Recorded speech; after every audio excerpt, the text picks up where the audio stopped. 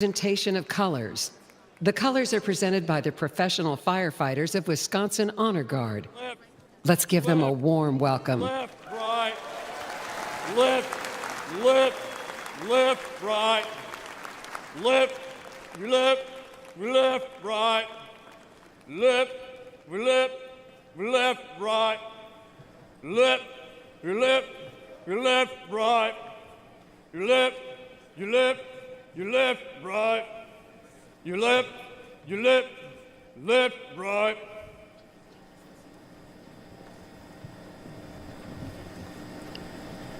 Left, face.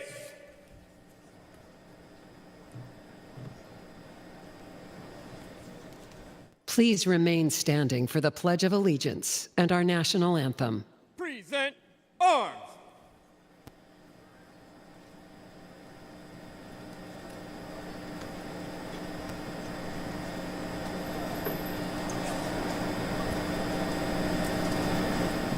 Ladies and gentlemen, please welcome Mary Ann Taylor to lead us in the Pledge of Allegiance.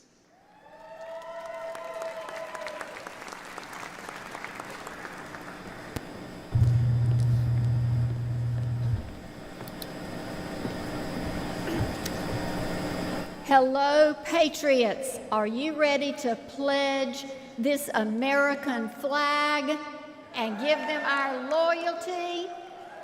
Yes. Well, we're going to do this the Southern South Carolina way, a little bit slower.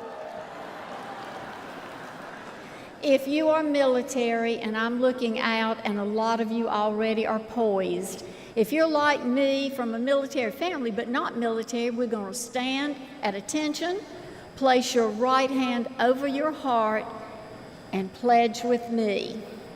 I pledge allegiance to the flag of the United States of America and to the republic for which it stands, one nation, under God, indivisible, with liberty and justice for all. Ladies and gentlemen, welcome to the stage Grammy Award-winning singer and U.S. Army veteran, Milwaukee native, Daniel Irby, to perform our national anthem.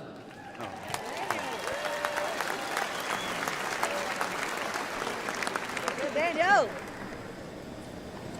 Oh, say, can you see by the dawn's early light what so proudly we held at the twilight last gleaming, whose broad stripes and bright stars through the perilous fight o'er the ramparts we watched were so gallantly streaming.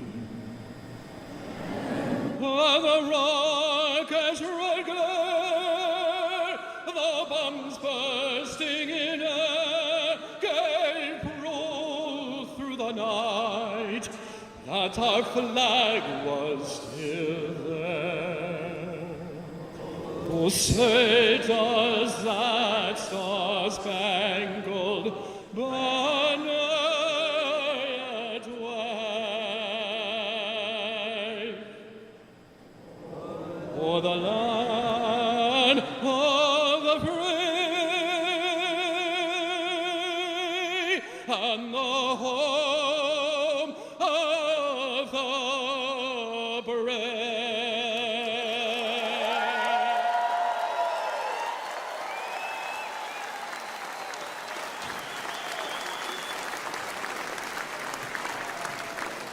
Please remain standing while the colors are retired. Right, face. Forward, march. Your left, left, left, right. Your left, left, left, right. Your left, left, left, right. Your left, left, left, right. Left, your left, left, right. Your left, left, left, right. Your left, left, left, right. Your left, left, left.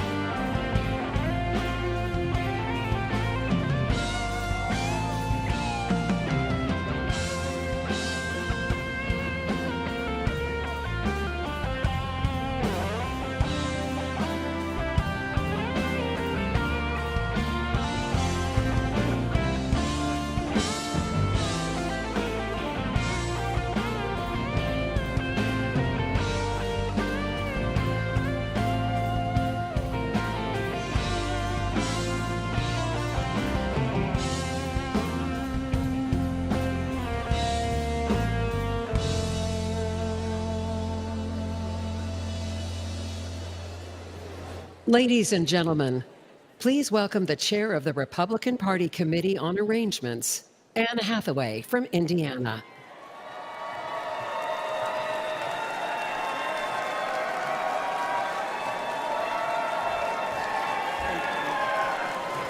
Good evening.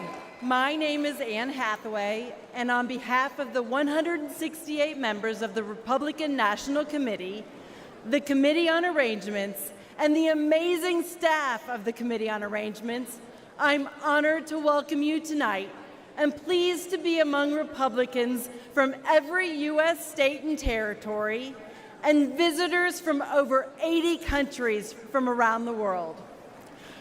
Over the next few nights, you are going to hear from the best and brightest that our party and our movement have to offer, from candidates and elected officials, to entertainment leaders, the business luminaries, grassroots activists, and the everyday Americans who power our party, united in our common goal to make America safe again, to make America wealthy again, to make America strong again, and to make America great again.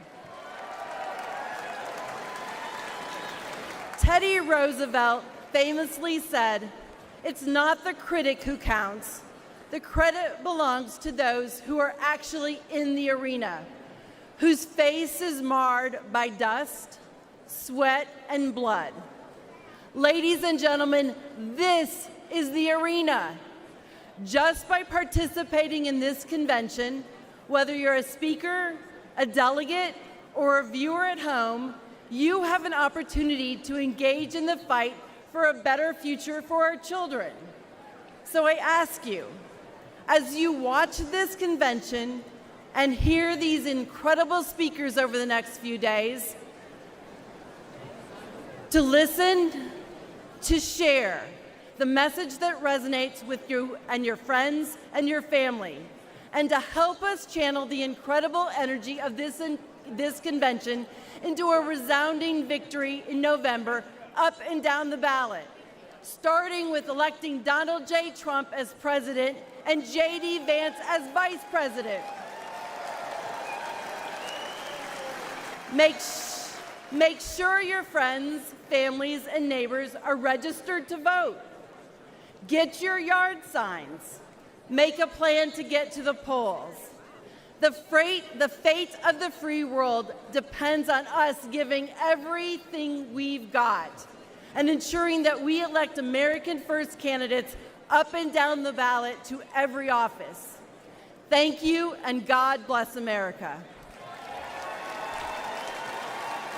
Ladies and gentlemen, please welcome the Governor of the State of Tennessee and Chair of the Republican Governors Association, Governor Bill Lee.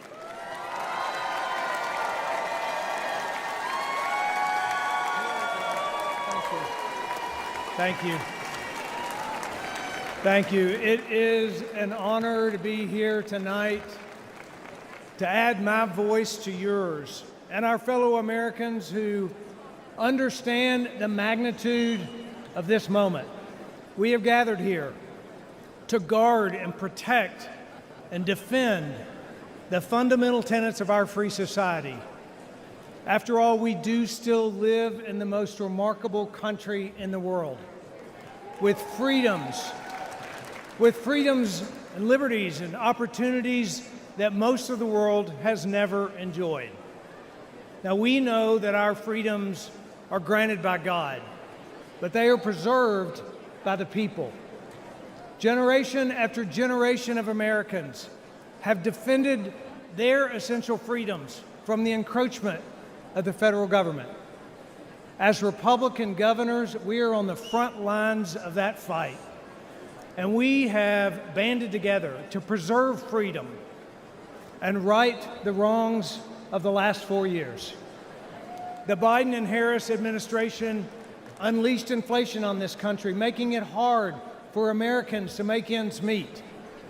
Republican governors pushed back by cutting taxes for our people. They opened the border, endangering our country. Republican governors sent the National Guard to the border to protect it, to crack down on cartels and fentanyl and human trafficking. They tried to let the Chinese Communist Party buy our farmland. Republican governors banned it. They attacked parental rights. Republican governors fought back for a parent's right to choose their own child's education. President Trump was right when he said that school choice is the civil rights issue of our time.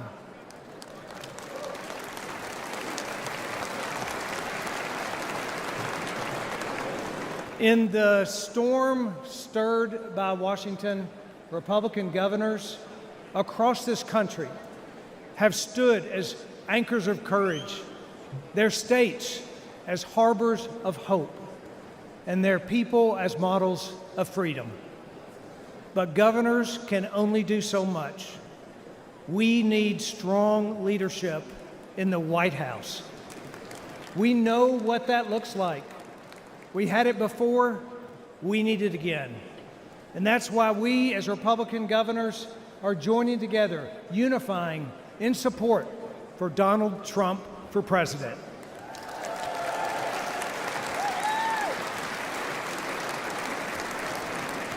I count it as a great blessing to take my place on the wall, to stand where those before me have stood beside people like you, each guardians of our shining city on a hill. May we as a people call out to the Lord, seek his wisdom, ask him to heal our nation, and bless this country we call America. Thank you. Ladies and gentlemen, please welcome the President of the National Federation of Republican Women, Julie Harris.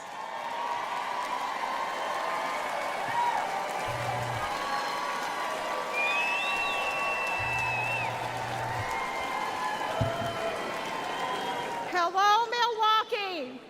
I am honored to be here representing the nation's largest grassroots Republican women's organization in our country. I'm the proud mother of 5, the grandmother of 11. My husband and I are family business owners. We work hard for everything we have and to give our children every opportunity to achieve their dreams. Parents across the country know what it's like to have a pro-family president in the White House. Under President Trump, gasoline and food were affordable. He won huge tax cuts for the middle class and created great high-paying jobs. He worked to keep crime low and to keep drugs out of this country. He's a businessman. He understands what it's like to build something of your own. Joe Biden has never built anything of his own. He uses the government to destroy things and to make it impossible to give your children the life you dreamed of for them. On day one, Joe Biden declared war on families. He made it harder for people to support themselves, to start families, and to raise children. He's robbed families of affordable homes, energy, and food. As our supply chains broke and inflation exploded, Biden's press secretary blamed us. She implied we should buy less. After destroying the economy and flooding America with illegal immigrants, Biden still wants to raise our taxes. The American dream means more than just scraping by. But under Biden, 65% of Americans say they're living paycheck to paycheck. When it's this hard to provide the basics, the other things we want to provide for our families get wiped out too. Piano lessons, summer camp, braces, family vacation, Christmas gifts. This is not the America that we have worked so hard for. Biden wants us to barely scrape by. President Trump wants us to thrive. We need a pro-family president in the White House again.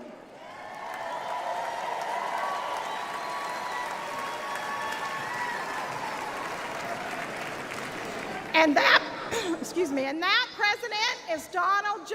Trump.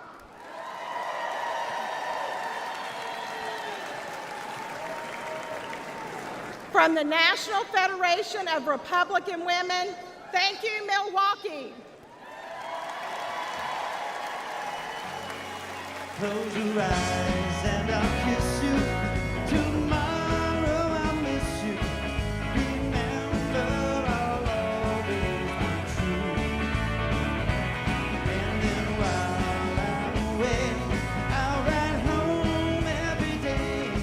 And I'll send all my loving.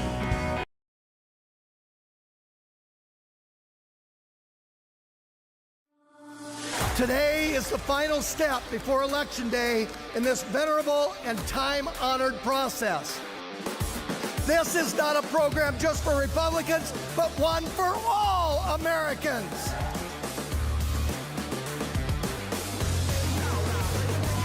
The great state of North Dakota proudly cast all of its 29 votes for President Donald J. Trump. Donald J. Trump. Donald J. Trump. We cast our delegate votes for the next president of the United States, Donald J. Trump, and his vice president, J.D. Vance. Hereby declaring him the Republican nominee for President of the United States of America.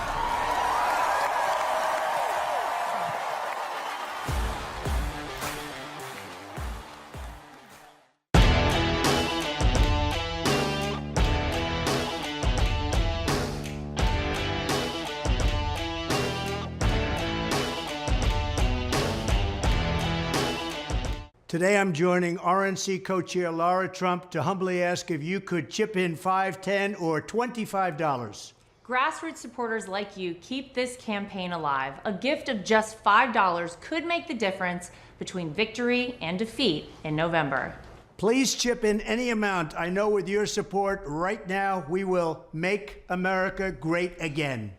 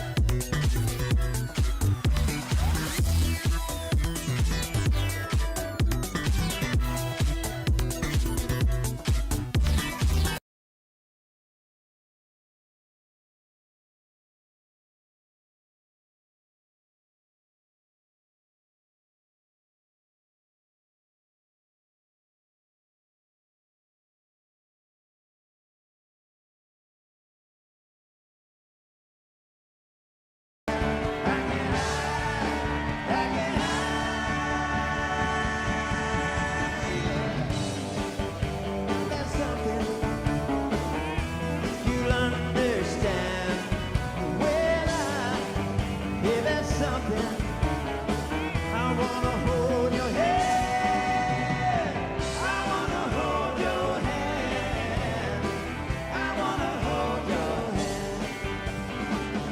And when I touch you, I feel happy inside.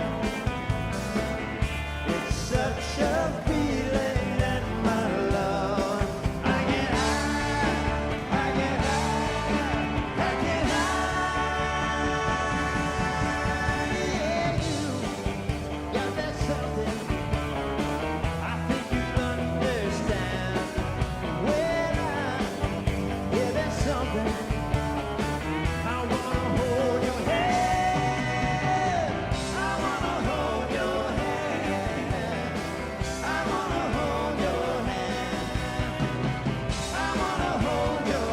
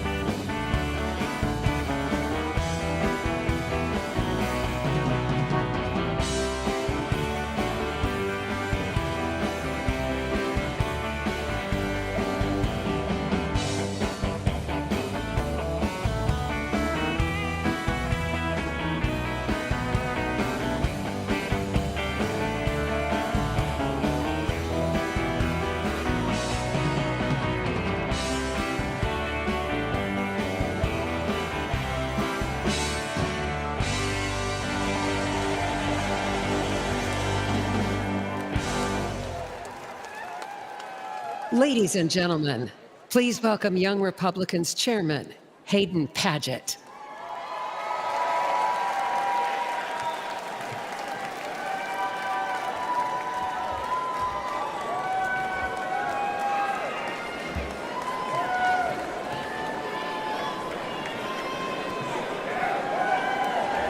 I'm Hayden Padgett.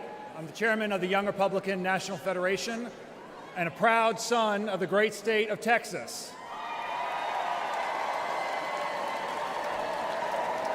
More importantly,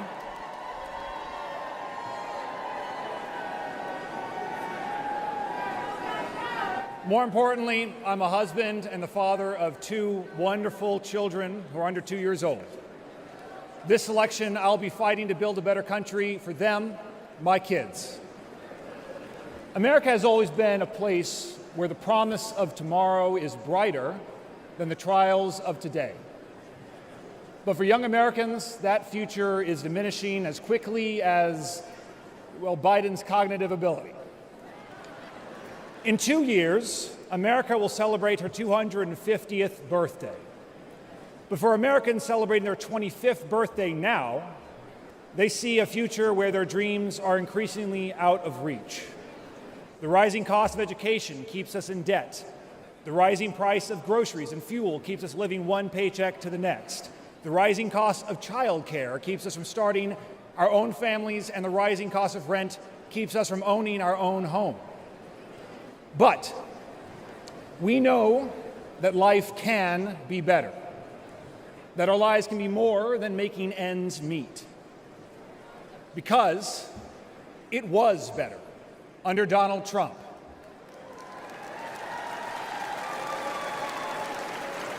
Making America great again means making groceries and gas affordable again, making education an investment and not a burden again, and making home ownership possible again.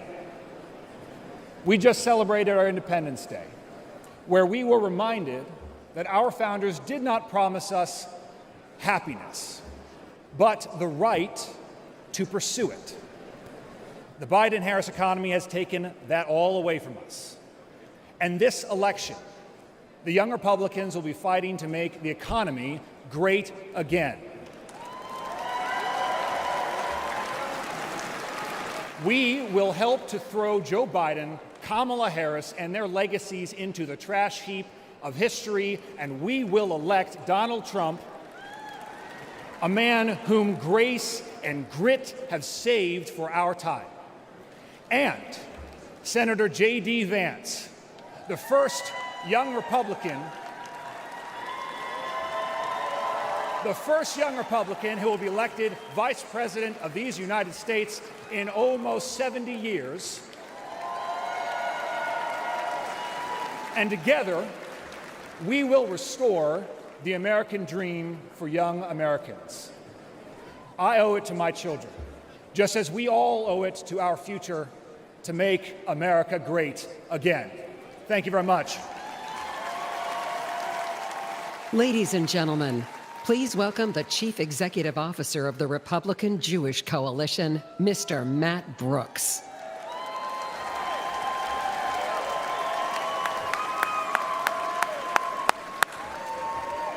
Hello, Milwaukee!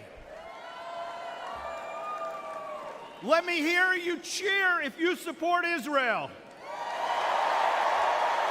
Let me hear you cheer if you support Israel.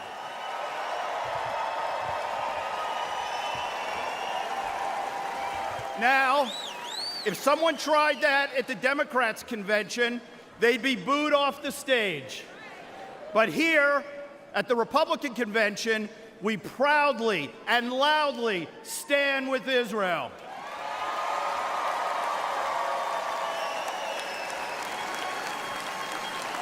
This election is a critical moment for the American Jewish community and for Israel.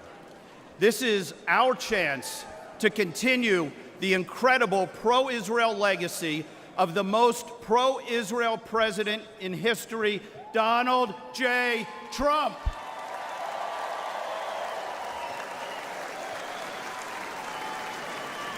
President Trump, among his many accomplishments, many of which they said couldn't be done, but he did it.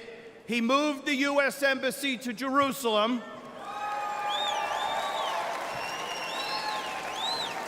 They said it couldn't be done, but he weakened the Iranian regime. They said it couldn't be done, but he delivered the historic Abraham Accords, bringing us closer to peace in the Middle East. With President Trump, we will repair and rebuild the U.S.-Israel relationship that has deteriorated after 4 disastrous years under President Biden. Now, today, 9 months after the historic Hamas attacks, shockingly, President Biden is still withholding critical arms that Israel needs to defend itself. Boo. America must stand with Israel and against the terrorists, especially Iran. We must stand with the Israeli people. Now, my message here today to the Jewish community is clear. There is only one pro-Israel party, and it's the Republican Party.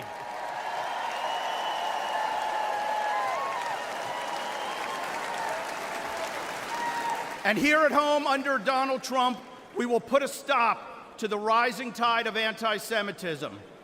President Trump will bring back law and order so that American Jews can once again wear a kippah and walk the streets without fear.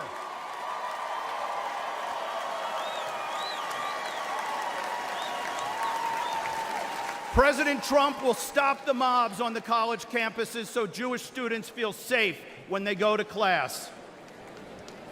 The Jewish community is ready to help elect Donald Trump and J.D. Vance. The Jewish vote continues to increase for Republicans year after year, and I promise you 2024 will be no different.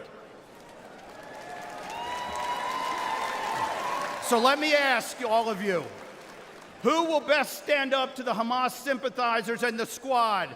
Donald Trump! Who will best stand with Israel? Donald Trump.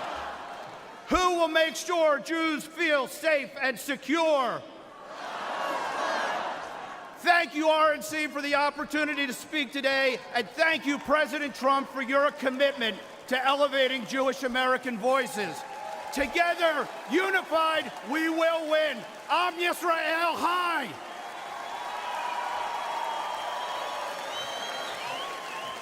Ladies and gentlemen, please welcome former White House Chief of Staff to Donald J. Trump, Reince Priebus.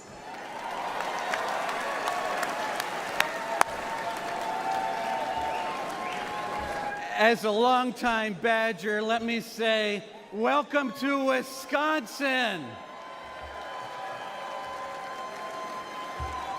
Partners throughout the city of Milwaukee and state of Wisconsin have been preparing behind the scenes for over 2 years to make this convention a reality. I couldn't be more appreciative of everyone who helped make this happen. Milwaukee is a world-class city, and Wisconsinites are some of the kindest people you'll ever meet. While you're here, make sure you experience the beautiful beaches of Lake Michigan. Order a basket of cheese curds, please. And I know you're all gonna have a few beers while you're here, right? As the former chair of the Wisconsin GOP and chair of the Republican National Committee, I know firsthand that Wisconsin is the nation's premier battleground state. There's no better place to hold the GOP convention than right here in Wisconsin. And in November, you'll see Wisconsin stand with Donald Trump, and we will help send him back to the White House. I want to say and begin by saying my prayers are with the victims of the shooting in Pennsylvania, and our prayers are with President Trump.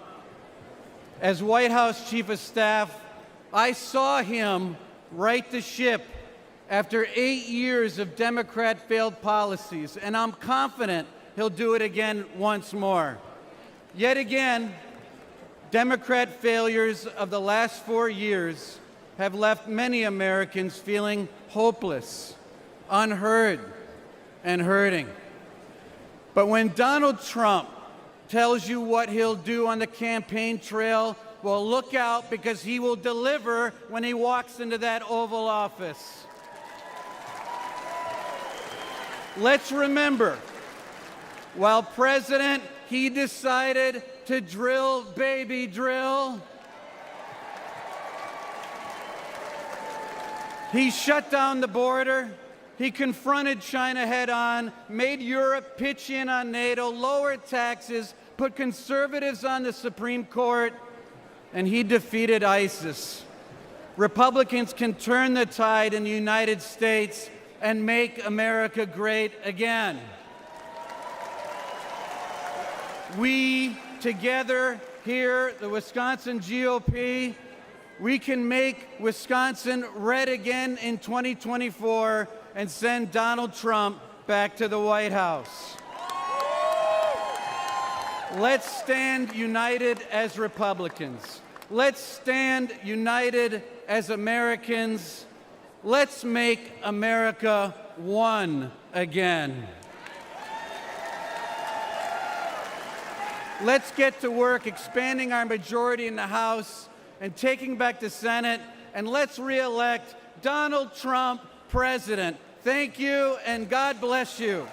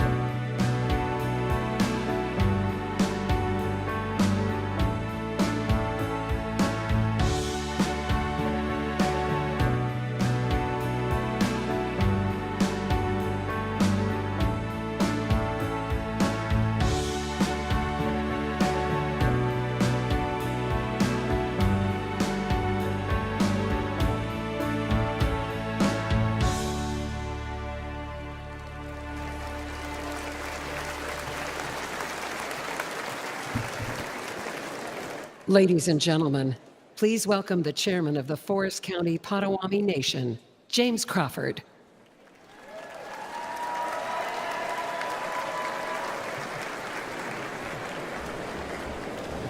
Hello, everyone, and hello, Wisconsin. Good evening. I am James Crawford, the chairman of the Forest County Potawatomi community. I'd like to welcome all of you to not only Milwaukee, but also to an area of the state that is part of the homeland of the Potawatomi people. Milwaukee is a particularly special place for Potawatomi. It was once home to several Potawatomi villages, including a village close to where we sit today. Our ancestors occupied these lands for hundreds of years, fishing area rivers and lakes, hunting the land, tapping maple tree groves for sugar, and harvesting crops in fields each fall. The Potawatomi connection to Milwaukee continues. Today, our tribe is part of what makes Milwaukee a great place to live and work. And while we are best known for entertainment and tourism, our tribe is also a part of the fabric of this community through our construction, technology, and real estate business ventures, and the charitable work our foundation does with community nonprofits. Thank you.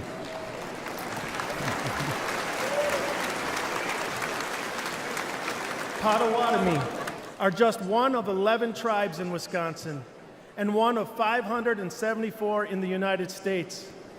Even though each tribe is unique with their own histories, cultures, and distinct challenges and opportunities, the tribes still share many commonalities, especially a desire and need to keep our people safe. And right now, Native people are facing real threats to ensure our safety. The growing use and abuse of illegal drugs are claiming countless lives on reservations across this country. And Native American women and girls continue to be exploited, trafficked, and subjected to violence at reprehensible levels. So tonight's theme, Make America Safe Again, is especially important for us.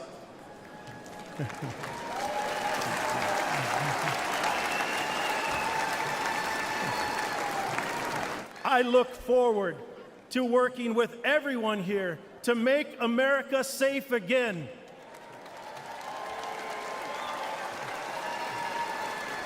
To help us preserve, protect, and enhance our future generations. Miigwech, and God bless America.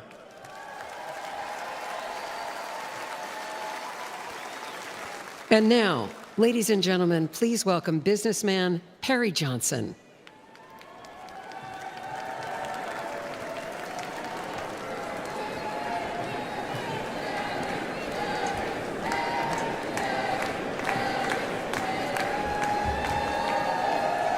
Well, what a group. Well, I'm Perry Johnson, and I'm a business owner of 81 companies around the world. And I'm going to ask you one simple question. Are Americans better off today than they were 4 years ago? No. In 2019, the median household income in the United States was $4,000 more than it is today. And on an average, things are 20% more expensive. Why? Joe Biden. When you go to the grocery store and you find that things are 30% more, you can thank Joe Biden. When you have to fill up your gas tank and it's 50% more expensive, thank Joe Biden. And when you buy a home and get a mortgage, your payments are almost double what they were 4 years ago. And I know because one of my companies is a mortgage company. Now, what do you say we fire Joe Biden?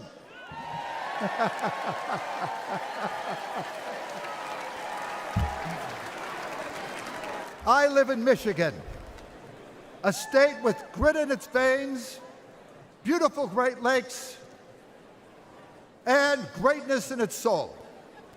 We built the auto industry. We win national championships. Go Blue! But under Joe Biden and Gretchen Whitmer, we can't catch a break. And Michigan isn't alone. Everyone worries about the economy. Do you know that right now, 66% of Americans live paycheck to paycheck?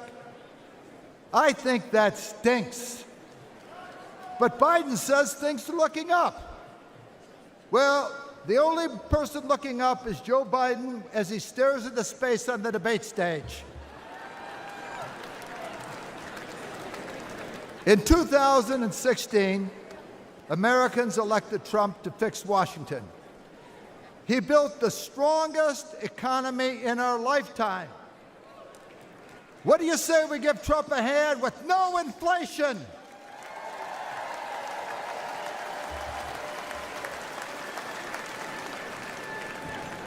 Joe Biden says he can't keep our borders safe.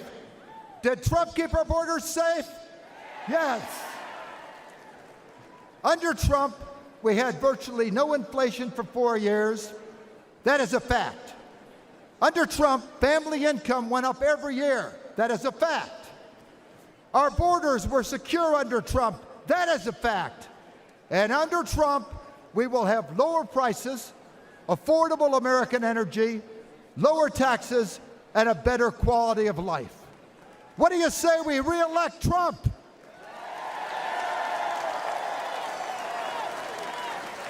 Trump. When I brought quality to the auto industry, it was pivotal in saving the auto industry. And when Trump brings quality to Washington, he will save America. Joe, Carmela, and Gretchen, I have a message for you. Michigan is the state that gave Donald Trump the win in 2016, and Michigan will be the state that sends President Trump back to the White House in 24.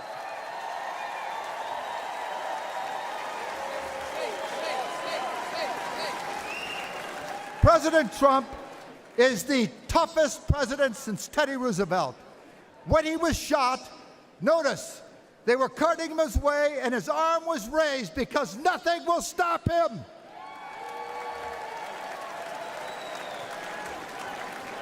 Fight. For him, America is always first. He has the heart of a lion, the brain of a genius, and he's done it before. President Trump is ready to save our country, to make America great again.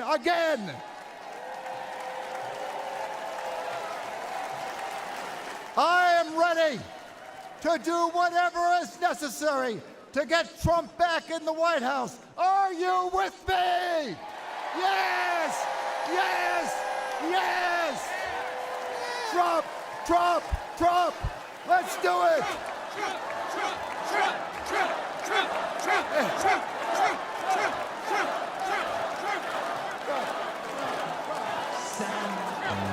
Somebody once told me the world is gonna roll me. I ain't the sharpest tool in the shed. She was looking kind of dumb with her finger and her thumb in the shape of an L on her forehead. Whether you stop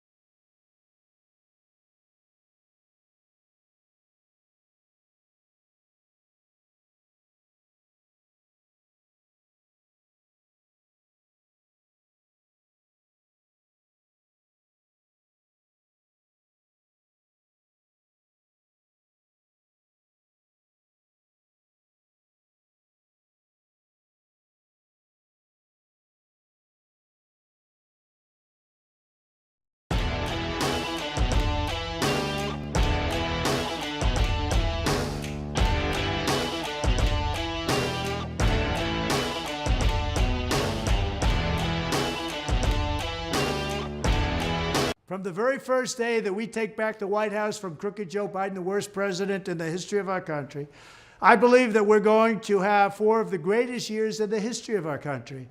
I will once and for all secure our elections. We're going to go to paper ballots. We're going to have same-day voting, voter ID.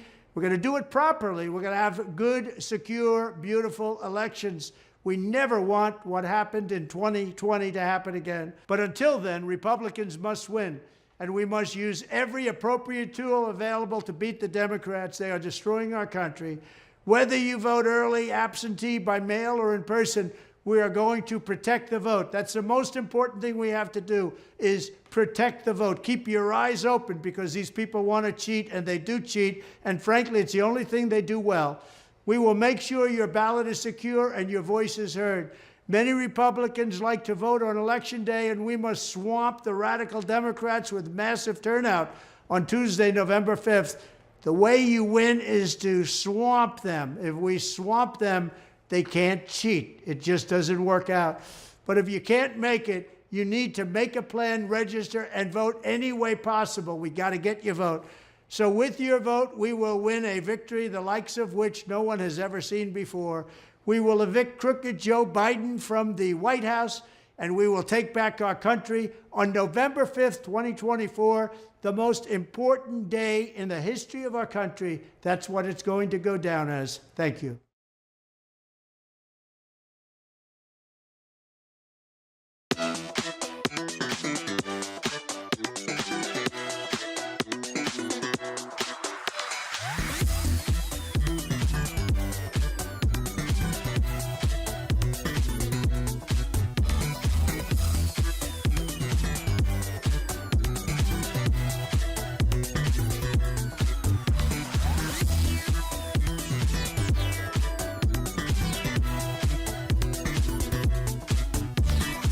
Hey everybody, when I first started Turning Point 12 years ago, I saw the importance of grassroots activism, and here we are at the convention in Milwaukee, Wisconsin. I want to encourage you right now to give what you can, to give $5, $10 by texting 88022 and supporting President Trump. We must win this election in November, and all of you are important to build the army, the grassroots mobilization that is so necessary. That is text 88022. We must have President Trump's back. Text donate to 88022.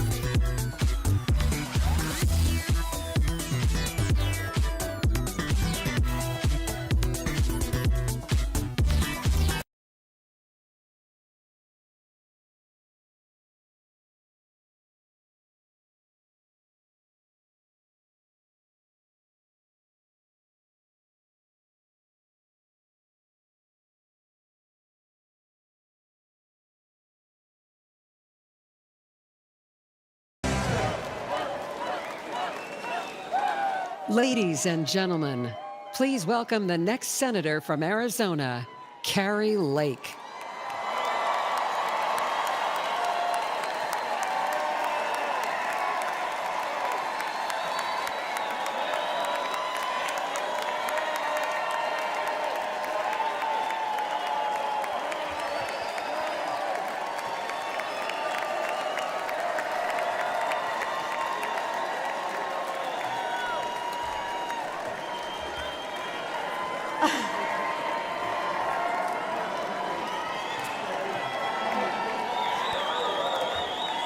Wow. Hello. I love you. I love you. I love you, Arizona. You guys are amazing. Wow, this is MAGA energy tonight, guys. Love it. Oh, wow. This room, America, I wish you were in this room with us. This is electric. Hello, America. Welcome, everybody who's watching at home, and welcome everybody in this great arena tonight. We love you all. Actually, wait a minute. I don't mean that. I don't welcome everybody in this meeting, in this room. The guys up in the fake news, frankly,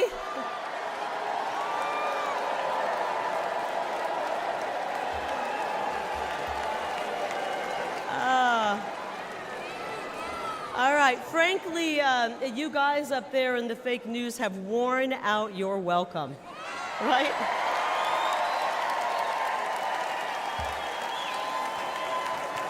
You've worn it out, guys.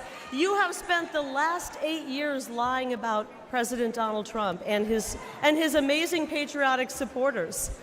Actually, guys, they lie about everything. They've lied about Joe Biden's health, the economy, the laptop, the border. I could go on and on and on. But the really good news is that every day more and more people are turning off the fake news. And they're... That's right. And Americans are waking up to the truth about the disastrous Democrat policies pushed by Joe Biden and his favorite congressman, my opponent, Ruben Gallego. These guys, they're full of bad ideas. Just last week, Ruben Gallego voted to let the millions of people who poured into our country illegally cast a ballot in this upcoming election.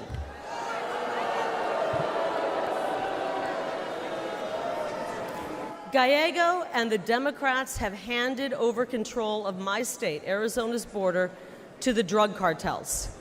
And because of them, criminals and deadly drugs are pouring in, and our children are dying. Our children are getting their hands on these drugs and dying. I'll tell you, the hardest thing I've had to do on the campaign trail is talk to moms and dads who come up to me and tell me that their 19-year-old son has died because of fentanyl poisoning, or their 22-year-old daughter took a half a pill and she's gone. We are losing a generation of young people to this fentanyl crisis, and it's got to stop. The Grand Canyon State has become the fentanyl state, and it's not okay with this mom. I'm not okay with that. I don't think it's okay with that mom. I don't think it's okay with that mom. It doesn't have to be this way. The problems we face are huge, the problems caused by the Democrat Party. But the solutions, guys, they're really simple. First of all, stop the Biden invasion and build the wall. Easy.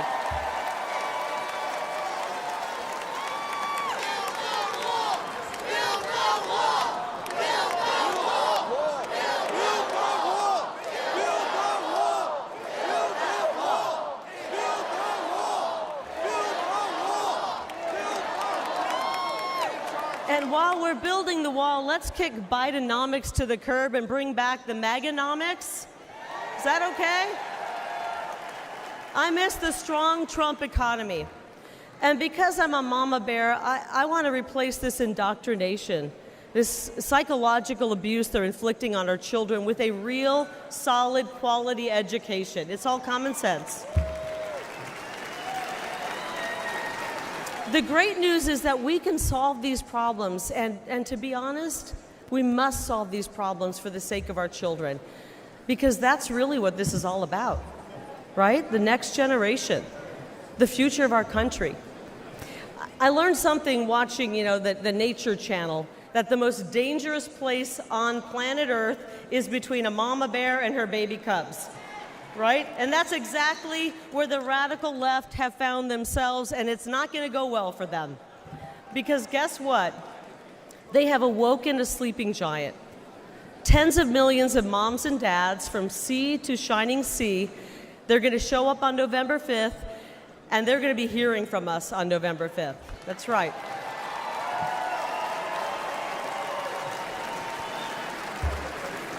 Actually, I think I can think of one thing more dangerous than a grizzly bear, and it's a middle-aged, fed-up mother in Washington, D.C. And I haven't even started my hot flashes yet, guys. Just wait. Just wait. But seriously, I want every mother and father to know this, that we, the Republican Party, will fight. I will fight, not just for my kids and my daughters over here. Are you over there, Ruby? Wave to me. Wave to Mom. My daughter's over there. I want to fight for, selfishly, I want to fight for my kids, but I want to fight for your kids as well. They deserve a better future. They deserve a better future. But the really good news here, and the fake news the fake news wants us to believe we're 50-50 at each other's throat. They're creating division and anger. Americans are actually much more united than people believe, right? You see it. We see it. We want to make life better, and we want to create an incredible future for this generation and the next generation. And together, when we join together, we will make America safe again, and we will make America great again. God bless all of you here tonight. God bless you, America, and God bless President Donald J. Trump. I love you guys. Thank you. Thank you. Right.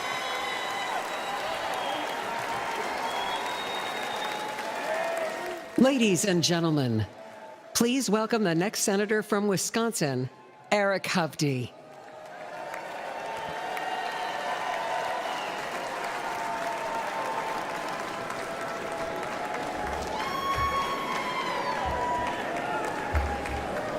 President Trump, Mr. Chairman, and delegates, welcome to Wisconsin. I'm Eric Hovde. I'm proud to be running for the United States Senate from the great state of Wisconsin, where my family has lived for more than 100 years.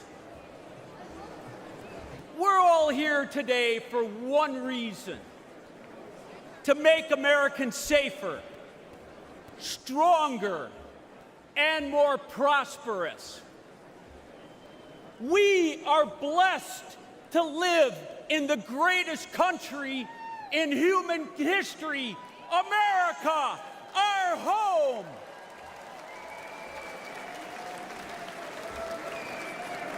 But America is struggling under Joe Biden.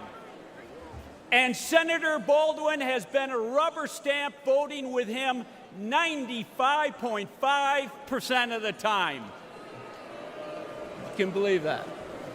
Biden, with Baldwin's help, has weakened us in every way, making Americans less safe.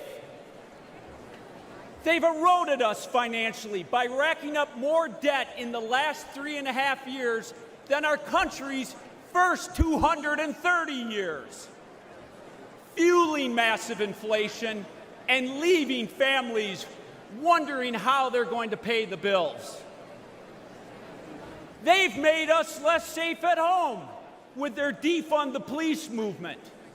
And Biden, with his border czar, Vice President Harris, opened our southern border, allowing criminals and terrorists to enter our country. They've emboldened drug cartels to flood our streets with fentanyl, killing over 100,000 Americans every year. It is sad. I've talked to parents that have lost their child to this fentanyl poison. They've made us less safe and secure internationally with their incompetent withdrawal from Afghanistan. Our adversaries moved. Putin on Ukraine, Iran through their proxies, Hamas on Israel, and China getting more aggressive every day. Despite all of that, Tammy Baldwin called the Biden administration the most successful in generations. Can you believe that one? I mean, seriously. This shows how detached she is from everyday Wisconsinites. It doesn't have to be this way. Under President Trump, family budgets were more secure. Our border was secure. Our world was secure.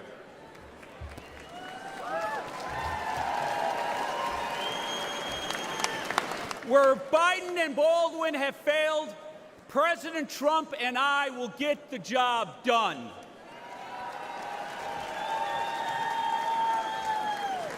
Our country has become too divided, though.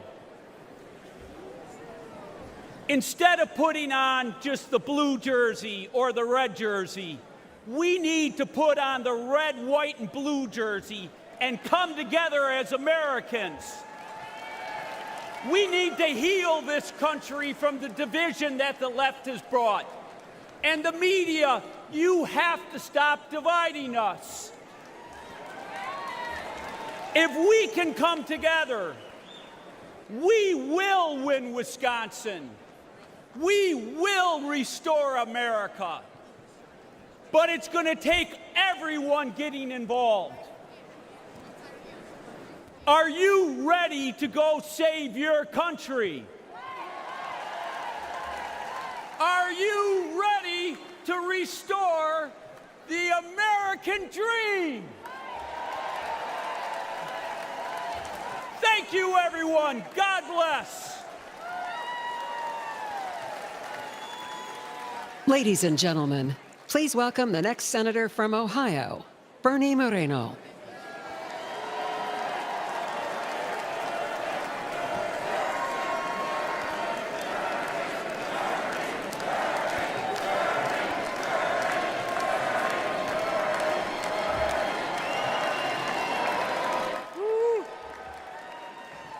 Thank you.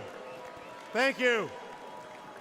I'm Bernie Moreno, and I'm honored to stand before you tonight as the Republican nominee for the U.S. Senate from the great state of Ohio.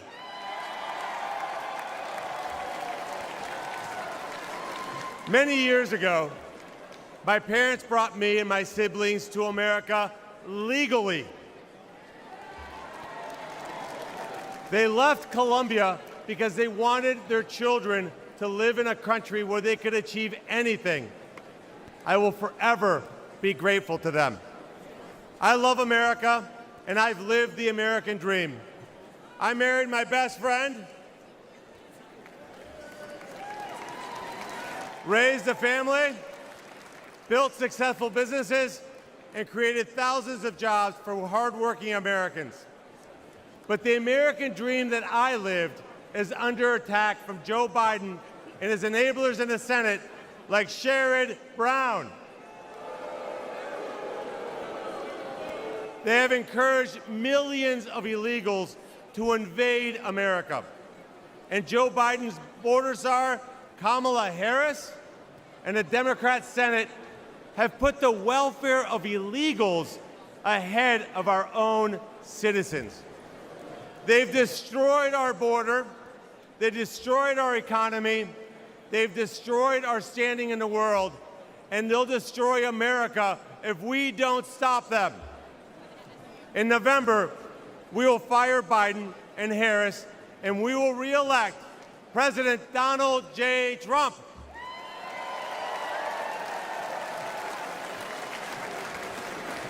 I'm so proud that my senator, my friend, J.D. Vance, will be the next Vice President of the United States. He represents the best of Ohio, the best of America, and will be an incredible leader and defender of President Trump's plan to always put America first. And he won't stop there. Sherrod Brown votes with Biden virtually 100% of the time. I don't know if I agree with my wife 100% of the time. But Sherrod and Joe seem to have a very close relationship. Well, tonight, we've got a message for failed lifelong politicians like Sherrod Brown and Joe Biden. It's time to go home. A vote for Trump and Moreno is a vote to put America first. We will end the invasion at our southern border. We will fix our economy, protect American workers, and rescue America's family from Biden's and Brown's inflation. We will end the wars and deliver peace. I will fight alongside Donald Trump to make America stronger, safer, and more prosperous. Thank you, and may God continue to bless the United States of America.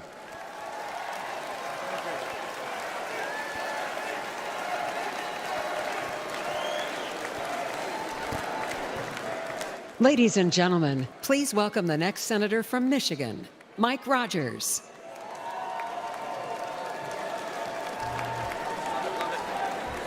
Hello, America. I'm Mike Rogers, candidate for the United States Senate for the great state of Michigan. And I want to give a quick shout out to my fellow Michiganders, the hardest working people in the United States. God bless you right there. I said, because Joe Biden and my liberal opponents' runaway spending, American families have been crushed by inflation. High costs of groceries and gasoline and rent. I was talking to a grocery clerk just recently. She said, I got it when this carts got a little skinny at the beginning of Joe Biden's administration because of high costs. But what breaks my heart is at the end of ringing up an order, they have to reach up and pull something off the counter and put it back in their cart, thanks to the Democrats in Washington, D.C. The most expensive vehicle to operate in Michigan in 2024 is your grocery cart, thanks to the Democrats in Washington, D.C. And while pockets are pinched, Biden is trying to force you to buy an electric vehicle.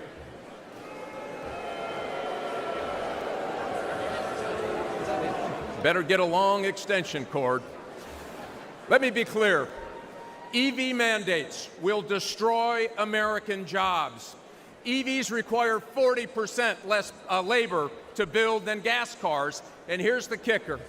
85% of the critical minerals needed to build them are processed in China. It is impossible to build an EV without getting into bed with the Communist Party of China. Listen, my opponent even signed an agreement to use taxpayer money to bring a Chinese battery company to Michigan, your taxpayers' money. I'll tell you this, I will never put our children's future at the hands, or the matter of fact, the Michigan auto business in Michigan, in the hands of the Chinese Communist Party, and it's the Republicans that are going to stop them from doing that. I'm committed to keep Americans safe from threats both at home and abroad. As a former Army officer, FBI special agent battling organized crime, and chairman of the House Intelligence Committee, I've seen how dangerous the world can be. But in all my time working to protect America, I have never seen anything like the Biden-Harris open border policy. They are rolling out the red carpet for violent gangs, fentanyl, Chinese spies, individuals on the terrorist watch list. And listen, our adversaries aren't stupid. They know that all they need to do is wait until nap time at the White House to push the limit. Does anyone really believe that another 4 years of Biden, Harris, and a Democrat Senate will make us safer or more prosperous? I certainly don't. And I don't think Michigan does either. Listen, it is long past time that we restore law and order. We make groceries affordable again. We make America respected again. We make America safe again. We flip the United States Senate and elect Donald Trump and make America great again. Thanks. Get fired up. This is the election to do your work. God bless.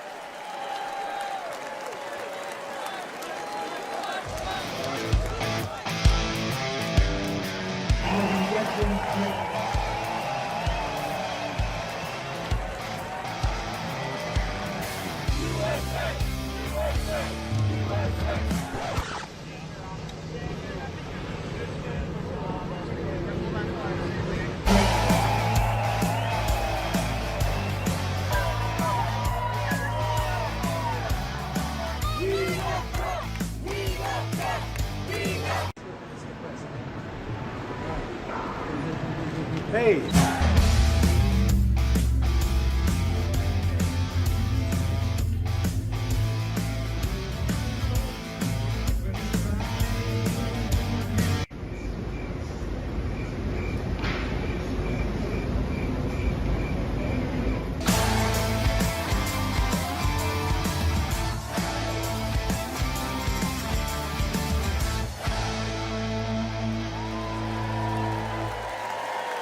Ladies and gentlemen, please welcome the next senator from Pennsylvania, Dave McCormick. Pennsylvania. Hello, Milwaukee. Who's ready? Who's ready to retire Joe Biden and border czar Kamala Harris and send her back to California? Who's ready for that? And who's ready to make Donald Trump our 47th president? Are you ready for that? And who's ready to make J.D. Vance our new vice president? And who's ready to send Chuck Schumer packing? I'm ready. I'm ready. My name is Dave McCormick, and I'm running to be the Pennsylvania's next United States Senator, the great Commonwealth of Pennsylvania. And I want to first acknowledge what transpired just a few days ago in my home state, where I witnessed firsthand from a front row seat in Butler, President Trump's remarkable strength and resolve in a terrifying and unpredictable moment. The president rose brilliantly to the challenge, but what a sad and frightening day for the families of those who were injured or lost and for our great country. And we all thank God that President Trump is okay.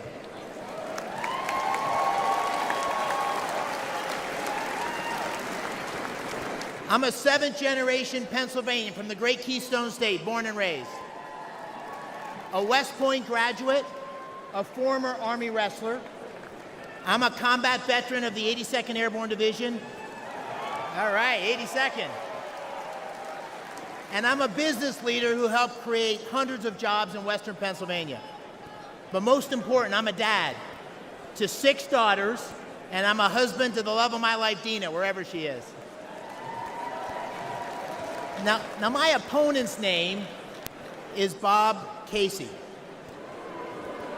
But you probably don't know him because he does nothing. For 18 years, Bob Casey has been warming a chair and drawing a paycheck.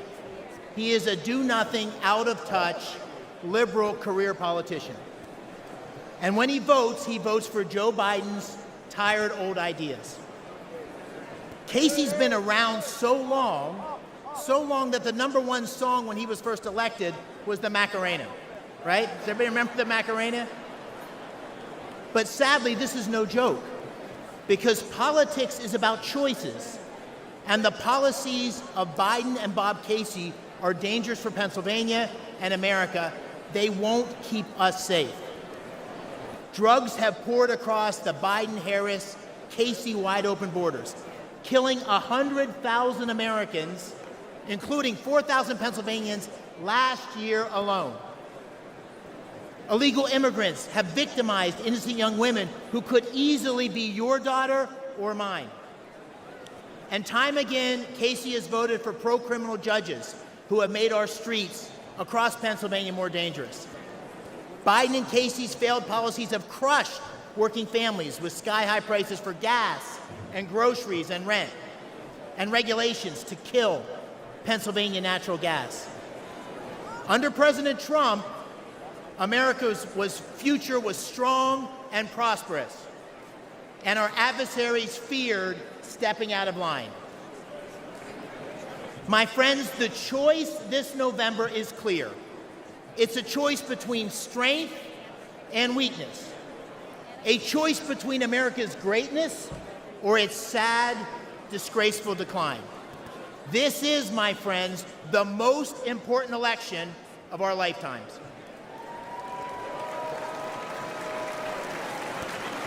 And we deserve a president and a Senate that will go to the mat to fight for America. A president and a Senate that will unite America. And in Pennsylvania, that means voting for Trump and McCormick in November. Thank you all for leading the charge. God bless our United States of America.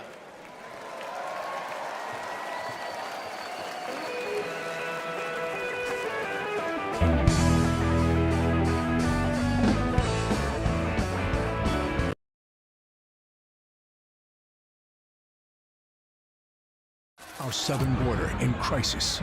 Enemies of America pouring in. Your family at risk. Working families struggling to pay the rent, buy groceries, pay for gas. Yet Washington is paralyzed. But this week at the convention in Milwaukee, Republicans are developing a plan to end inflation, secure the border, make groceries and life affordable again, to right the wrongs of the last 4 years. Tune in to watch the plan unfold.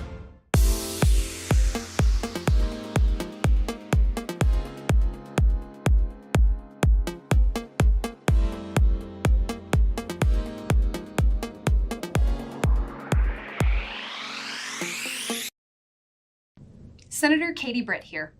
As a mom of 2, I will do everything I can to protect my children. America is unsafe under Joe Biden. You hear it in the news, you see it online. Our safety is constantly jeopardized by Biden's open borders, his deadly fentanyl crisis, and the wave of violent crime. I will not stand by as Biden's decline threatens the safety of my children. And the truth is, you can't either. And that's why we need to send President Donald Trump back to the White House. He will restore a sense of law and order in this country and a sense of safety for our families.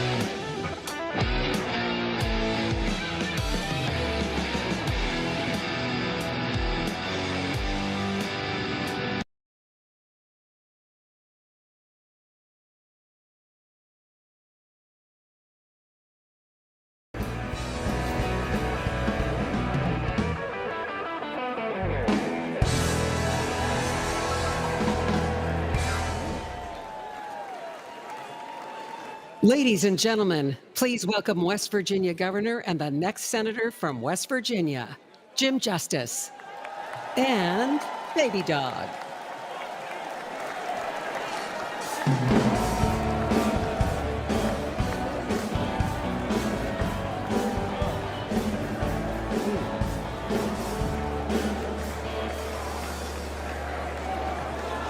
Hello, everybody.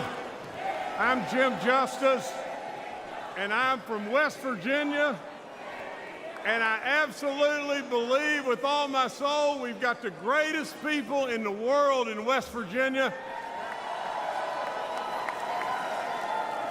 and we want you to come and try us out someday. Now, with all that being said, I know that a lot of you want to meet my little buddy. So if Baby Dog could come on out here.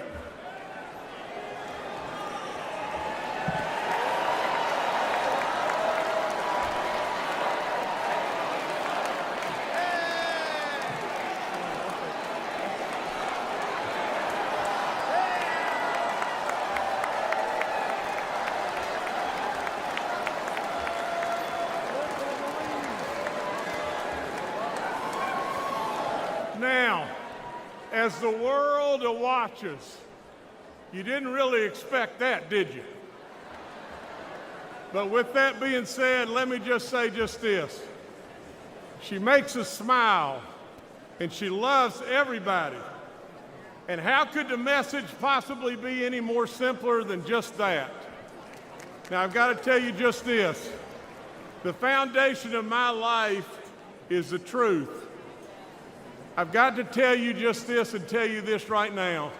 I challenge the media all the time to find something that knowingly I've told them it's not the truth, and they can't do it because I'm not going to do that. Now, I want you to listen to this and pay really close attention. The bottom line to why we're here, the bottom line to every single thing that's going on in this great country today is one thing. We become totally unhinged if Donald Trump is not elected in November.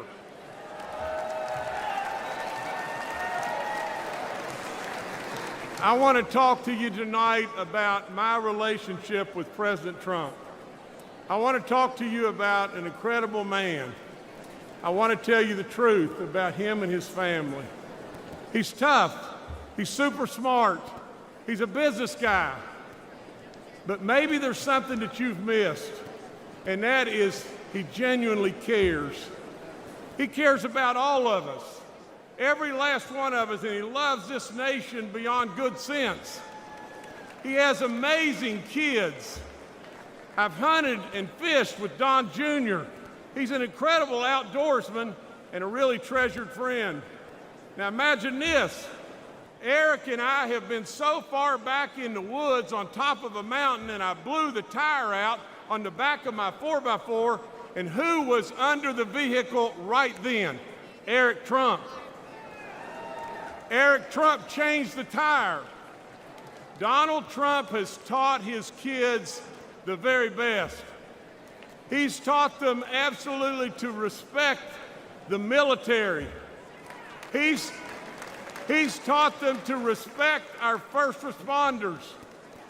He's taught them absolutely to treat our working men and women with love and respect all across this land.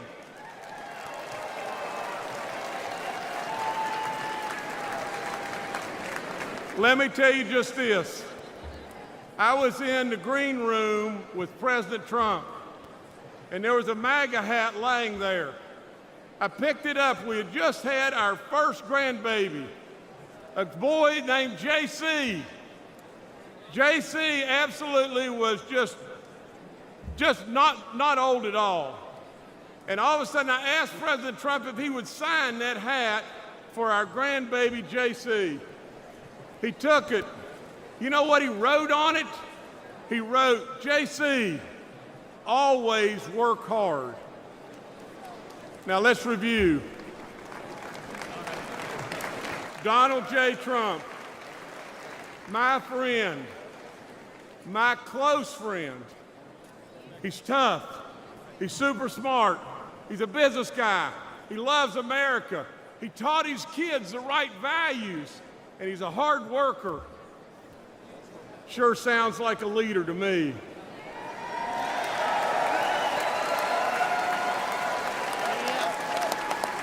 Sure sounds like a president to me.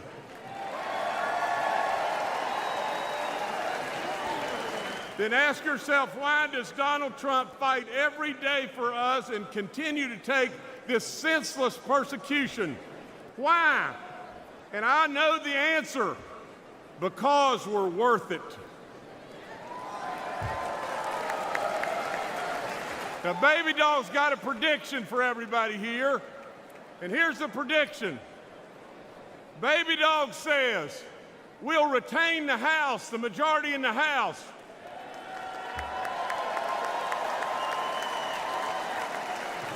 We're going to flip the United States Senate.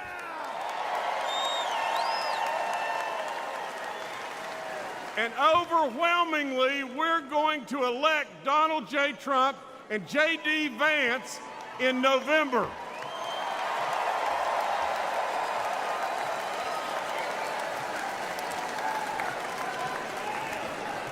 And baby dog says, what is the reason that she knows why we're going to win?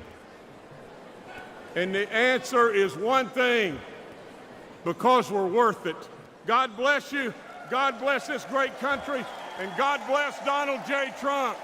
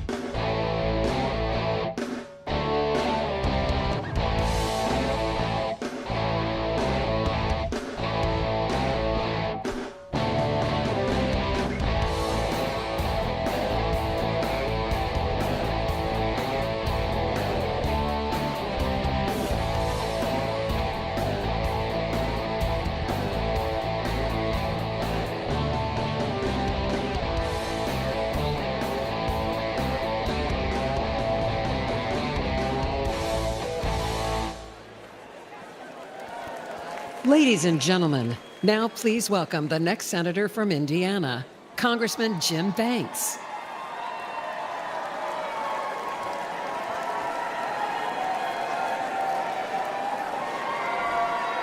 Thank you. I don't know about you, but thank God baby dogs are Republican. Thank you, fellow Republicans, and thank you to the great state of Indiana for making me your nominee to be the next United States Senator. Only in America could a kid like me, who was born in a trailer park, the son of a factory worker and a nursing home cook, end up here. I'm Jim Banks, and I have lived the American dream, and I'm proud of it. But the biggest difference today between Republicans and Democrats is that we believe America is the greatest country in the history of the world. But they don't. I got to tell you, as an Afghanistan war veteran, I've never been more ashamed than when Joe Biden's disastrous withdrawal left 13 American heroes dead, and then he lied about it. Americans want a president who is proud of their country and who they can be proud of. Joe Biden is an embarrassment. We went from the strongest president of my lifetime in President Trump to the weakest president in history in Joe Biden. We need President Trump back in the White House if we're going to make America great once again. But ladies and gentlemen, he's going to need backup in the United States Senate. This is no time for wimpy Republicans. That's why I'm running. We'll start by securing the border. If you came here illegally under Joe Biden, you're going back to where you came from under Donald Trump.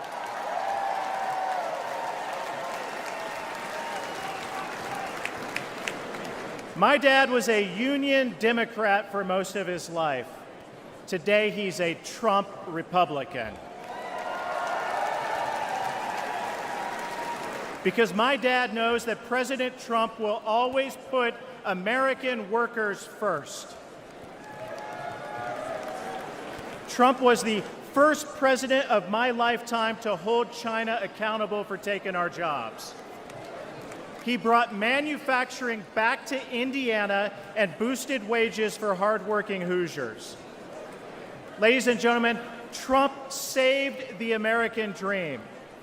But if we have Biden for 4 more years, that dream won't be there for my 3 daughters. So we are going to take our country back for them, for your children, for your grandchildren, for every American. My friends, I can't wait for November 5th at 6:01 p.m. Eastern Time, when the great state of Indiana is once again the first state on the board to give our Electoral College votes to the greatest president of my lifetime, my friend, Donald J. Trump. Thank you. God bless.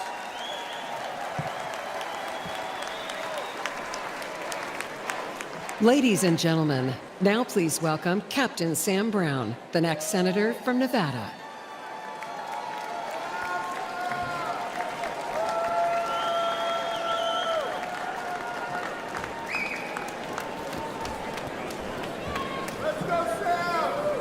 Thank you.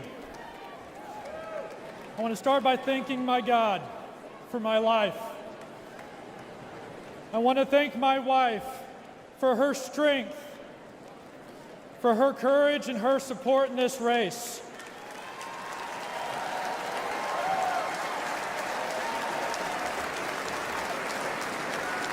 And back home, I want to thank my children.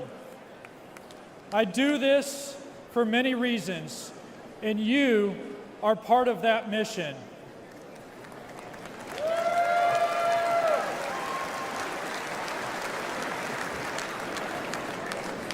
Tonight, I offer a message of hope, because I know the importance of hope in difficult times. On September 4th, 2008, my Humvee ran over a roadside bomb in Afghanistan. The explosion left me drenched in diesel and burning alive. As I neared death, I felt the flames being smothered and heard a voice say, "Sir, I've got you."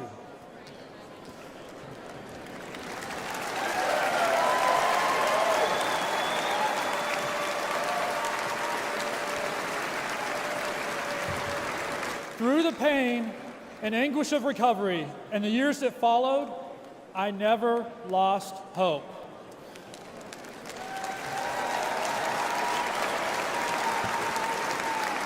And I stand before you. I stand before you today as a Republican nominee for Senate from the great state of Nevada.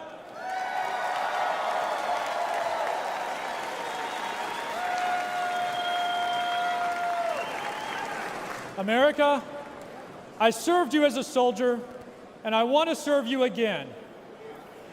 As a U.S. Senator, I will proudly stand alongside Donald Trump to make America affordable, safe, and strong again.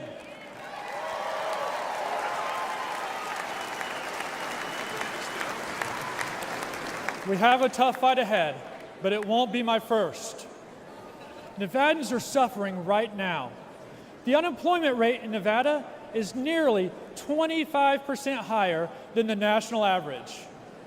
The Biden-Harris economy might be fine for millionaires like Senator Jackie Rosen, but it's terrible for Nevadans struggling with inflation and high prices. Yet Jackie and Joe want to raise your taxes while dodging their own. I'll work with President Trump to cut taxes for working families and end taxes on tips for struggling Nevada service workers.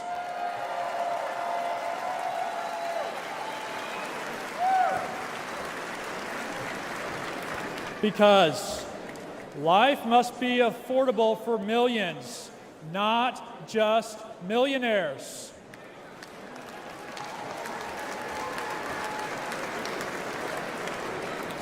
Finally, look at my face.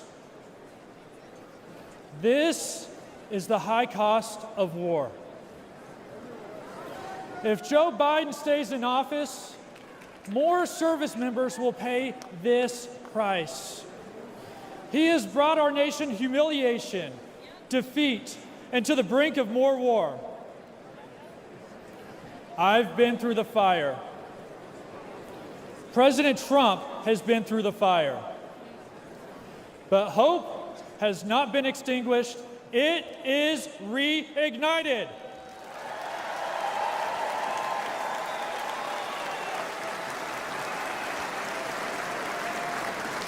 And we are more united than ever to save America's future. On November 5th, I ask Nevadans to vote Sam Brown for Senate and Donald Trump for President. Together, we will put America first again.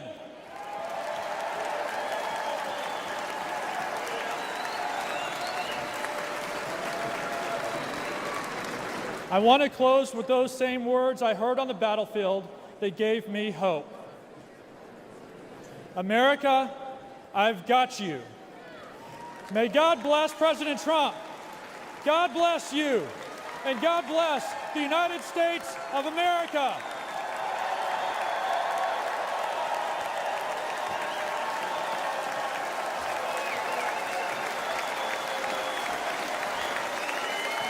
Ladies and gentlemen, please welcome the next senator from Montana, Tim Sheehy.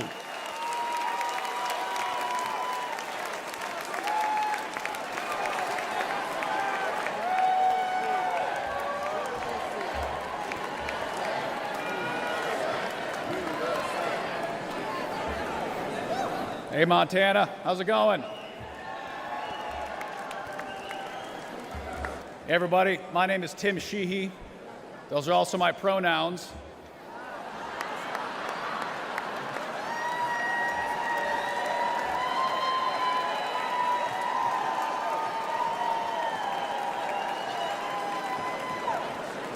I've been a he-she for 38 years, and I can promise you going to elementary school with that name in the 80s was not fun. That is a joke, but it also shows the lunacy we're living with in Joe Biden and John Tester's America. I'm a former Navy SEAL. My wife was a Marine.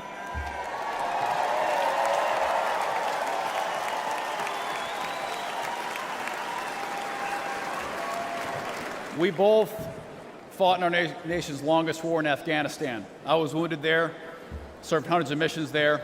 We came home to live the American dream in Montana, the great state of Montana, I might add. And we started an aerial firefighting company in our barn. We created hundreds of jobs protecting our public lands and protecting fellow Montanans from devastating wildfires. I fight wildfires for a living, so take it from me, the world is on fire under Joe Biden. Consider for a minute Biden's disgraceful retreat from Afghanistan, when he let our enemies steal billions of dollars of our equipment and kill 13 brave American service members. To this day, there has been zero accountability, none. And that's why I'm running for the United States Senate in Montana, to bring back accountability to our government and beat John Tester, the liberal Washington politician who votes with Biden and Kamala every single time it matters.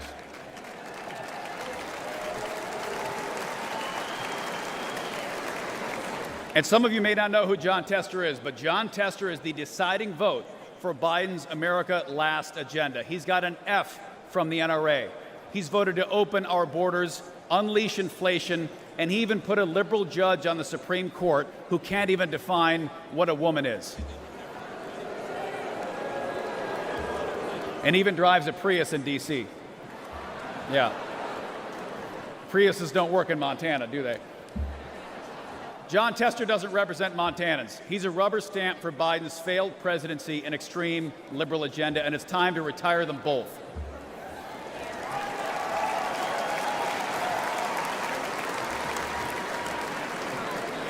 And listen, I'm an optimist. You can't jump out of planes at night into enemy territory if you're not. And I truly believe America's future will be better than our past. But that future is not given. And we need political outsiders like President Trump to return common sense to our nation.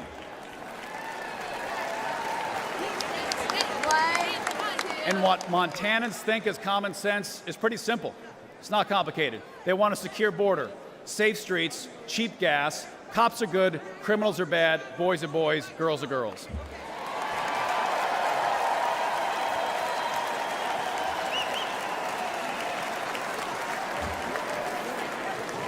And I'm ready to retire John Tester and take back the United States Senate. And I'm ready to join you in sending President Donald J. Trump back to the White House. Let's save America. We've got a lot of work to do.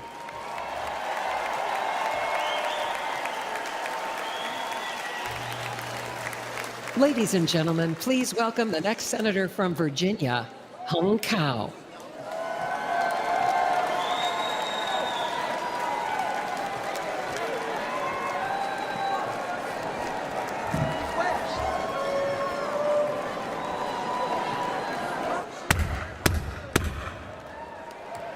That's the scariest sound you'll ever hear when you live in a communist country. That's the last sound my parents heard when their fathers were taken away in the middle of the night, and they never saw them again. That's my family's real-life story. We escaped from Vietnam just days before Saigon fell to the communists. We were given a new life in the most generous country on earth.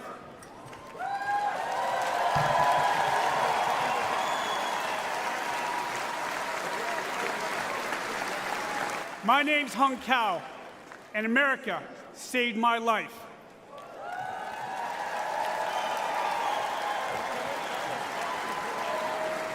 I grabbed on to the American dream. I graduated from the United States Naval Academy, but I paid back every dime of that American dream with 25 years of service in Navy Special Operations.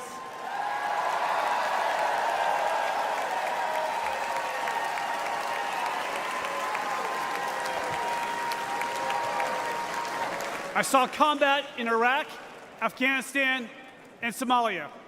I retired as captain of the United States Navy, and now I stand before you as a Republican nominee for the United States Senate in the Commonwealth of Virginia.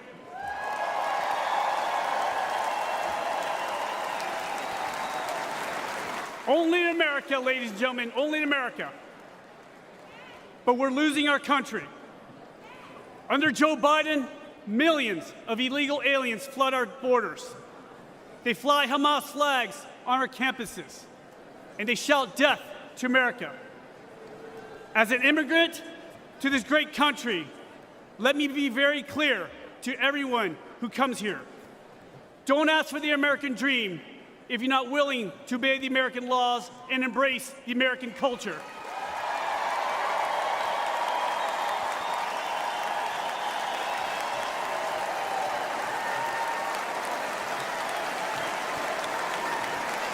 Because I did.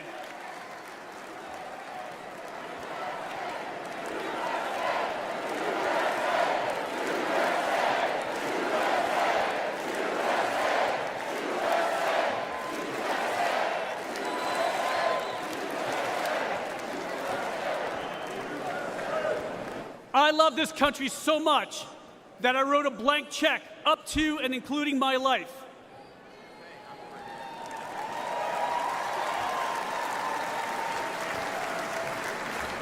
I'm running against Hillary's running mate, Senator Tim Kaine. Kaine is a weak man in a dangerous world.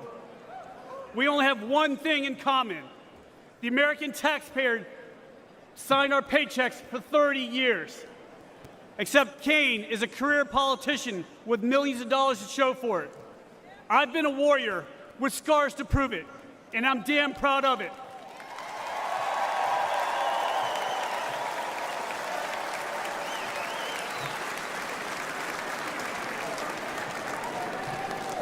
In November, the left will vote for the hatred of one man. We will vote for love. Love of God, love of family, and love for the greatest nation on earth.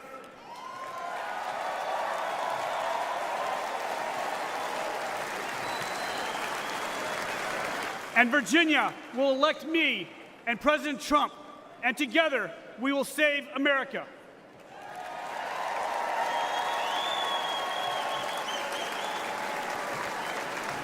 My name is Hung Cao. I'm the next senator from the Commonwealth of Virginia, and I'm not done fighting for us.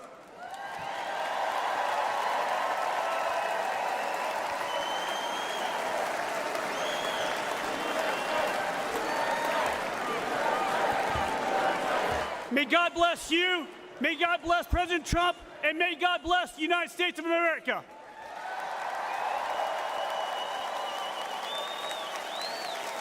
And now, ladies and gentlemen, please welcome United States Senator Rick Scott of Florida.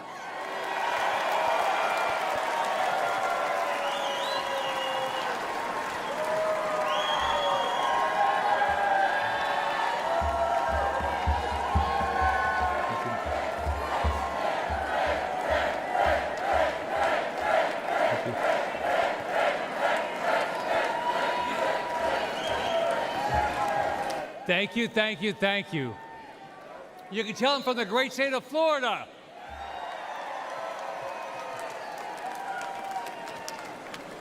Well, the Democrats couldn't stop him.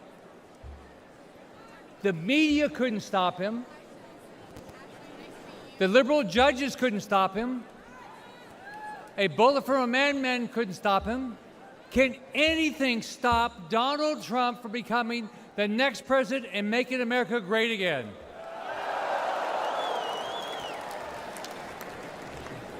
I've known Donald since before each of us ran for office, and it's an honor to be here to do everything I can to get him reelected back in the White House where he should belong every day going forward. Now, like all of you, I'm blessed. I was born to a single mom. I grew up in public housing. I started working at the age of 7. I enlisted in the U.S. Navy at the age of 18. Go Navy.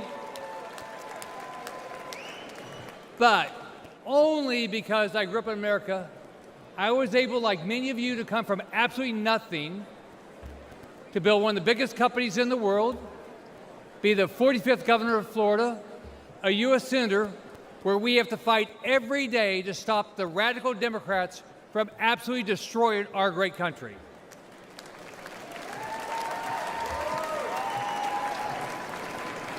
They will lose, we will win.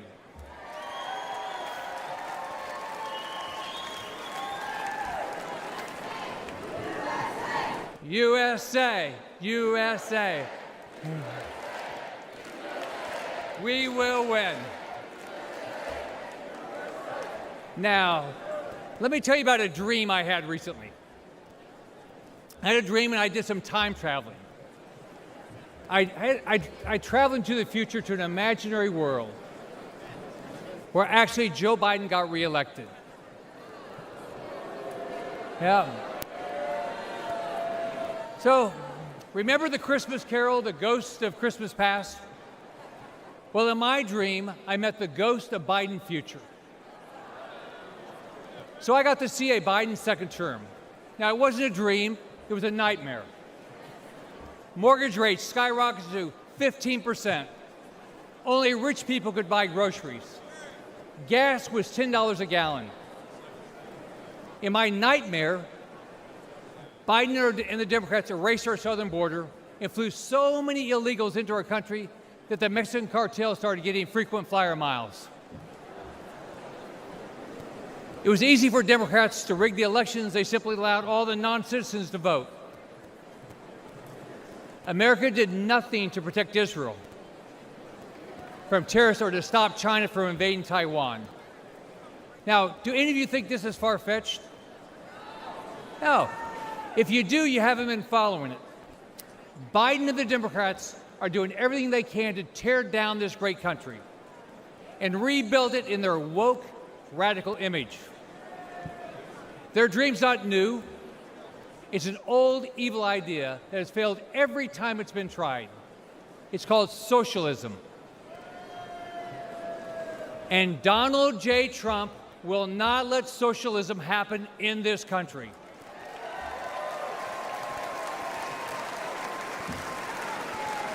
Think about it. Under Trump, we had a booming economy. We weren't at war. Our enemies feared us. Our allies respected us. We had a secure border. Inflation and mortgage rates were low. And families had money in the bank.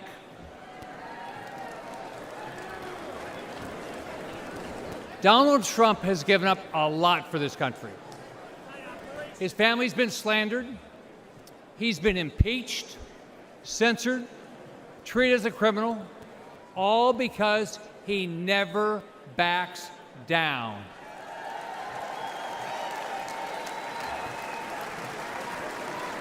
This week, he's shown the courage all of us should display as we rally around him to rescue our great country.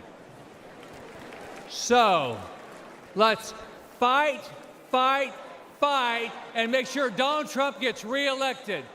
Have a great night. God bless you.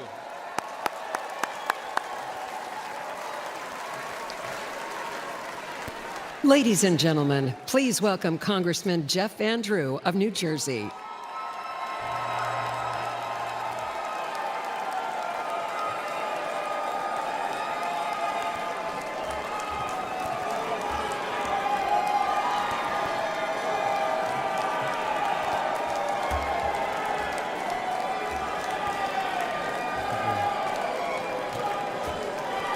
Thank you. Thank you.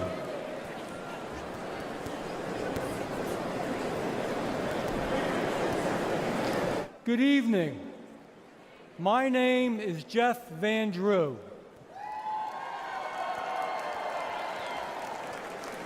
Tonight I want to tell you my story. I am a proud Republican, but I haven't always been a Republican. I was elected to several offices in South Jersey and eventually was sent to the United States Congress, all of them as a conservative Democrat. Along the way, I noticed that I didn't like what the Democrats had become as a party. But more importantly, I didn't like what the Democratic Party was doing to our great United States of America. To the independents, and especially to the forgotten Democrats out there, for a moment I want to speak to you. I know how you feel tonight, because that's how I felt back in 2019. You feel like your party has left you behind, because it has. You feel like your party doesn't care about American workers and American working families, because it doesn't. And you are worried that Joe Biden and Kamala Harris are hurting our country, because they are.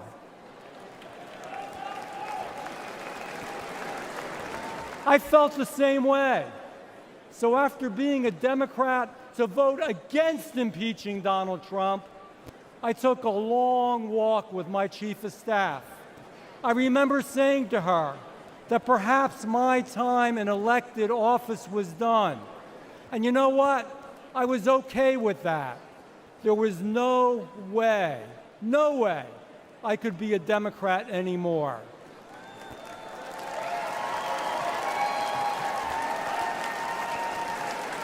But then I received a call from the White House. President Trump asked me to meet with him. We spoke about family, faith, freedom, and friendship. He has been my good friend ever since that day.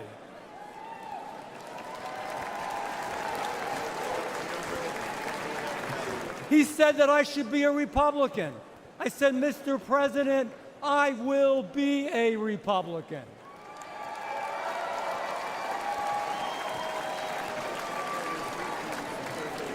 He said he would stick by me, and he always, always has. Ladies and gentlemen, after the tragic shooting last Saturday, we need to come together. All of us, Republicans, Democrats, and independents, we need to be the shining city on the hill, a nation that empowers us to do extraordinary things. We will conquer new challenges. We will reach new heights. And we will blaze new trails of greatness. We will make America great again.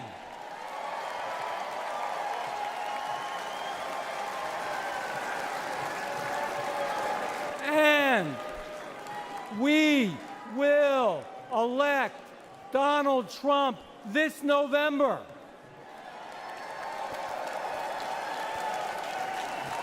Now I have a question for you, and I'll give you the answer. The answer is yes, but we want to hear your answer from the East Coast to the West Coast and around the world. Can you do this? Will we win in November? Will we win in November? God bless you. God bless Donald Trump. And God bless the greatest country that ever existed on the face of the earth, the United States of America.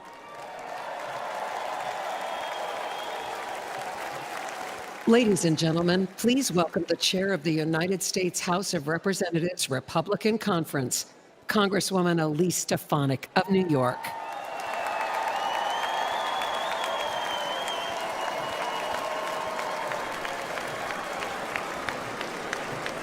Good evening, Milwaukee.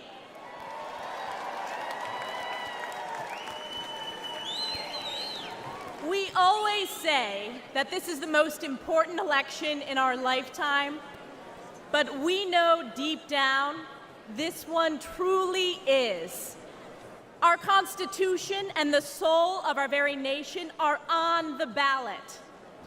Under Joe Biden, the American people have suffered crisis after crisis. From the Biden border, the most wide-open border in our nation's history, to Bidenflation, the highest rate of inflation in my lifetime, devastating hardworking families with skyrocketing prices for groceries, gas, and utilities, to Biden's violent crime crisis, fueled by Democrats' pro-criminal sanctuary cities and defund the police policies like we have seen in my home state of New York.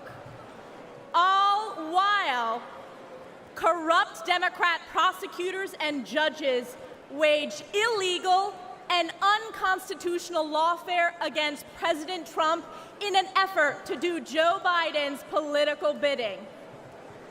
And around the world, the feckless and failed Joe Biden has caused chaos, weakening our national security. From the catastrophic withdrawal from Afghanistan, to Putin's invasion of Ukraine, to Hamas's terrorist attack against our most precious ally, Israel. And let me ask you a question. What has been the response from the radical left on our college campuses? Vile anti-Semitism, chanting death to Israel, death to Jews, death to America. This is Joe Biden's Democrat Party. Who saw that congressional hearing with the college presidents of so-called elite universities? Oh wait, they are former presidents.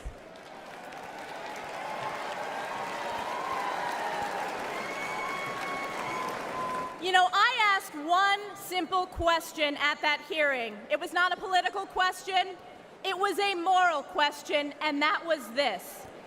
Does calling for the genocide of Jews violate your university's code of conduct? And one after the other, said it depends on the context. Let me tell you, America knows it does not depend on the context.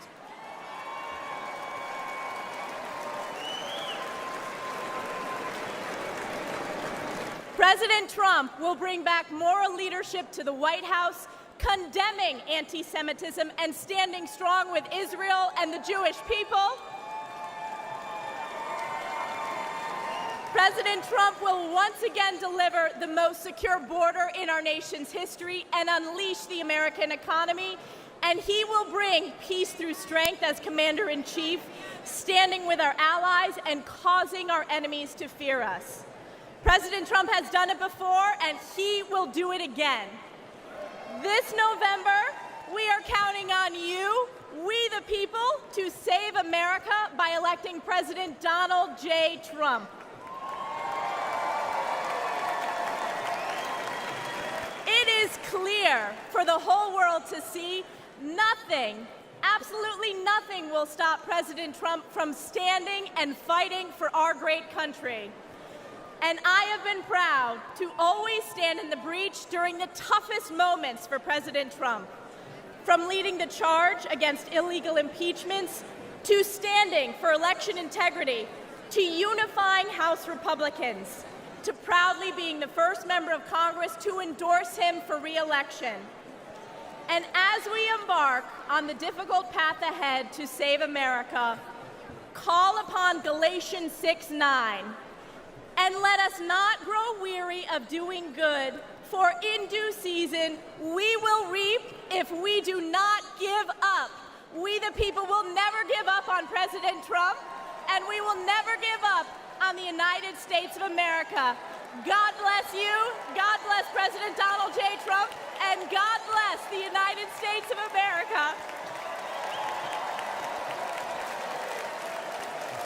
Ladies and gentlemen, please welcome the Majority Whip of the United States House of Representatives, Congressman Tom Emmer of Minnesota.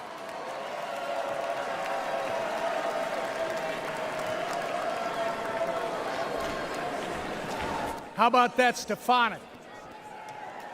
Thank you. Thank you. I'm Tom Emmer, a proud American and a proud Minnesotan, and the Majority Whip in the United States House of Representatives. In 2022, Americans elected our House Republican majority to stop the Biden-Harris agenda. In spite of having one of the smallest majorities in history, House Republicans have held the line.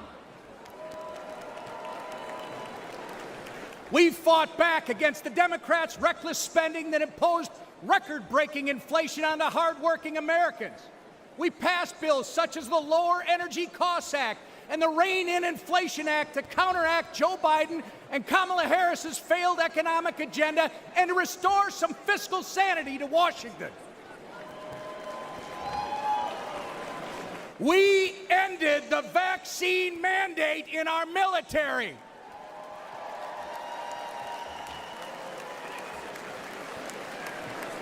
We passed over a dozen bills gutting specific Biden-Harris regulations. We passed the Parents' Bill of Rights. We investigated the Chinese Communist Party. We stopped the D.C. crime bill that would have made our nation's capital simply too dangerous to visit. And we passed the strongest border security bill in decades.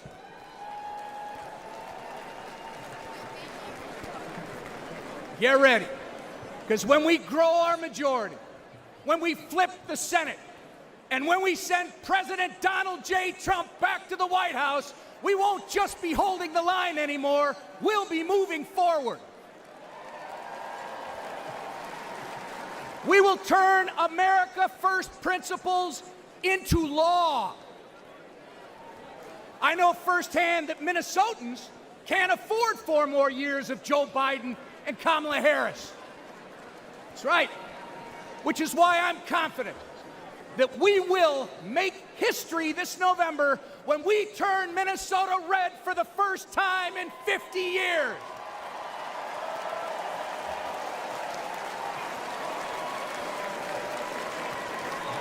The Democrats' disastrous record on crime, trade, and regulation has ruined the lives of countless Minnesotans.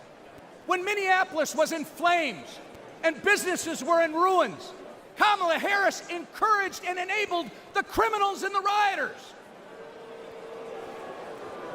Oh, it gets worse.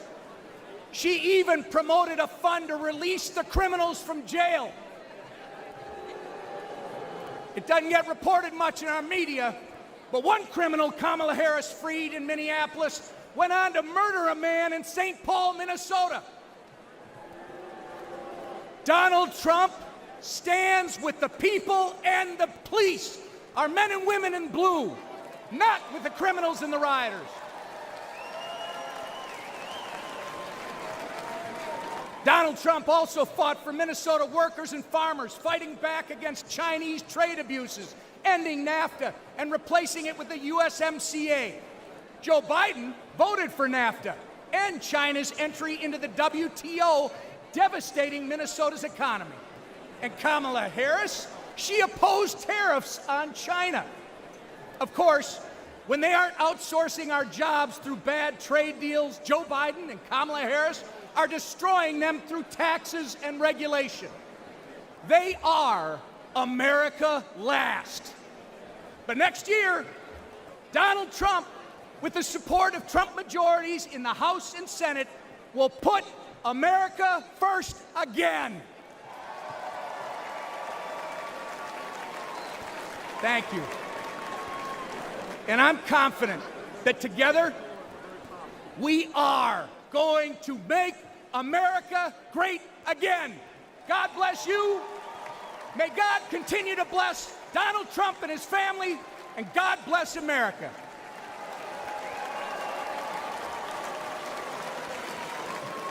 Ladies and gentlemen, please welcome the Majority Leader of the United States House of Representatives, Congressman Steve Scalise of Louisiana.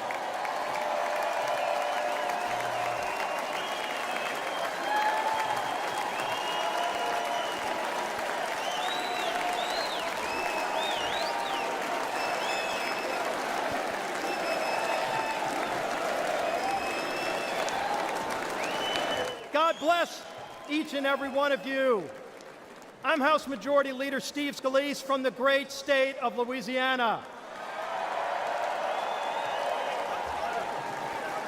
Now, I was born in New Orleans, so I've seen some crazy things in my time.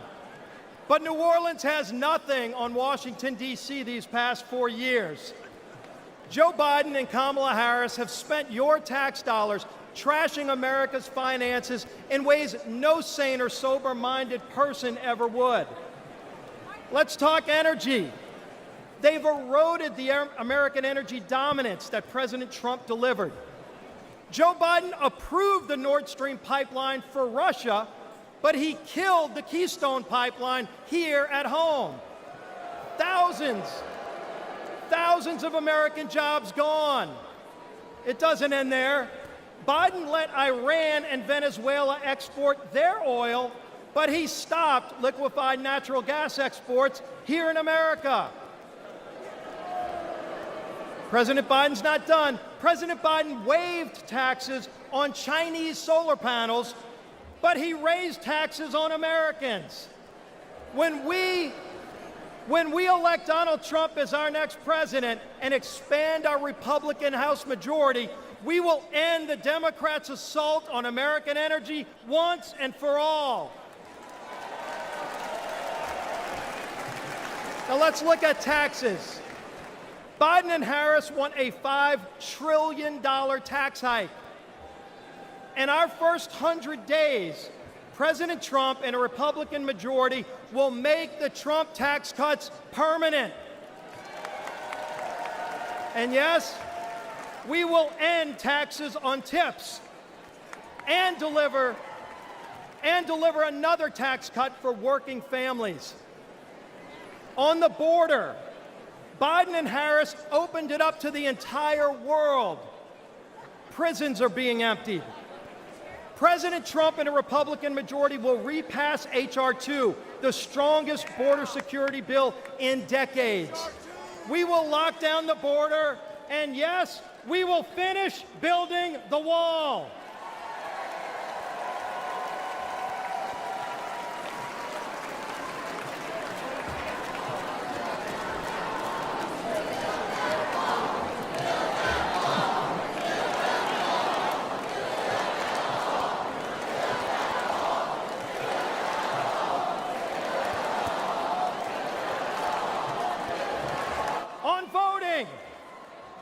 our most sacred right as citizens, voting.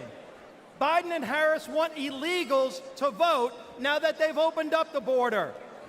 Republicans will repass the SAVE Act to block illegal aliens from voting in our elections. On foreign policy, Biden and Harris brought us weakness and war. President Trump and a Republican majority will begin rebuilding our military and will end a woke indoctrination in its ranks.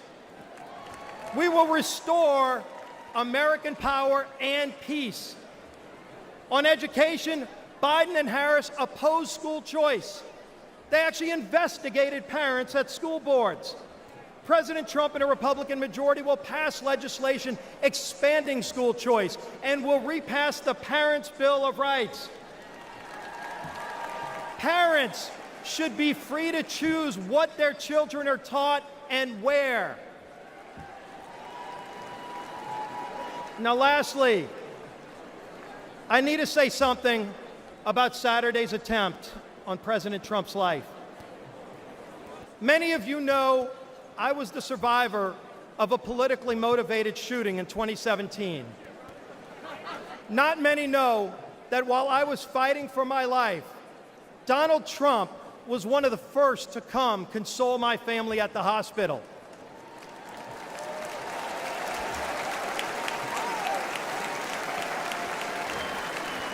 That's the kind of leader he is. Courageous under fire, compassionate towards others.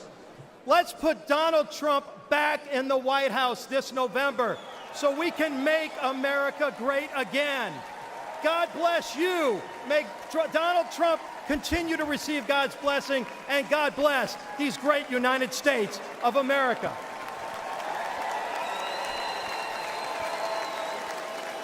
Ladies and gentlemen, please welcome the Speaker of the United States House of Representatives, Mike Johnson of Louisiana.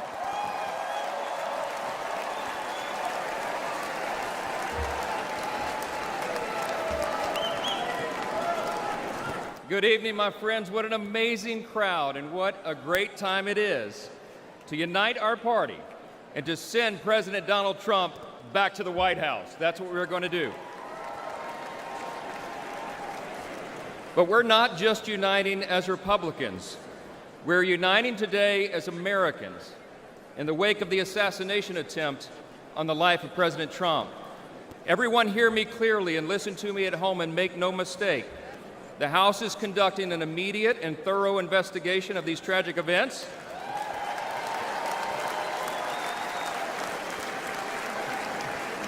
And that work has already begun. The American people deserve to know the truth, and we will ensure accountability. I promise you that. I promise you that. This has always been an important principle to us. We in the Republican Party are the law and order team. We always have been, and we always will be, the advocates for the rule of law. And we all know that that principle, as well as many others, is in serious jeopardy today. See, we've come to a moment in America where the basic things that we once took for granted are being openly challenged like never before. My friends, we are no longer just in a battle between two opposing political parties. We are, but it's not just ours versus these anymore. We're now in the midst of a struggle between two completely different visions of who we are as Americans and what our country will be. The Republican Party stands for the foundational truths that made America the greatest nation in the history of the world. We are the most free, the most powerful, the most benevolent nation that has ever been. It's not even close. It's not even close. But we have no guarantee that this grand experiment in self-governance can endure unless we respond to the call to keep it. 248 years ago, we boldly proclaimed in our Declaration that all men are created equal, not born equal, created equal, and that we're endowed by our Creator with certain inalienable rights. See, we understand that our rights do not come from government, they come from God.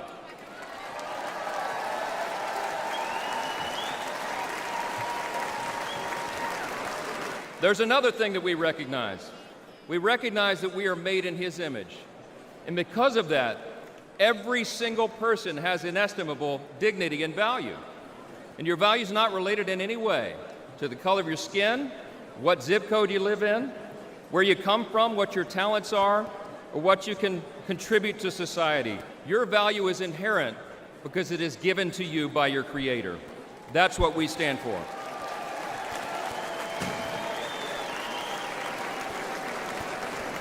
I speak a lot about what I call the 7 core principles of American conservatism. What do we stand for as Republicans, they want to know? I think it boils down to a few things: individual freedom, limited government, the rule of law, peace through strength, fiscal responsibility, free markets, and human dignity.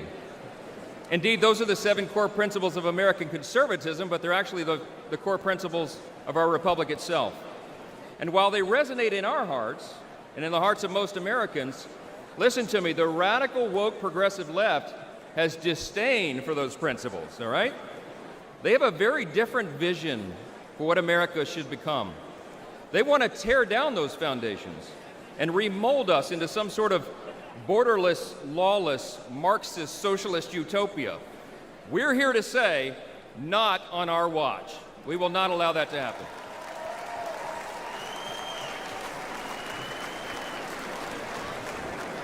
It was just 3 weeks ago that Kelly and I dropped off our oldest son at the Naval Academy.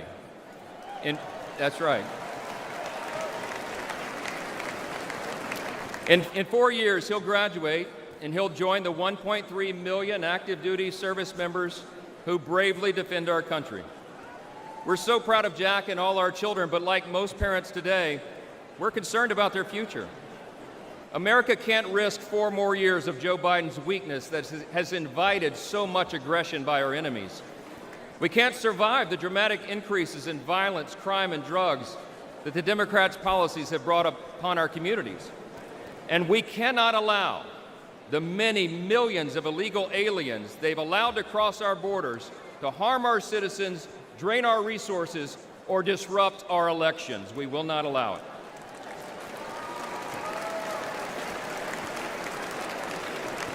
My friends, we're watching the principles of faith, family, and freedom that once defined our nation now being trampled underfoot by the radical left.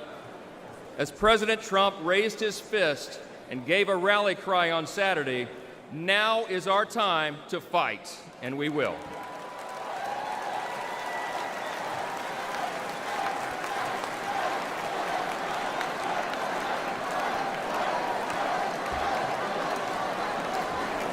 We're in a fateful battle of ideas, my friends, and we have to recognize that. But in this battle, and in November, the American people will reject the party of self-destruction, and they will elect the party of peace and prosperity and opportunity. The GOP will grow our House majority, we will take back the Senate, and we will return Donald J. Trump to the White House.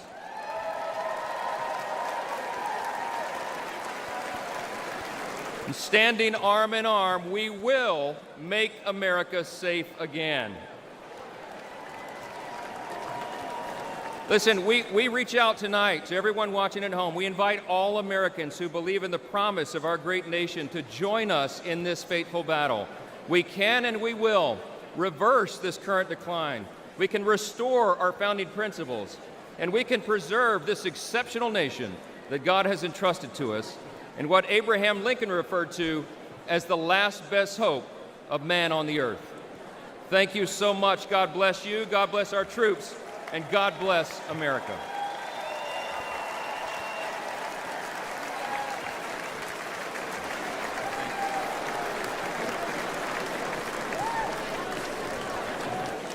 Ladies and gentlemen, now please welcome businessman Vivek Ramaswamy of Ohio.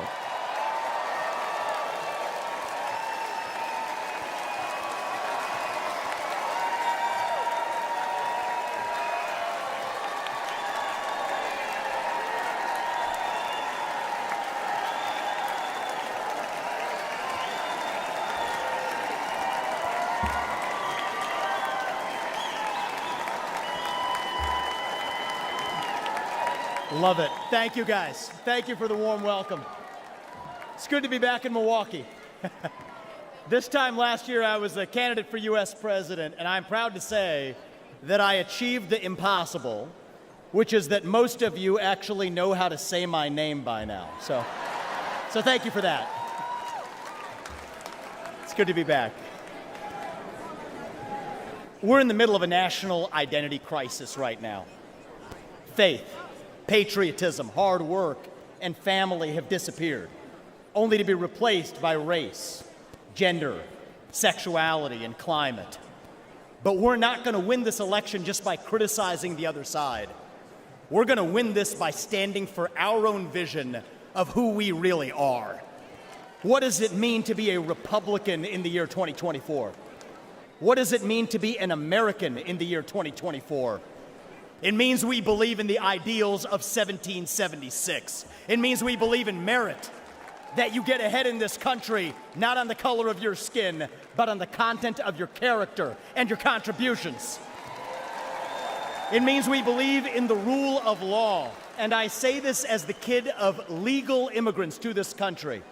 That means your first act of entering this country cannot break the law. That is why we will seal the southern border on day one. Thank you. It means the people who we elect to run the government ought to be the ones who actually run the government, not unelected bureaucrats in the deep state. These are not black ideas or white ideas. They are not even Democrat ideas or Republican ideas. They are American ideas that we fought a revolution to secure. And the man who will revive these ideals in the United States of America is your next president, the 47th president of the United States, Donald J. Trump.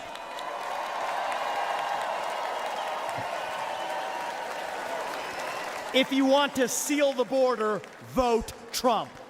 If you want to restore law and order in this country, vote Trump. If you want to reignite the economy in this country, vote Trump. If you want to revive national pride in this country, vote Trump. If you want to make America great again, vote Trump. But there is one more reason I'm going to ask you to vote Trump, and it's the most important one. It's the one the media won't talk about, but it's the truth. Donald Trump is the president who will actually unite this country, not through empty words, but through action. Because you know what? Success is unifying. Excellence is unifying. That's who we are as Americans. That's who we've always been.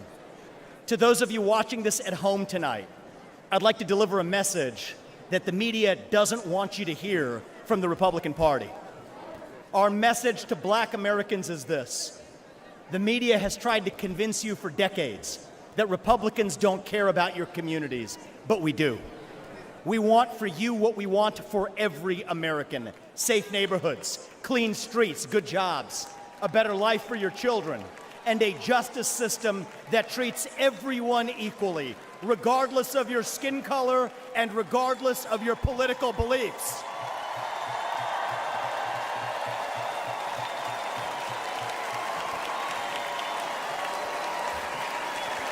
Our message to every legal immigrant in this country is this. You're like my parents. You deserve the opportunity to secure a better life for your children in America.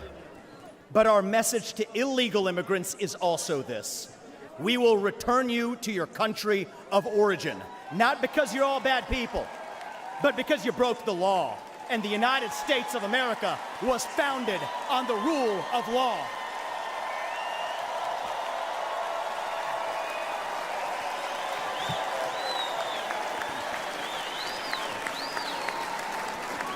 Our message to millennials, speaking as one myself, yes, it's true. Our government sold us a false bill of goods with the Iraq War and the 2008 financial crisis, loading up our national debt that falls on our generation's shoulders, telling us that if we took out college loans, we'd somehow get a head start on the American dream when it hasn't worked out that way.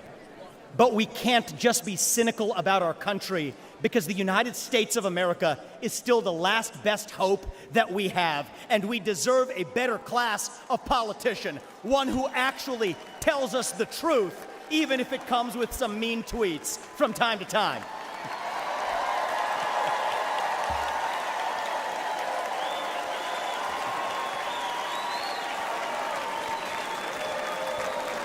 And our message to Gen Z is this: you're going to be the generation that actually saves this country. You want to be a rebel? You want to be a hippie? You want to stick it to the man? Show up on your college campus and try calling yourself a conservative. Say you want to get married, have kids, teach them to believe in God and pledge allegiance to their country. Because you know what? Fear has been infectious in this country, but courage can be contagious too. That too is what it means to be an American. And you know what? If you're at home and you disagree with everything I just said, our message to you is this: we will still defend to the death your right to say it, because that is who we are as Americans. We are the country where we can disagree like hell and still get together at the dinner table at the end of it. That is the America I know. That is the America we miss. We do not have to be ancient Rome. We don't have to be this nation in decline.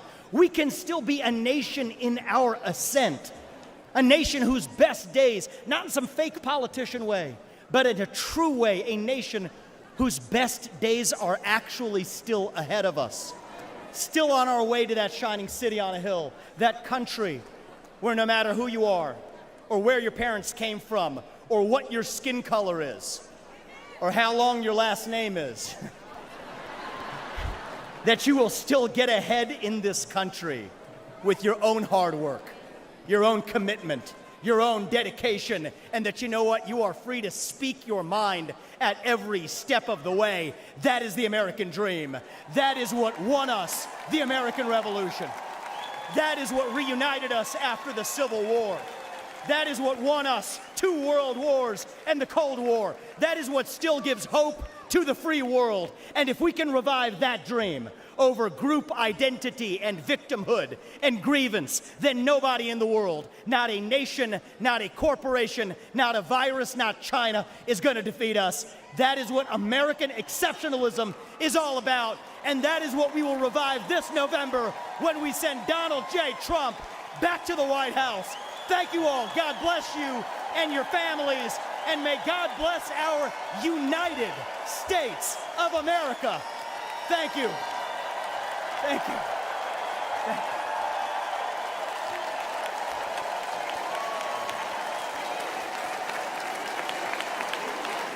you. Ladies and gentlemen, please welcome American icon, singer-songwriter Lee Greenwood.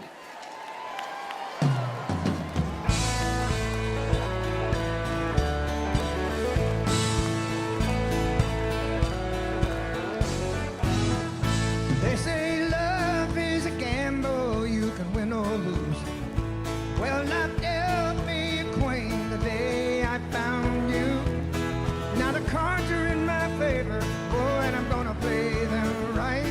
You're the one I waited for, I'm gonna hold on tight. Hey, holding a good hand, come on. I bet my life on you, I'm not gonna let go. Now that I found a heart that's true, I just want a full house and a little piece of land, and I walk through life holding a good hand. Well, I played the game and I paid the price, and I don't mind saying I've lost once or twice, but there ain't no doubt, hey, that my luck came through. You came along and I reached out for you. Come on, country, holding a good hand. I bet my life on you, I'm not gonna let go. Now that I found a heart that's true, I just want a full house and a little piece of land, and I walk through life holding a good hand. Hey, holding a good hand. I bet my life on you, I'm not gonna let go.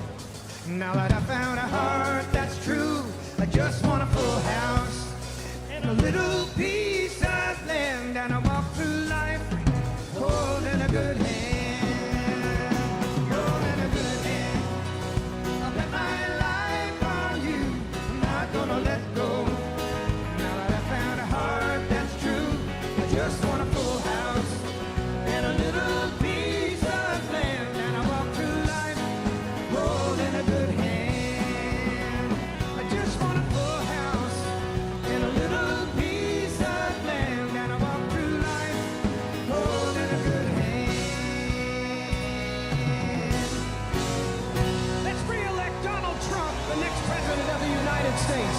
God bless the USA. And now, ladies and gentlemen, please welcome television personality Savannah Chrisley.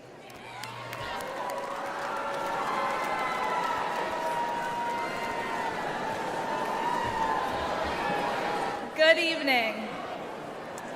726-00019 and 726-01019. These may be just numbers to you, but to me, they're my whole heart. These numbers are my parents' identification numbers in our federal prison system. My name is Savannah Chrisley, and you may have seen my family on TV, but for the past decade, we've been consumed with a different kind of drama. My family was persecuted by rogue prosecutors in Fulton County due to our public profile. I know, Fulton County, they know how to do it, don't they? Due to our public profile and conservative beliefs. They accused my parents of fraud, when really, we were defrauded by a dishonest business partner who, let's not forget, the government gave full immunity to. We suffered warrantless raids and harassment. One of the officials even had my father's face on a dartboard in his office. My parents were sentenced to a combined 19 years. I know. And let me tell you, I got custody of my brother and sister, 10 and 16 at the time. And you don't know heartache until you look two children in the eyes and say, I don't know when mom and dad are coming home. I'll never forget what the prosecutor said in the most heavily Democrat county in the state before an Obama-appointed judge. He called us the Trumps of the South. Yeah, hey, it's fun. He meant it as an insult, but let me tell you, boy, do I wear it as a badge of honor. We live in a nation founded on freedom, liberty, and justice for all. Justice, it's supposed to be blind, but today we have a two-faced justice system. Just look at what they're doing to President Trump. All while, let's face it, Hunter Biden is roaming around free and attending classified meetings. Oh, and let's face it, look at what they're doing to countless Christians and conservatives that the government has labeled extremist or even worse. Meanwhile, the Democrats are releasing actual violent offenders who have hurt innocent people. A lawyer of mine, Britt, who's a former U.S. attorney, he told me about a plaque that hangs in the Department of Justice, and it reads, "The hallmark of fairness in the administration of justice is consistency.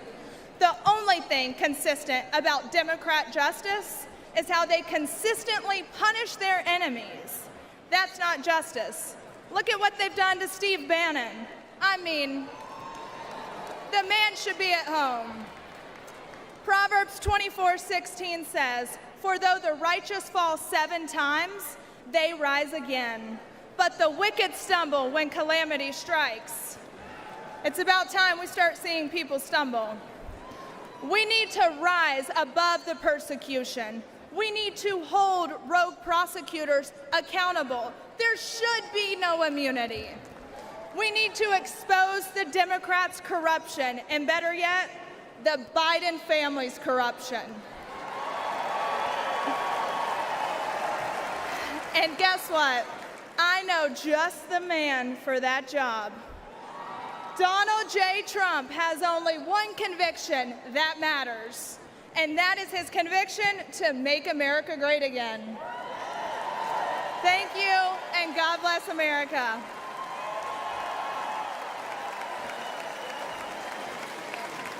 Ladies and gentlemen, the mayor of Dallas, Texas, Eric Johnson.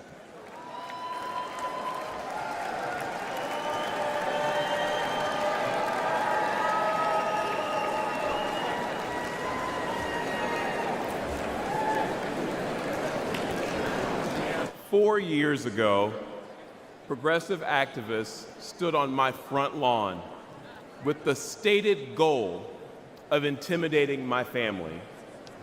They wanted me to defund the police. I said no.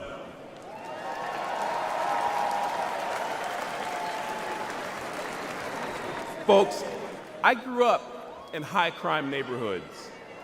What we wanted was more and better policing, not less. As mayor, I knew we needed to increase support for our police department and prioritize violent crime reduction. I'd been a Democrat my entire life, albeit a conservative one. But when those activists tried to scare my kids, my fellow Democrats were silent. It was Republicans who offered their support both privately and publicly.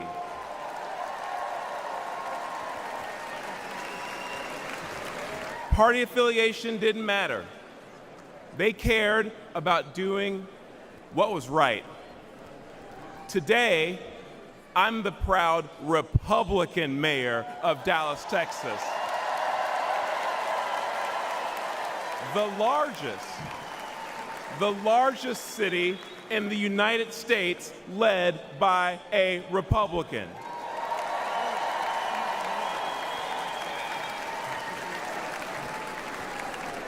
I wanted to say I didn't leave the Democrat Party because they left me first, but the truth is, on matters of public safety, the Democrats were never actually there for me, for Dallas families, or for the American people.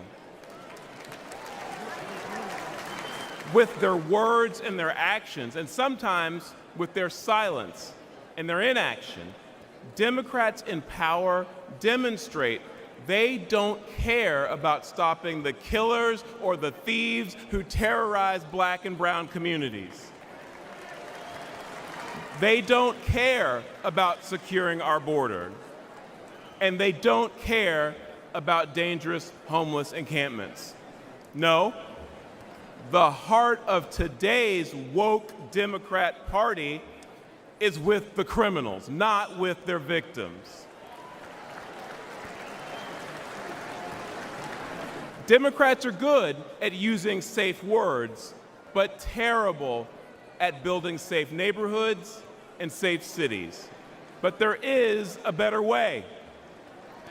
Dallas bucked national trends and achieved a remarkable 3 straight years of violent crime reduction.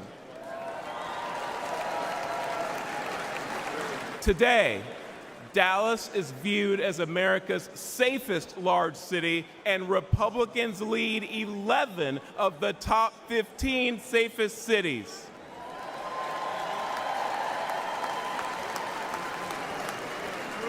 And that's because Republicans won't be silent about public safety. Folks, let's make our city safe again by supporting Republicans who will stand up and fight for our safety. That's my focus as chairman of the Republican Mayors Association. And you know what else? Together, let's make America safe again by retiring Joe Biden and electing Donald J. Trump. Thank you.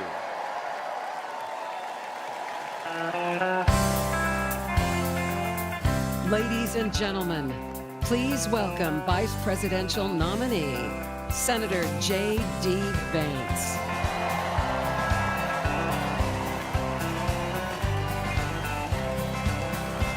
Why don't we liberate these United States? We're the ones who need it worst. Let the rest of the world help us for change, and let's rebuild the very first. Our highways and bridges are falling apart. Who's blessed and who has been cursed? There's things to be done all over the world, but let's rebuild rebuild America first.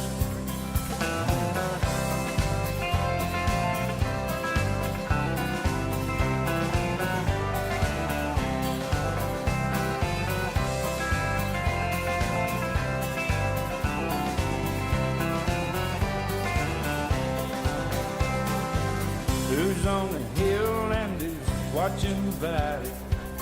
Who's in charge of it all? God bless the army and God bless our liberty. That got the rest of it all. Yeah, men in position are backing away. Freedom is stuck in reverse. Let's get out of Iraq, get back on the track, and let's rebuild America first.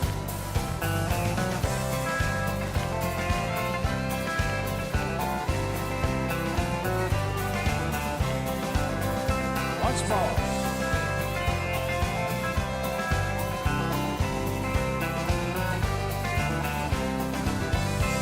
Why don't we liberate these United States? We're the ones who need it the most. You think I'm blowing smoke? Boys, it ain't no joke. I make 20 trips a year from coast to coast.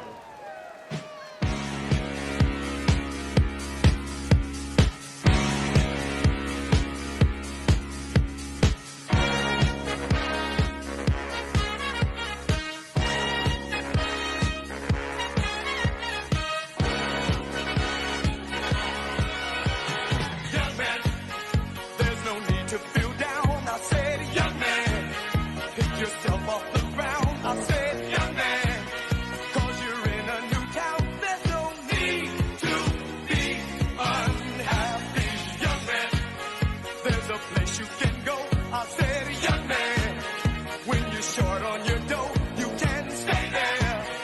And I'm sure you will find many ways to have a good time. It's fun to stay at the YMCA. It's fun to stay at the YMCA. They have everything for your men to enjoy. You can hang out with all the boys. It's fun to stay at the YMCA.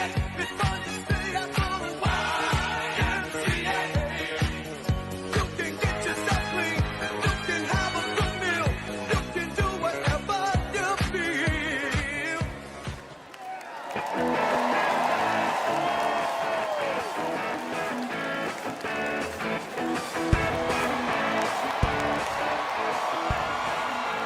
Ladies and gentlemen, please welcome the next President of the United States, President Donald J. Trump.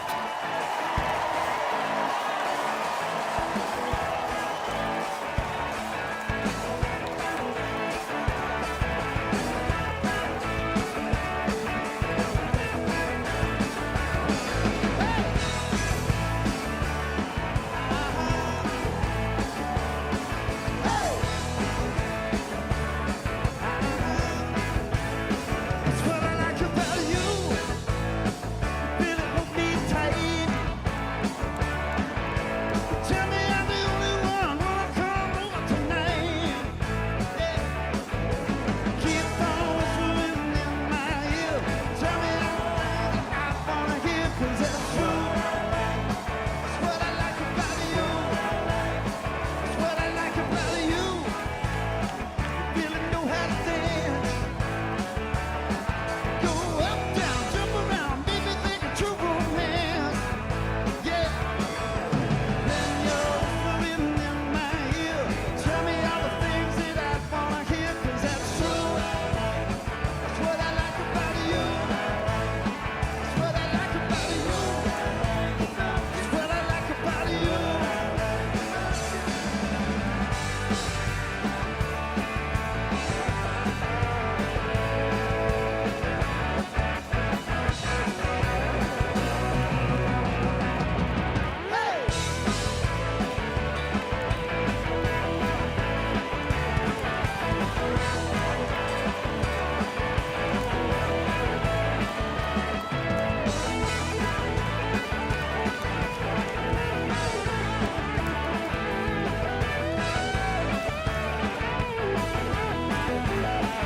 What I like about you, keep it on that night. Never wanna let you go, know you give me feel. All right. Keep on whispering in my ear. Tell me all the things that I wanna hear, 'cause that's true. That's what I like about you. That's what I like about you. That's what I like about you.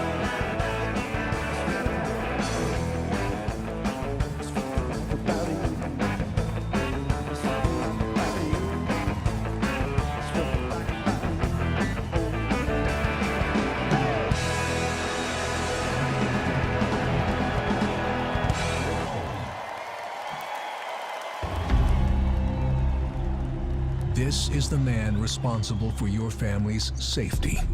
And he's failed you terribly. Biden made one of the worst mistakes of any president in history when he told illegals to come here and surge our border. I would, in fact, make sure that we immediately surge to the border. And surge they did. 10 million, more than the population of 40 U.S. states. And Biden's open border became an open invitation for violent Venezuelan gang members, sex traffickers, and now confirmed, ISIS terrorists entered through Biden's wide-open southern border, putting America on high alert for an attack, and your family at great risk. We immediately surge to the border. But it gets even worse. Biden's incompetence has led to a horrific 300,000 Americans now dead. Not from a nuclear bomb, but from lethal fentanyl brought in through Biden's wide-open border. And on Biden's watch, enough illegal fentanyl has crossed our borders to kill every single American. That's terrifying. This weak man has been great for the Mexican drug cartels, while being a death sentence for over 300,000 Americans, including young children. That's approaching the number of soldiers that were killed in World War II. Yet what's Biden's message? Surge to the border. The Biden surge has also led to a surge in violent crimes committed by illegal migrants. Horrific crimes. Murders. Gang attacks against our police. Child sex crimes. And the brutal killing of a nursing student on her college campus. Countless families will never forget the pain and tragedy. And America should never forget who was responsible. Joe Biden. Surge to the border. And America's border czar. President Trump had our borders secure, our families safe, and he'll do it again. Ladies and gentlemen, please welcome United States Senator Ted Cruz of Texas.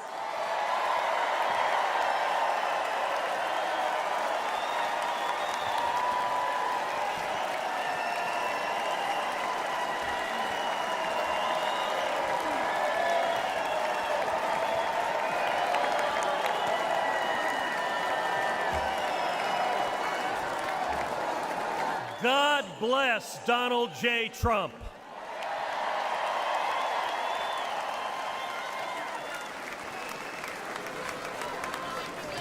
And let me start by giving thanks to God Almighty for protecting President Trump.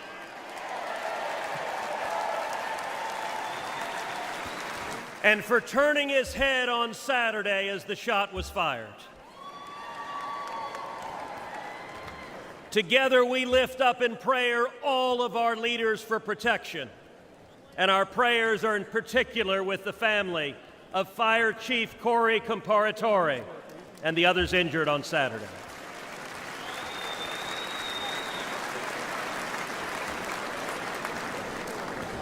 Never before has an election mattered so much. We are facing an invasion on our southern border.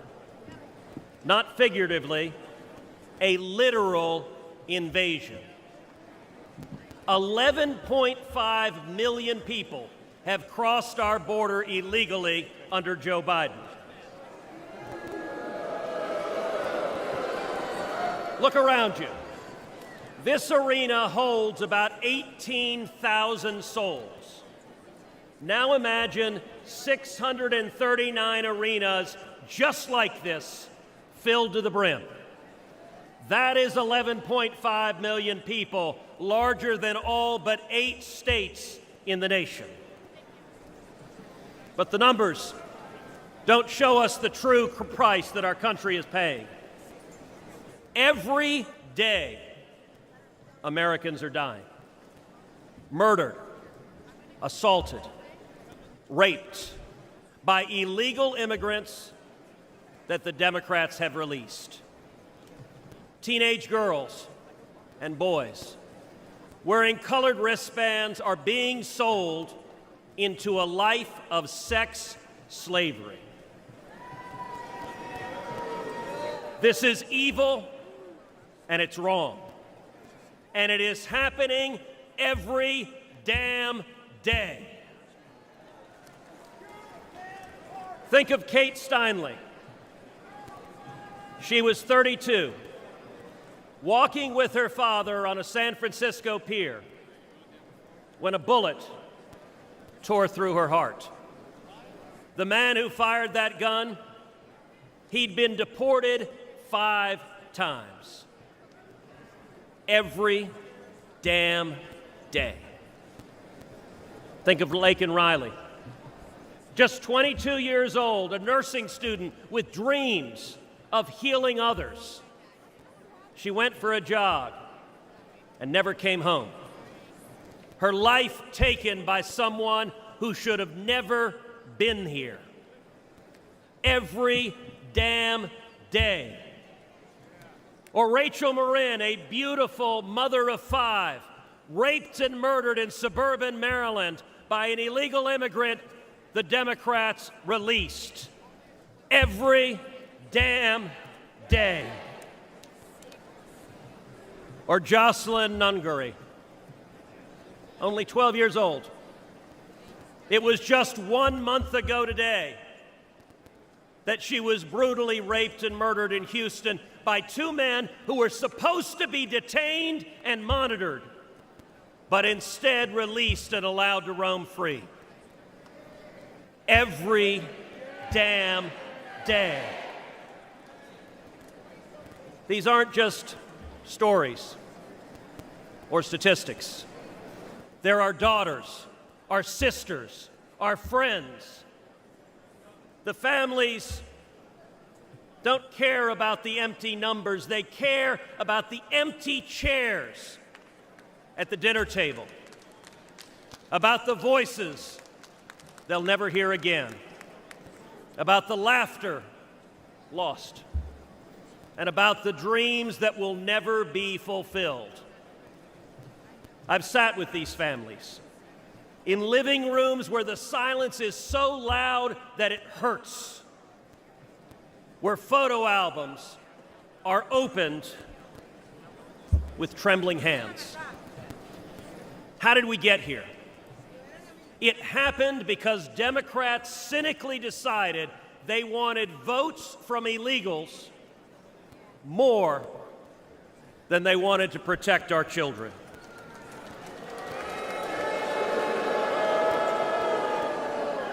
Today, as a result of Joe Biden's presidency, your family is less safe. Your children are less safe. The country is less safe. But here's the good news.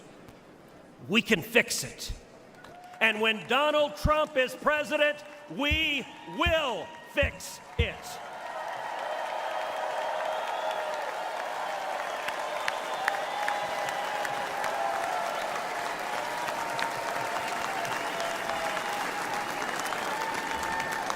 We know this because he's done it before. I know this because I worked hand in hand with President Trump to secure our border, and we achieved the lowest rate of illegal immigration in 45 years.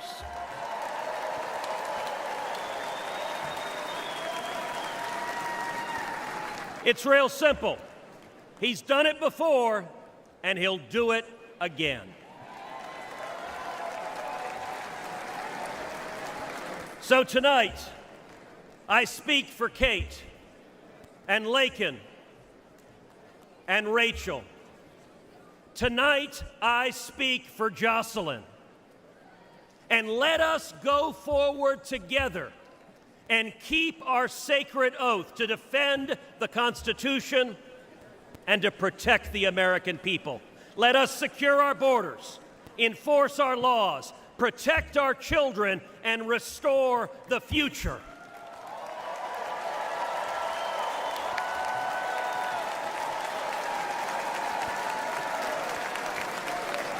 Because when we do that, when we remember who we are and who we love, and we act to protect them, then and only then will we truly make America great again.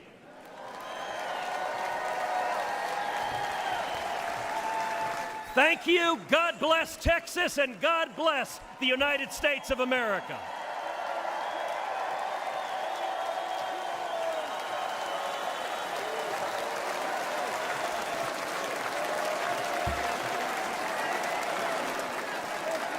Ladies and gentlemen, please welcome former law enforcement officer Randy Sutton.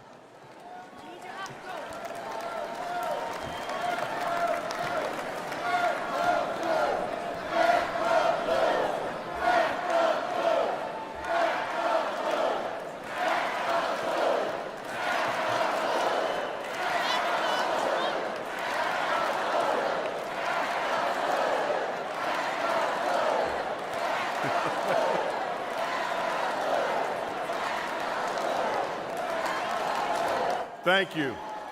Thank you for that. Thank you for that. Hello, America. My name is Randy Sutton, a police lieutenant. I was a police officer for 34 years.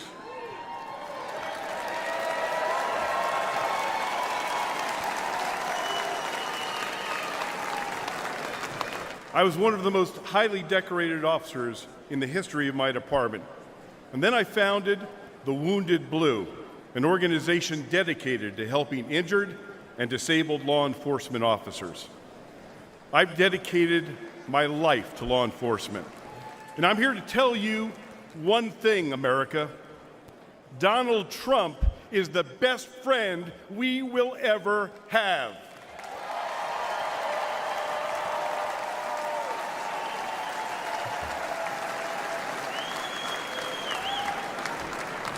Ladies and gentlemen, we're experiencing a plague of crime across America.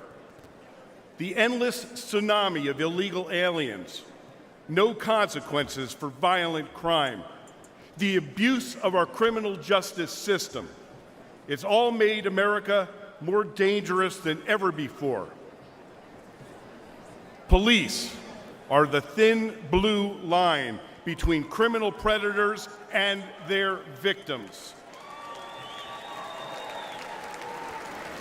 Donald Trump and Republicans stand that line with our police. Joe Biden and Kamala Harris, well, they stand with the criminals.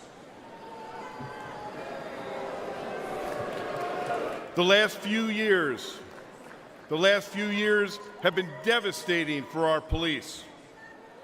The war on cops is very real, and it's getting Americans killed. Last year alone, more than 70,000 law enforcement officers were physically assaulted. They were shot, they were stabbed, they were beaten, they were hit with bricks, and in the last 5 years, 1,834 made the ultimate sacrifice and gave their lives in the line of duty. But all of this will end on the day we elect Donald J. Trump president.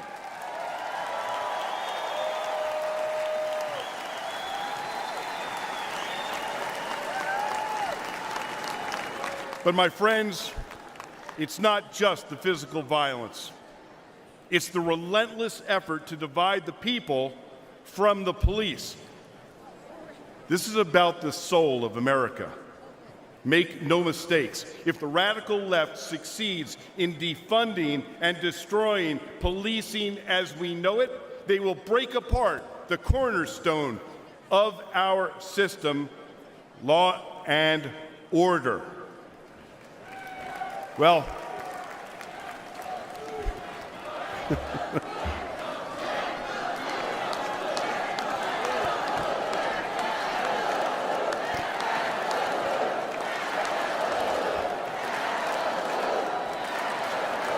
amazing. Thank you. But I'm going to tell you, there's one man that these pro-criminal, anti-police extremists fear most.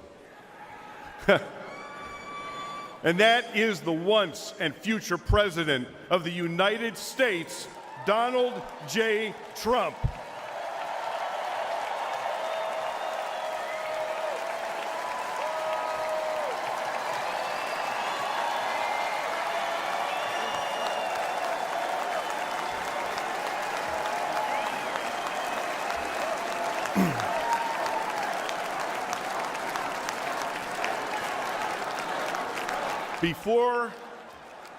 Before I finish my remarks, I want to do one thing, and that is salute our president.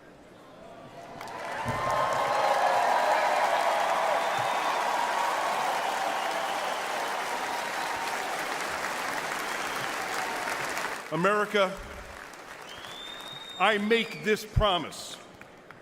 Our police will never waver from their mission to serve and protect, even at the risk of their own lives. but they need a true leader who will have their backs. Donald J. Trump is that leader.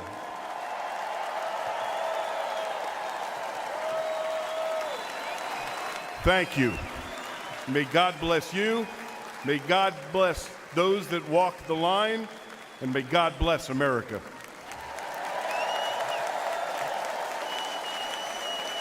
From the very first day that we take back the White House from crooked Joe Biden, the worst president in the history of our country, I believe that we're going to have 4 of the greatest years in the history of our country. I will once and for all secure our elections. We're going to go to paper ballots. We're going to have same-day voting, voter ID. We're going to do it properly. We're going to have good, secure, beautiful elections. We never want what happened in 2020 to happen again. But until then, Republicans must win. And we must use every appropriate tool available to beat the Democrats. They are destroying our country. Whether you vote early, absentee, by mail, or in person, we are going to protect the vote. That's the most important thing we have to do, is protect the vote. Keep your eyes open, because these people want to cheat, and they do cheat. And frankly, it's the only thing they do well. We will make sure your ballot is secure and your voice is heard. Many Republicans like to vote on Election Day, and we must swamp the radical Democrats with massive turnout on Tuesday, November 5th. The way you win is to swamp them. If we swamp them, they can't cheat. It just doesn't work out. But if you can't make it, you need to make a plan, register, and vote any way possible. We got to get your vote. So with your vote, we will win a victory the likes of which no one has ever seen before. We will evict crooked Joe Biden from the White House, and we will take back our country on November 5th, 2024, the most important day in the history of our country. That's what it's going to go down as. Thank you. Ladies and gentlemen, please welcome Iowa Attorney General Brenna Bird.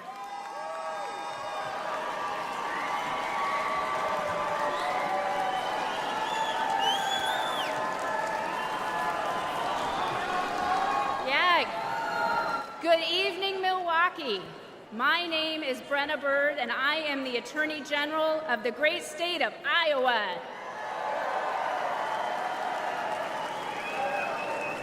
A few years ago, I was a local prosecutor locking up bad guys. But in 2022, I ran for Attorney General and beat the incumbent Democrat who was first elected when I was just 2 years old. We won because Iowans were ready for an Attorney General who would protect them, not the criminals. An Attorney General who would stand up to Joe Biden and the radical Democrats. And an Attorney General who would defend our constitutional freedoms. But perhaps more than anything, Iowa voters wanted an Attorney General who would back the blue.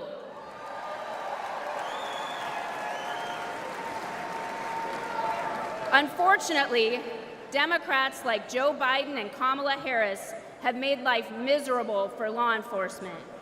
They treat police like criminals, and criminals like victims. And tragically, many crime victims feel abandoned by a justice system that doesn't seem to put their interests first. They deserve better than what these defund the police Democrats deliver. Yet the radical left believes in handouts, not handcuffs. Democrats like Harris use words like reimagine the police. They're probably imagining more DEI programs for the police. Harris even said that putting more cops on the street wouldn't make communities safer. American families disagree. Never forget. The Democratic Party is the party of defunding the police. They said it, they mean it, and they can't wiggle out of it.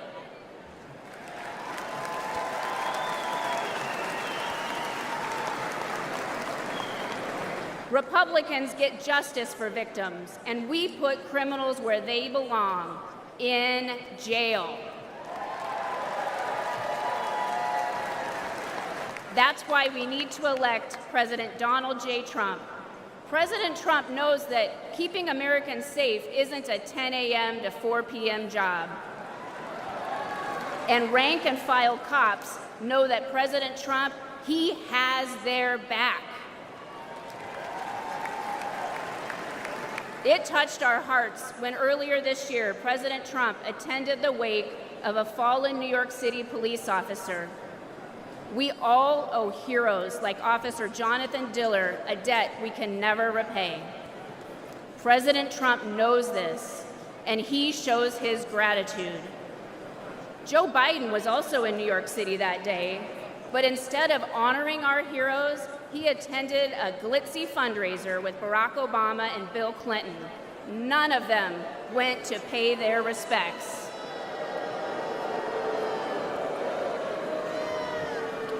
That day, we saw Democrat priorities, and we saw Donald Trump's priorities, and we saw that Trump's values are our values.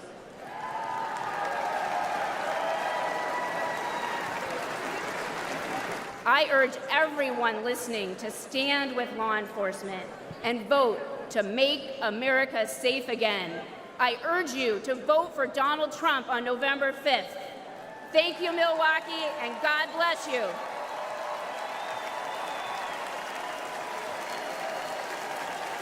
Ladies and gentlemen, please welcome former Governor of South Carolina and Ambassador to the United Nations, Nikki Haley.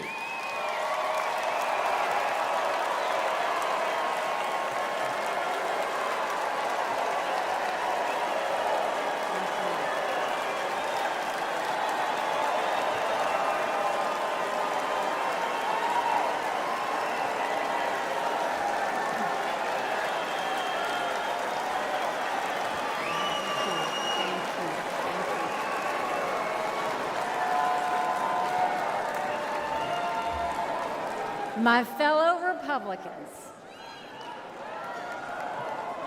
President Trump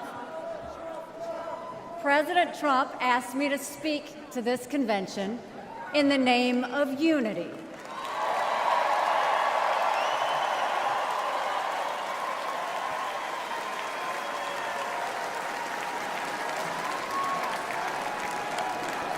It was a gracious invitation, and I was happy to accept.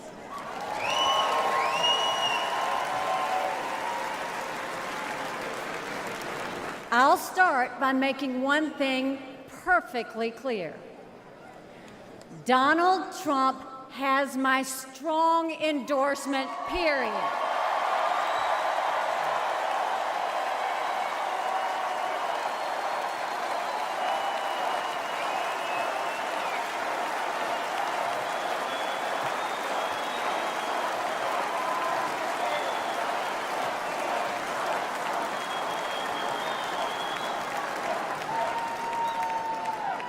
Our country is at a critical moment. We have a choice to make. For more than a year, I said a vote for Joe Biden is a vote for President Kamala Harris. After seeing the debate, everyone knows it's true. If we have 4 more years of Biden or a single day of Harris, our country will be badly worse off. For the sake of our nation, we have to go with Donald Trump.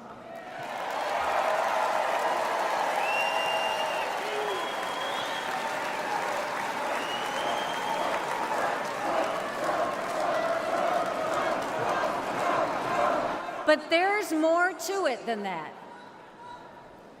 We should acknowledge that there are some Americans who don't agree with Donald Trump 100% of the time.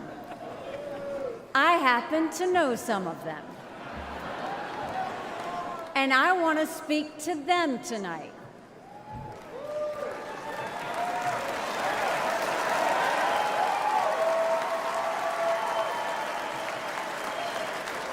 My message to them is simple.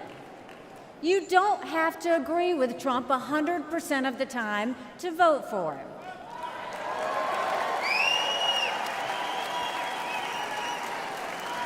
Take it from me. I haven't always agreed with President Trump. But we agree more often than we disagree.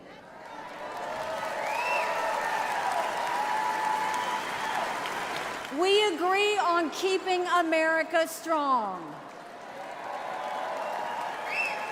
We agree on keeping America safe. And we agree that Democrats have moved so far to the left that they're putting our freedoms in danger. I'm here tonight because we have a country to save. And a unified Republican Party is essential for saving her.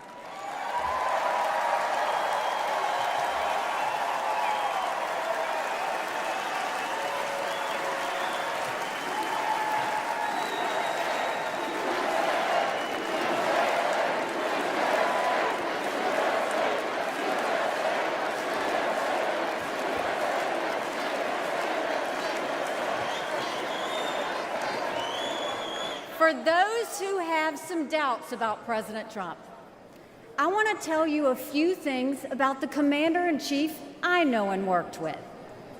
As ambassador to the United Nations, I had a front row seat to his national security policies. We sure could use those again.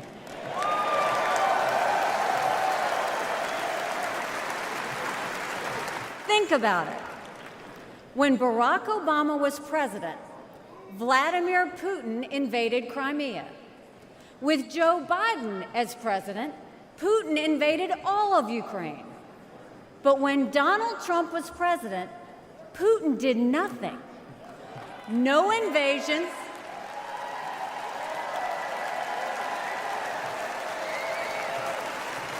No invasions, no wars. That was no accident. Putin didn't attack Ukraine because he knew Donald Trump was tough.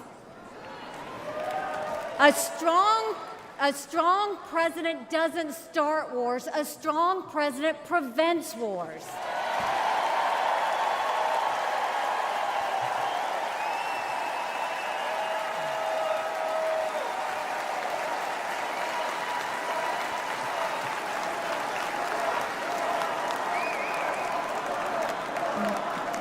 Then look at the Middle East. Every problem in that part of the world can be laid at the feet of Iran. The dictators who chant death to America are the bankrollers and weapons suppliers for Hamas and Hezbollah. They're behind the barbaric massacres and the hostage-taking. Once again, compare Trump and Biden. Trump got us out of the insane Iran nuclear deal.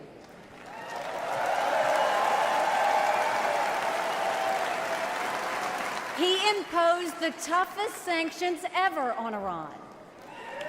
And he eliminated the arch-terrorist Qasem Soleimani.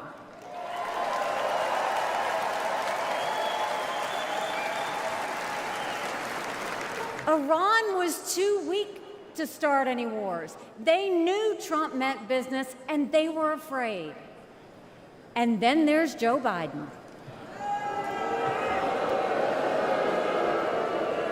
He lifted the sanctions. He begged them to get back into the nuclear deal. He surrendered in Afghanistan. He sent every possible sign of weakness. Even now, while Hamas is still holding Americans hostage, Biden is pressuring Israel instead of the terrorists.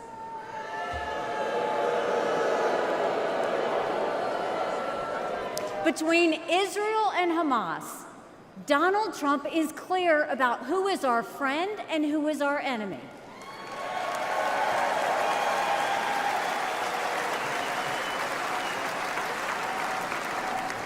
Then look at the border.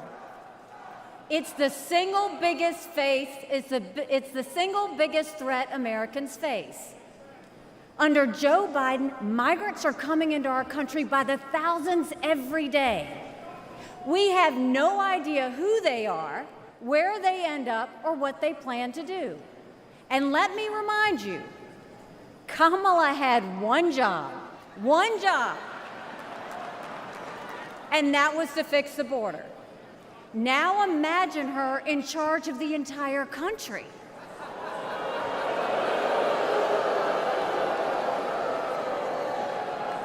Under Donald Trump, we didn't have the border disaster we have today, and we won't when he is president again.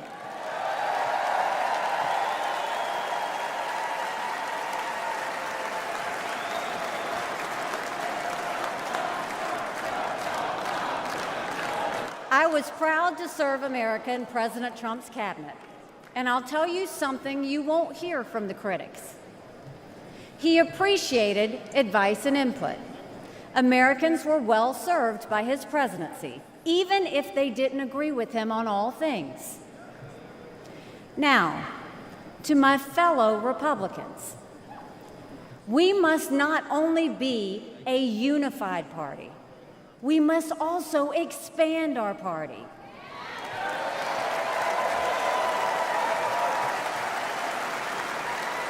We are so much better when we are bigger.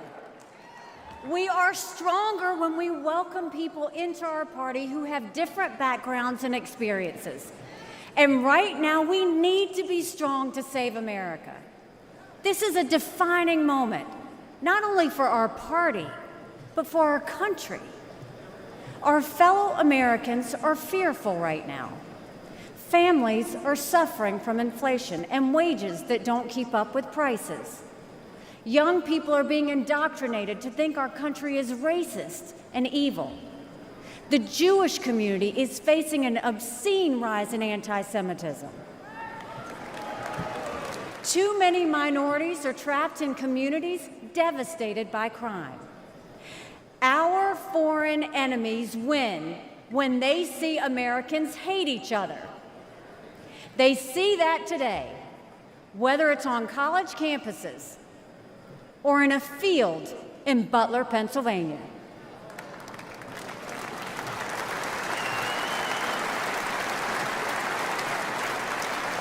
But we can conquer those fears with strength and unity. No president can fix all of our problems alone. We have to do this together. America has an amazing ability to self-correct. In this moment, we have a chance to put aside our differences and focus on what unites us and strengthens our country.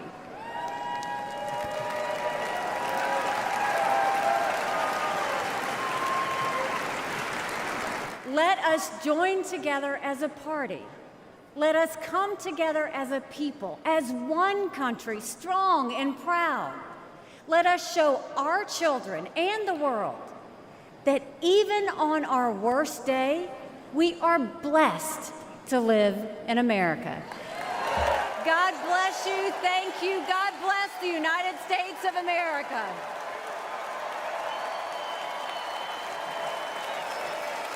And now, ladies and gentlemen, please welcome the Governor of Florida, Ron DeSantis.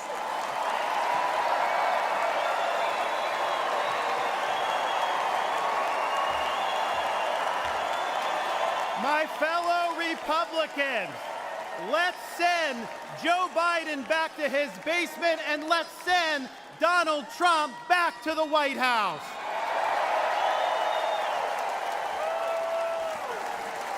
Life was more affordable when Donald Trump was president. Our border was safer under the Trump administration, and our country was respected when Donald Trump was our commander-in-chief.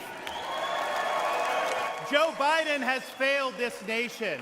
As a veteran, I was appalled when 13 of our service members were killed in Afghanistan due to Joe Biden's dereliction of duty.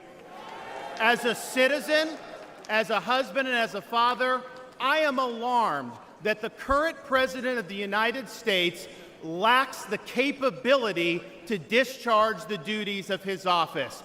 Our enemies do not confine their designs to between 10 a.m. and 4 p.m. We need a commander-in-chief who can lead 24 hours a day and 7 days a week. America cannot afford 4 more years of a weekend at Bernie's presidency. But let's be honest. Let's be honest here. Biden is just a figurehead. He's a tool for imposing a leftist agenda on the American people.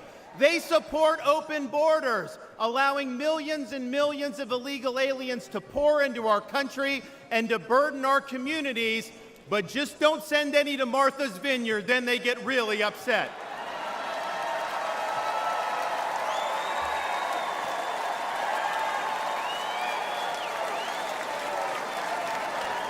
They have unleashed progressive prosecutors across our nation who care more about coddling criminals than about protecting their own communities. They use the unelected bureaucracy to impose their will on us without our consent, and they weaponize political power to target their political opponents like they've done to our own nominee. They want to ban gas automobiles, eliminate Second Amendment rights, and impose gender ideology on everyone from our infantrymen to kindergartners. They stand for DEI, which really means division, exclusion, and indoctrination, and it is wrong.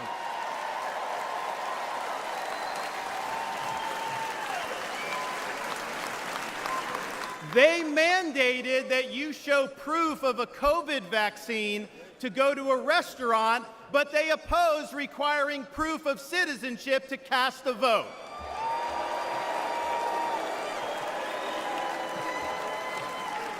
They can't even define what a woman is. Now, Donald Trump stands in their way, and he stands up for America. Donald Trump has been demonized, he's been sued, he's been prosecuted, and he nearly lost his life. We cannot let him down, and we cannot let America down.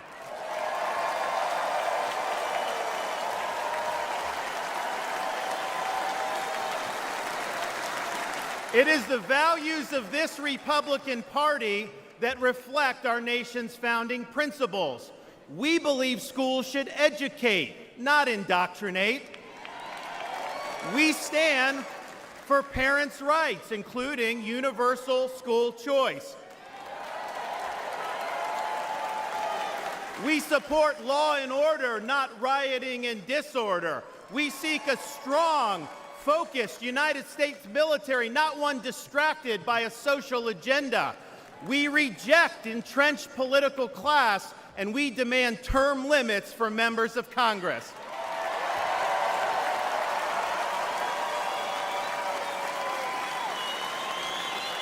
We stand for fiscal sanity, for low taxes, and for reduced debt.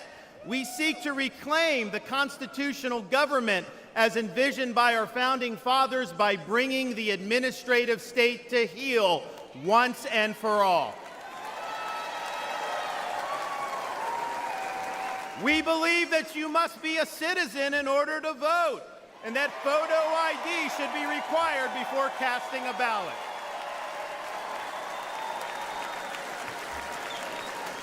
We stand for strong borders and believe that our nation must have a shared civic culture, and we oppose any immigration that stands apart or in contrast to our American values. We believe in the principles articulated in the Declaration of Independence that our rights come not from the generosity of the state, but from the hand of the Almighty, including the right to life, liberty, and the pursuit of happiness.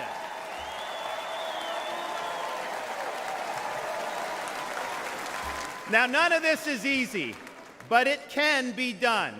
For decades, my home state saw elections determined by razor-thin margins.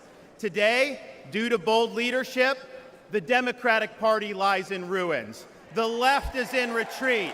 Freedom reigns supreme. The woke mind virus is dead, and Florida is a solid Republican state.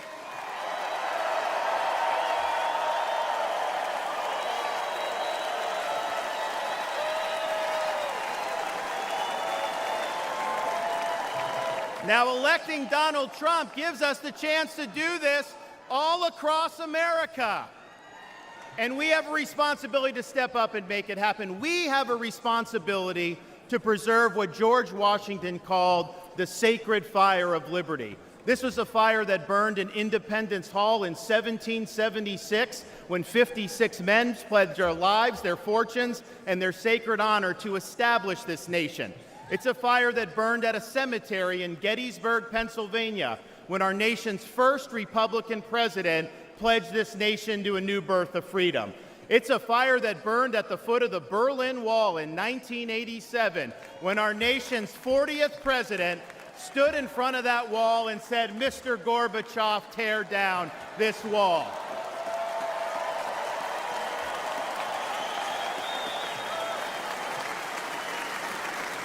This is not a responsibility we should fear.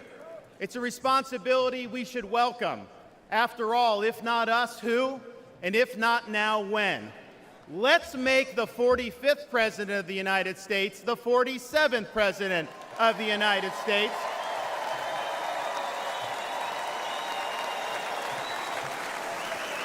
Let's elect Republicans up and down the ballot, and let's heed the call of our party's nominee to fight, fight, fight for these United States. Thank you. God bless you. Let's win in November. Thank you so much.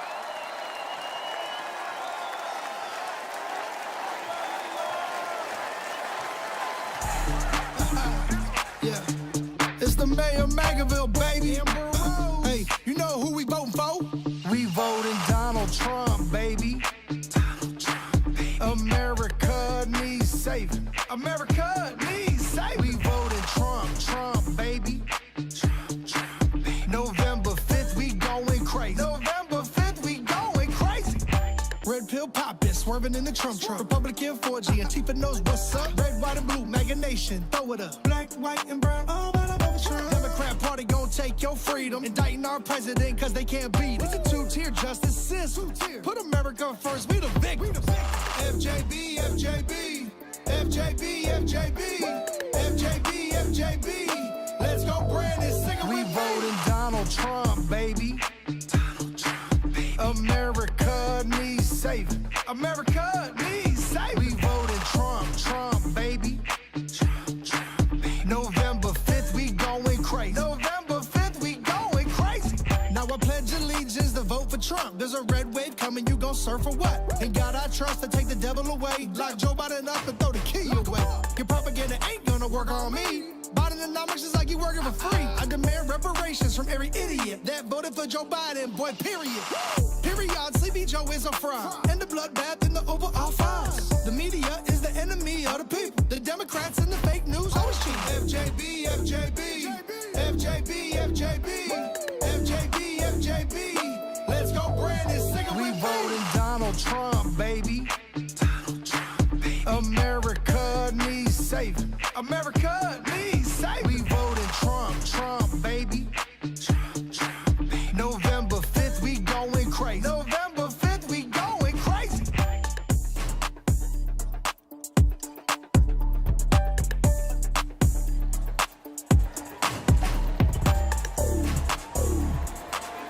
Ladies and gentlemen, please welcome United States Senator Eric Schmidt of Missouri.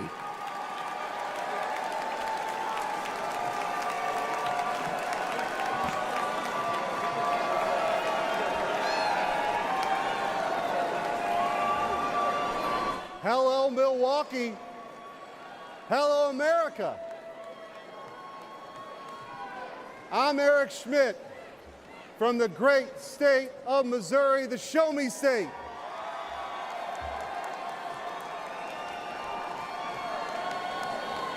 It's not lost on me how unlikely my presence is on this stage.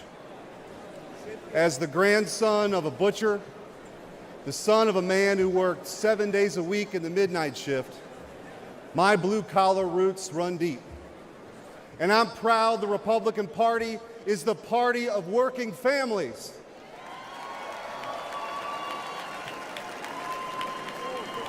Missouri is home to cities named Liberty, and independence, in towns called freedom and defiance. So it should come as no surprise that we are sick and tired of Joe Biden and Kamala Harris. And I am here with a simple message. Enough is enough. We're ready to take our country back.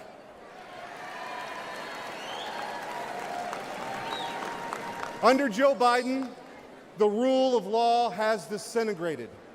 Crime is rampant. Our communities are under siege, and our brave law enforcement officers are constantly being vilified. He stood idly by as liberal DAs and mayors pushed a defund the police agenda and empowered criminals, all while endangering law-abiding citizens. Kamala Harris shares in these failures. She campaigned as a progressive prosecutor and even called for us to reimagine public safety. Americans don't need to reimagine safety. We know exactly what safe communities look like. But the weakness and the wokeness of the Biden-Harris administration has made us less safe. Biden and Harris opened our border to terrorists, to criminals. They allowed drug cartels to flood our communities with Chinese fentanyl that's killing more than 200 Americans each and every day. It doesn't have to be this way. As Missouri's former Attorney General, I went toe-to-toe with the radical defund the police crowd and had the backs of our men and women in blue. When Soros-backed officials refused to prosecute violent criminals, I stepped in and put those dangerous felons behind bars.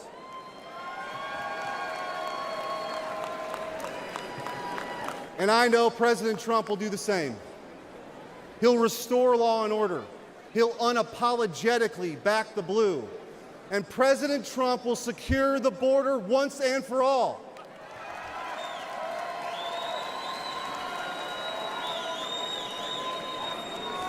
I believe in an America where our best days are ahead of us. I believe in an America where moms and dads can raise their kids in safe communities. And I believe in an America where we defend the police, not defund the police.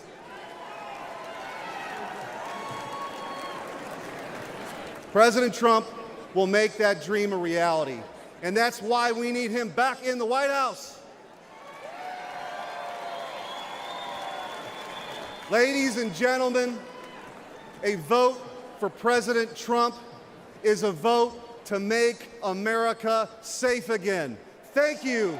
God bless you, and God bless the United States of America.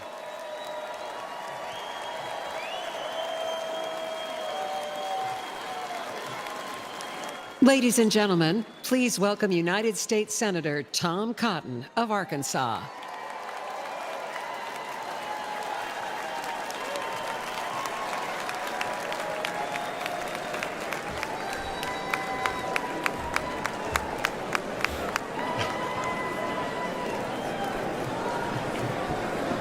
I want to share two stories about immigration and two presidents. Manuel was a house painter in Arkansas and a green card holder from Mexico. He couldn't vote in 2020 yet, but his family could. Manuel proudly told his contractor that they had just cast their first votes for president. For whom? Donald Trump, of course.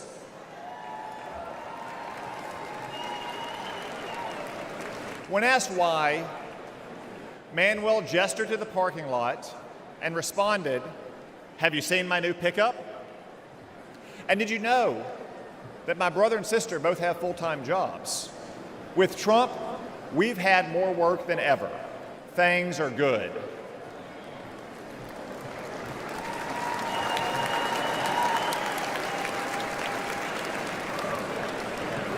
Manuel became a citizen last year, and he's excited to vote for the first time for Donald Trump.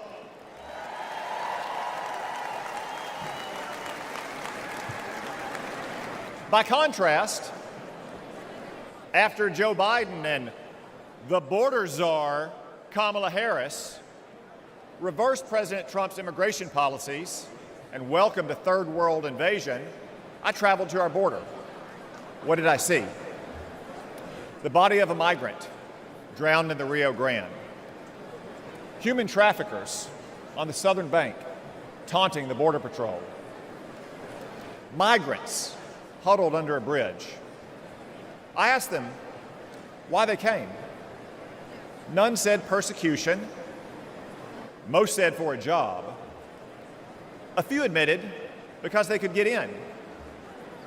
Another answered with one simple word: Biden. My flight home the next day was full of these migrants. And you, all of you, paid for their tickets.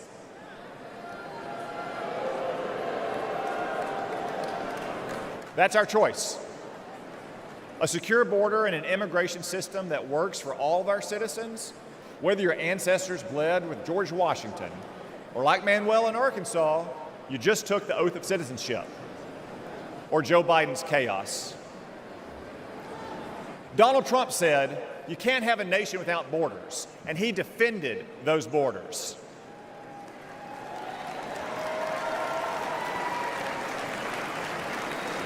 Joe Biden thinks borders are racist.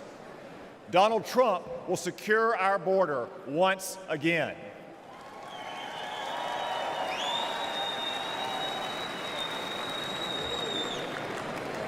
Donald Trump banned travel to America from terrorist-infested countries. Joe Biden allowed ISIS to smuggle terrorists in. Donald Trump will protect America once again. Donald Trump insisted that immigrants must stand on their own 2 feet, the oldest principle of American immigration. Joe Biden gave migrants welfare, free hotels, and more. Donald Trump will stop migrant welfare once again.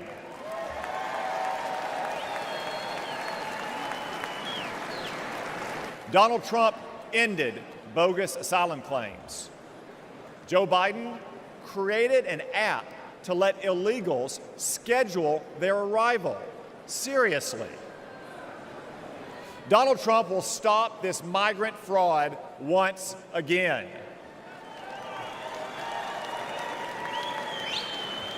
Donald Trump cracked down on hiring illegals. Joe Biden let illegals take American jobs.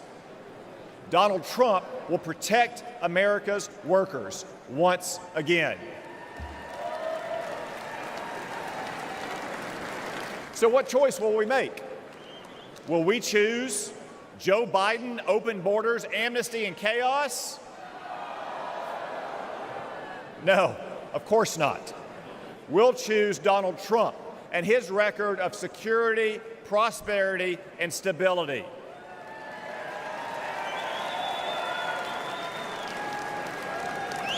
As Manuel said, things were good with Donald Trump, but everything has gone to hell under Joe Biden. But this Biden chaos will end soon, because it's time for us to elect President Trump to secure our border and to make America great again. Thank you all. God bless you. God bless the United States of America.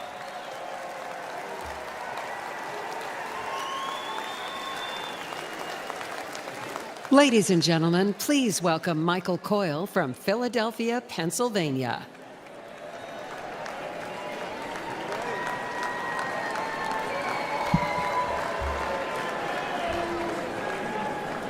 Good evening, Milwaukee.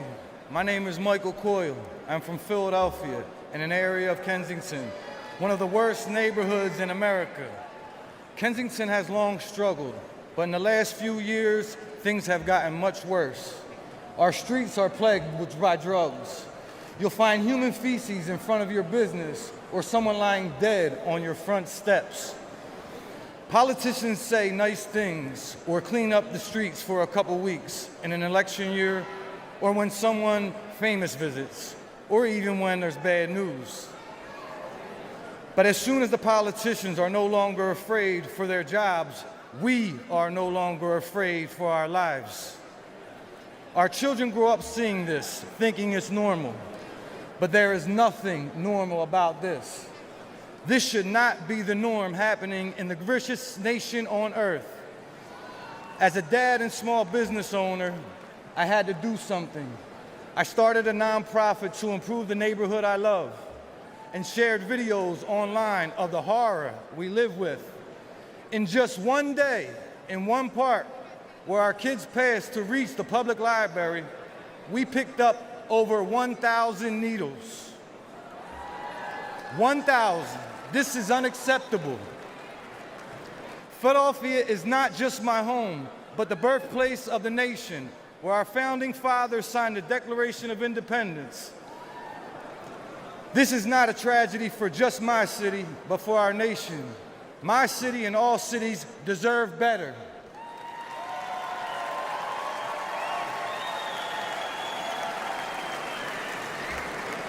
Joe Biden and Kamala Harris are the ones who opened our southern border and allowed Chinese fentanyl to pour in unconditionally.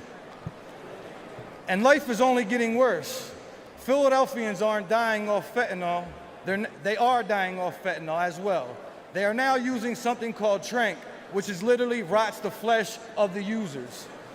Do you know what the smell of rotting flesh smells like? The people of my city do. In Donald Trump, I see a leader who will end the urban nightmare.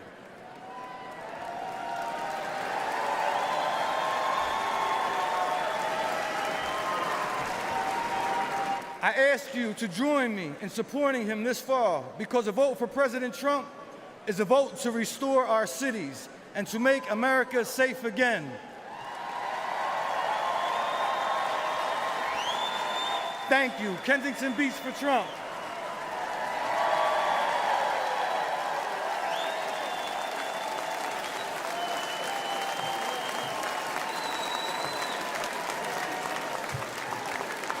Ladies and gentlemen, please welcome Aaron Coper from Pittsburgh, Pennsylvania.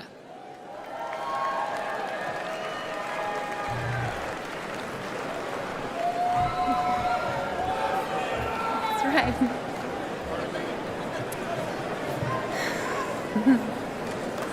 Good evening. My name is Erin Coper. I'm a grassroots organizer, a proud Republican woman, and a longtime resident of Pittsburgh, Pennsylvania.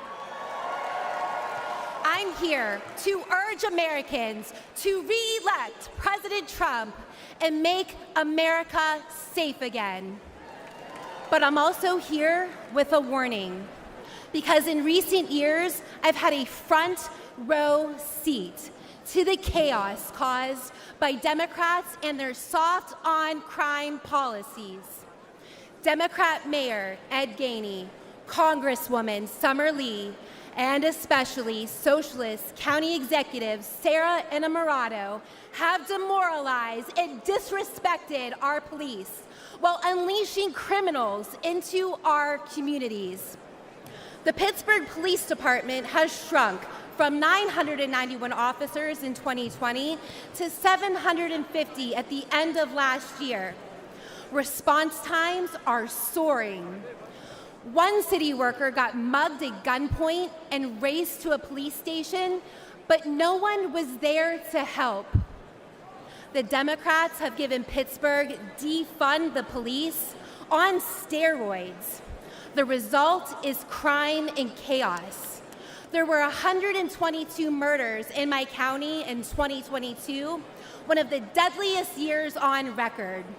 Drug deaths are also near record highs. But statistics don't tell the full story.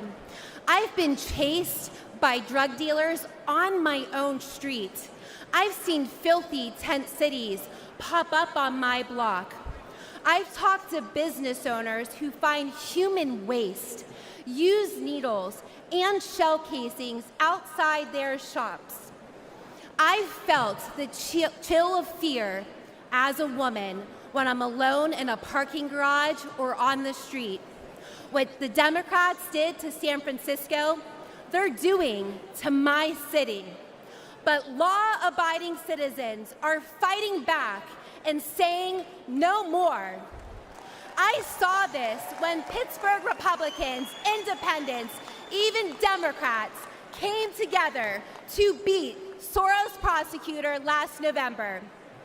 It can happen again this November. If we stand together, we will beat the soft-on-crime Democrats and make our streets safe again. We can re-elect President Trump, and we can save our cities. Thank you.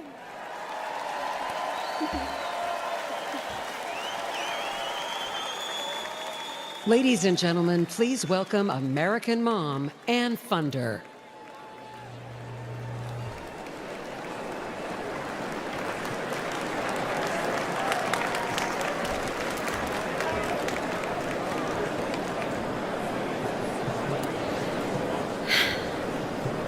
Hi, my name is Ann Fundner, and I am the wife and mother of 4 children. I'm standing here today to share the tragic reality of open borders.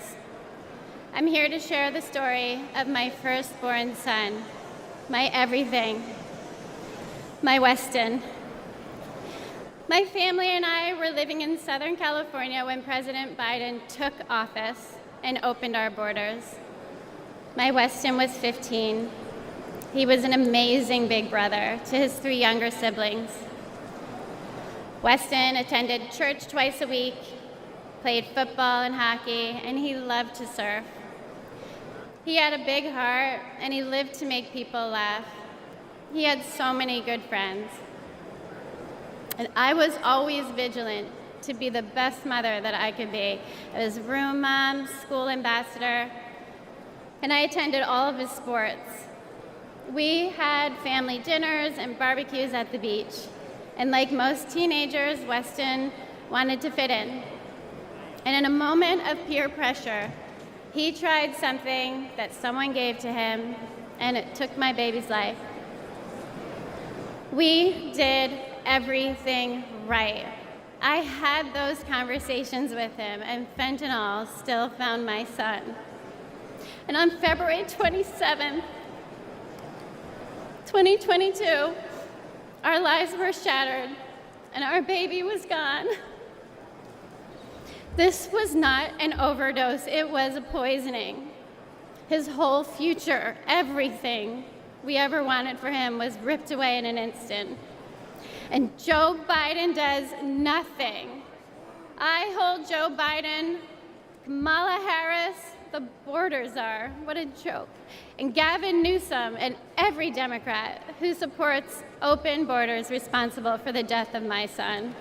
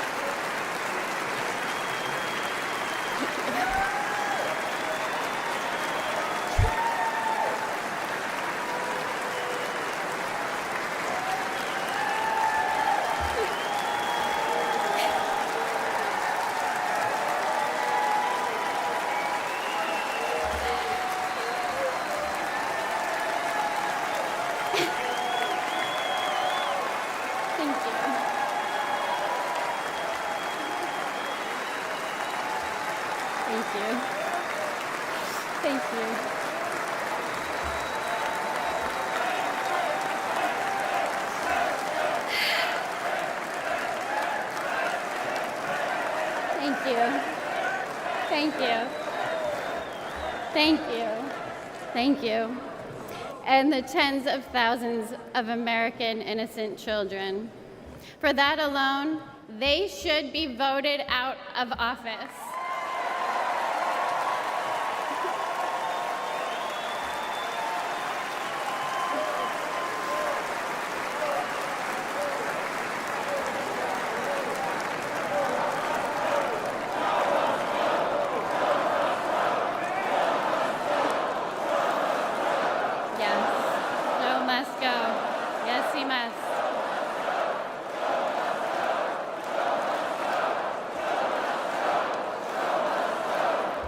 must go. Absolutely. We have seen the highest number of fentanyl deaths during the Biden-Harris administration, and fentanyl is now the #1 killer of Americans ages 18 to 45, and it is quickly becoming the leading cause of death for teens, with 14 and under being the fastest growing demographic. We need President Trump back in office. We need a president who will seal the border, aggressively prosecute drug dealers, and stop Communist China from poisoning our children.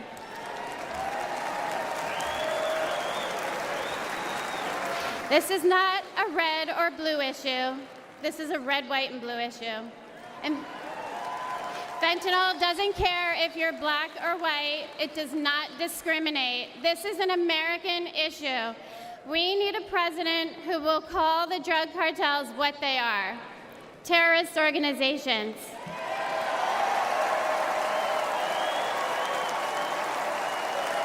This fight is not for me. My son is gone. This fight is for your children. We owe it to our children to elect a president who will win the war against fentanyl once and for all. It's too late for my son, Weston. Say his name, Joe Biden. Weston. Thank you. Thank you.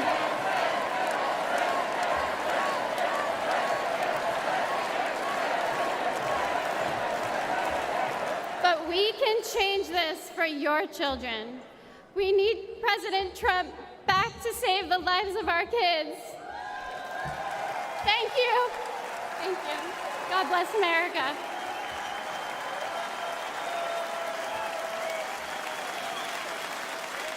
Ladies and gentlemen, please welcome the Moreno family from Maryland.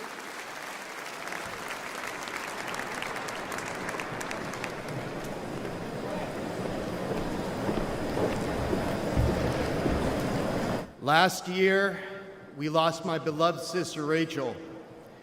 She went for a walk in one of our family's favorite places. This beautiful trail was to us a safe place where we pushed our babies in strollers, where we walked together as a family, where my wife and I got married, near what would later become the spot where my sister's body was found. Rachel, a joyful, accomplished athlete and mother of 5, was raped and murdered by a suspected illegal immigrant. This was described as among the most brutal and violent offenses that has ever occurred in Harford County, Maryland history. Open borders are often portrayed as compassionate and virtuous. But there is nothing compassionate about allowing violent criminals into our country and robbing children of their mother.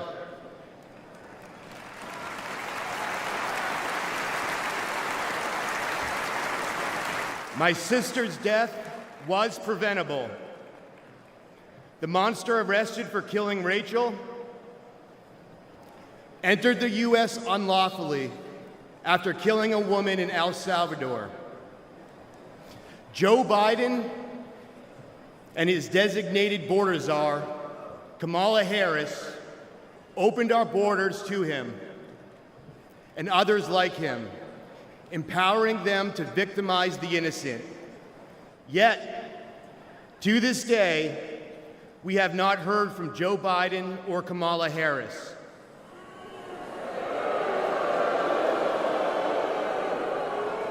They never apologized. But when Rachel was killed, President Trump called my family to offer his condolences.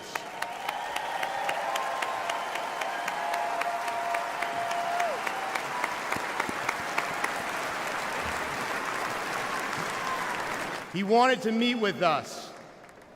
He cared. That is leadership.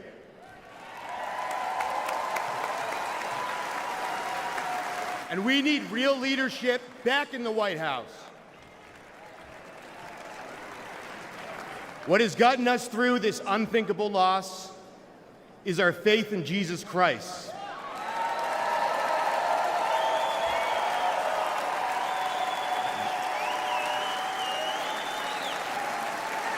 And as brutal as the murder of my sister was, I pray that her killer will find Jesus Christ.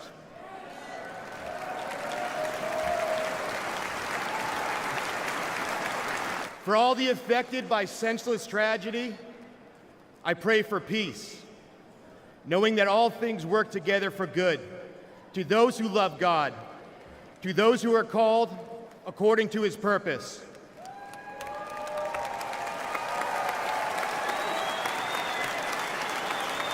I pray that we hold worldly leaders accountable for safety and justice for innocent people.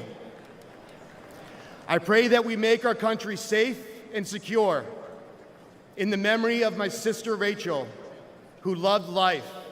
Thank you. God bless America. Good night.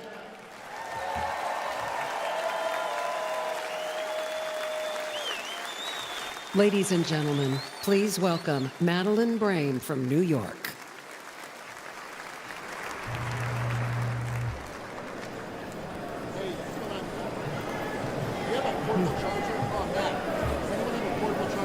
Good evening, everyone. My son, Sergeant Hassan Korea, an Afghanistan War retired veteran. He received enemy fire from the Taliban, only to be murdered with a knife on the streets of New York City.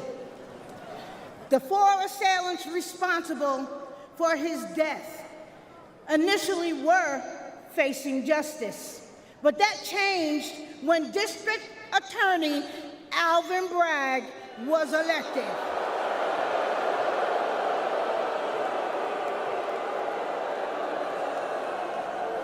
Suddenly, 2 of the homicidal maniacs responsible for my son's death had their gang assault and murder charges completely dismissed.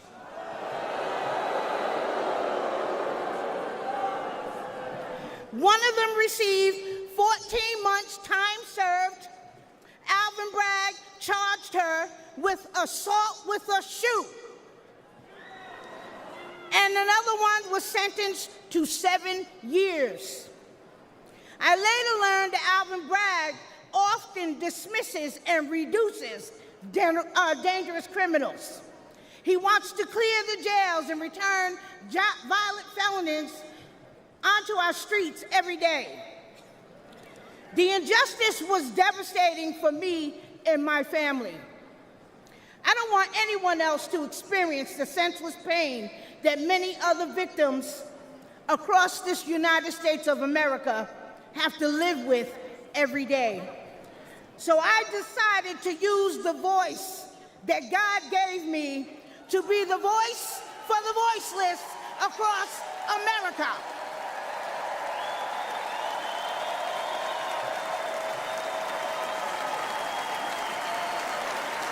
We need justice for victims, and we need accountability for prosecutors who fail in their duty. Soft on crime prosecutors like Alvin Bragg in New York, Kim Foxx in Chicago, and George Gascon in Los Angeles have turned our great country and cities into war zones. Poor and neglected communities like mine are suffering. And who else in here is sick and tired of being sick and tired?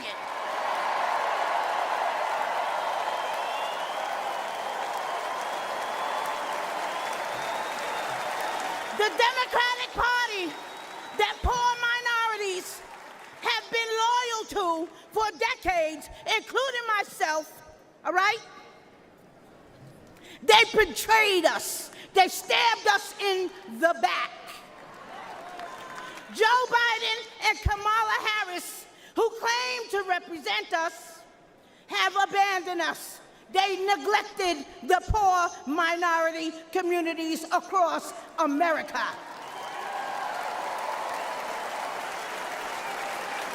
But mine eyes have been opened.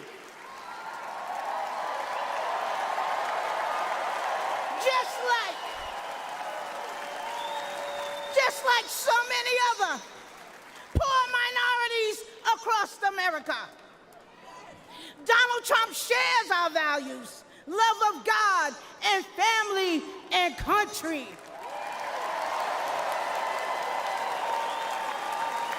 He's been a victim of the same corrupt system that I have been and my family has been. He is committed to providing economic opportunities, helping those suffering from addiction with long-term inpatient drug programs, rolling back deadly bail reform policies that are getting our children killed every single day, and supporting our police. We back the NYPD. We back the blue.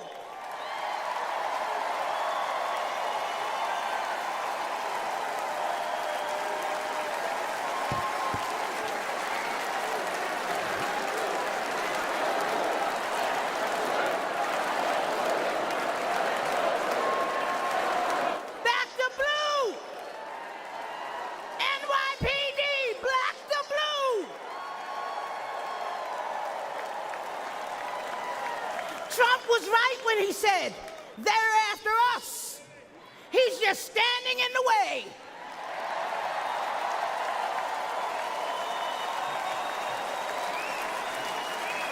And guess what? He always will. That's why I'm standing with him today. Let's make America safe again.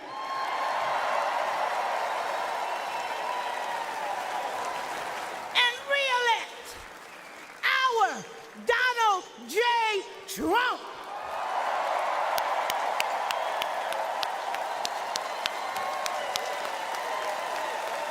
Thank you, and good night.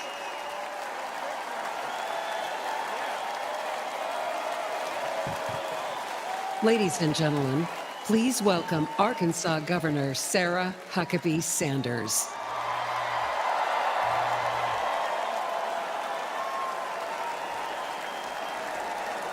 Thank you. What a powerful story to follow. Good evening. I'm Sarah Huckabee Sanders.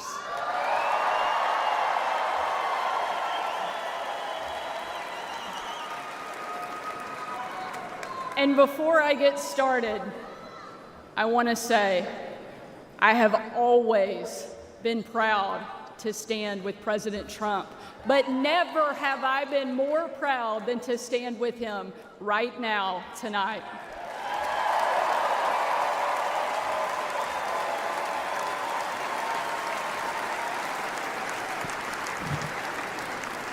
Not even an assassin's bullet could stop him.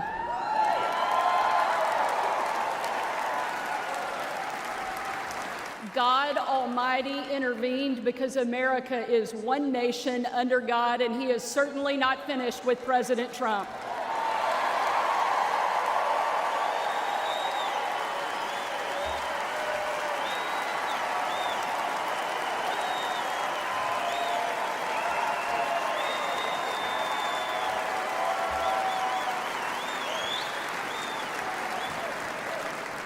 and our country is better for it. I am here tonight as America's youngest governor, the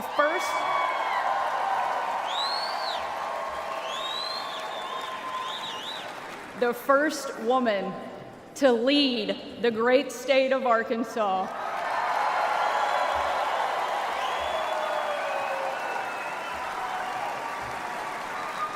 And most importantly, a mom to 3 amazing kids, Scarlett, Huck, George.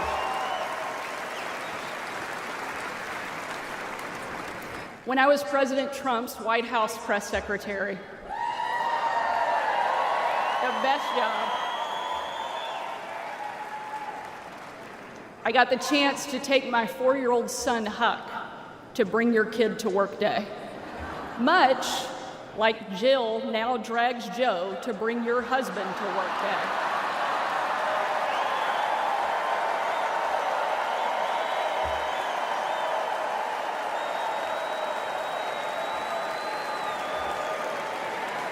And while I was briefing the president on the upcoming event in the Oval Office, all of the kids who were attending that day gathered in the Rose Garden, getting ready to meet him.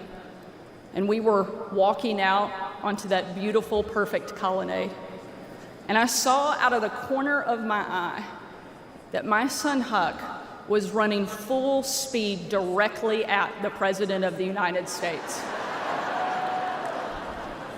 Being the gracious person he is, President Trump bent down to give him a big hug. And right in front of everyone, Huck sidestepped the president, completely ignoring him in front of everyone, and ran straight into my arms.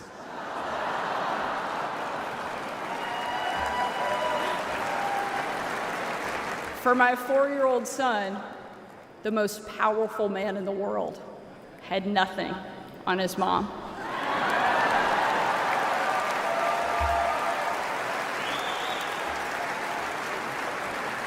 But because he's the amazing man he is, President Trump didn't mind at all. After all, he's a dad to 5 unbelievable kids and a grandfather to 10.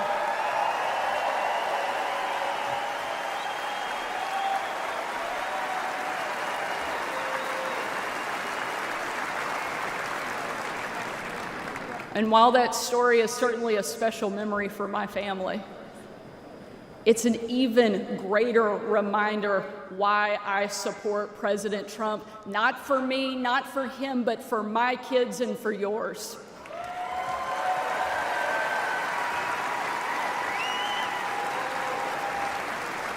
Under President Trump, America was safer, the world was safer, and it felt like the next generation would have a chance at the American dream.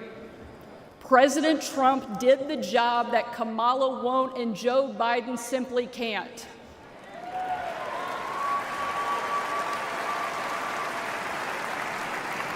When we're honest, every American knows that we were so much better off under President Trump.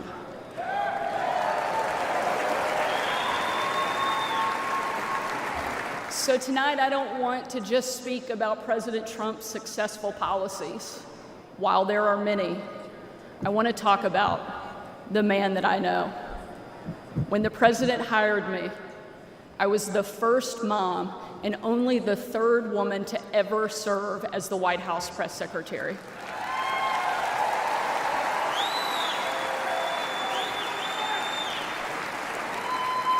And in that role, I endured relentless attacks from the left. I was insulted as a guest at the White House Correspondents' Dinner. My family was denied service and kicked out of a restaurant.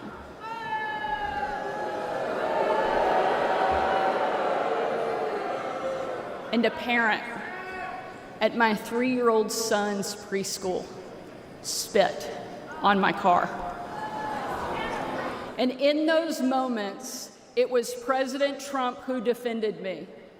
And when an MSNBC host, the author of several books on empowering women, said I was unfit to be a mother, And another MSNBC host said I was vile, not even human, and that I should be choked. MSNBC, again, did nothing. But our president pulled me aside, looked me in the eye, and said, "Sarah, you're smart, you're beautiful, you're tough, and they attack you because you're good at your job. Never let them stop fighting."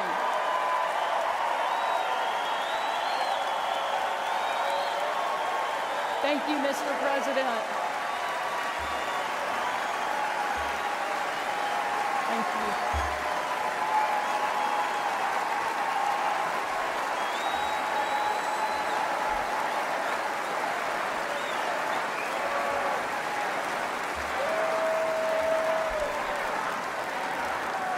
That's the Donald Trump that I know.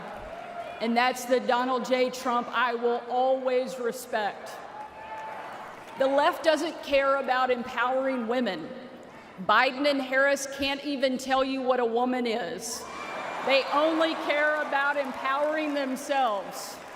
But we have a president who believes in empowering every American and that our country is worth fighting for.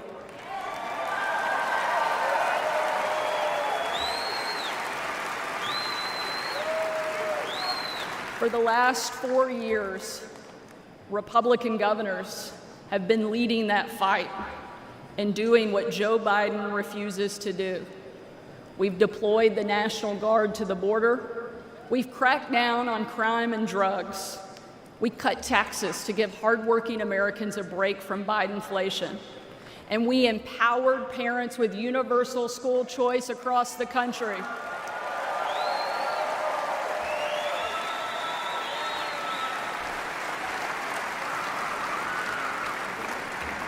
Donald Trump was the very first president in my lifetime to take a hard line against China, and I'm proud to be the first and only governor in the country to kick communist China off our farmland and out of my state.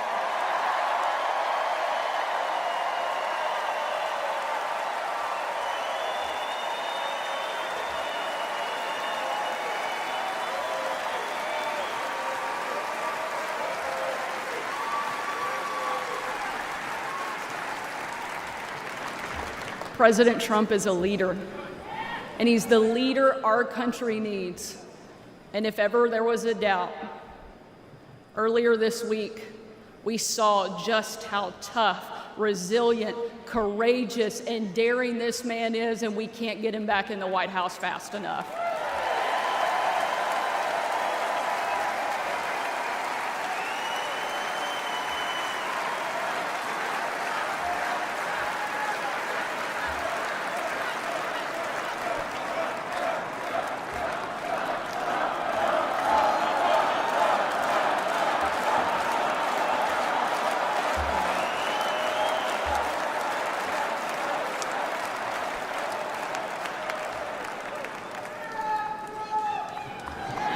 Ladies and gentlemen, we are not called to stand still in the face of great danger. You and I were put on this earth at a moment in time to charge boldly ahead. We cannot know what the future holds, but we know damn sure who holds the future in his hands.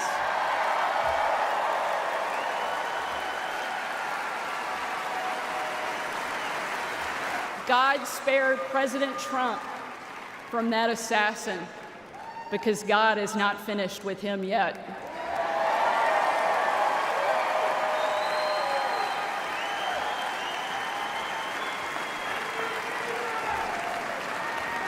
And he most certainly is not finished with America yet either.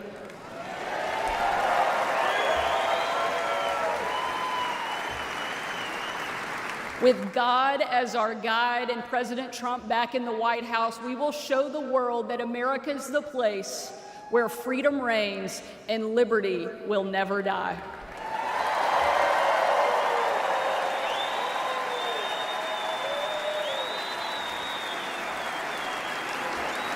Ladies and gentlemen,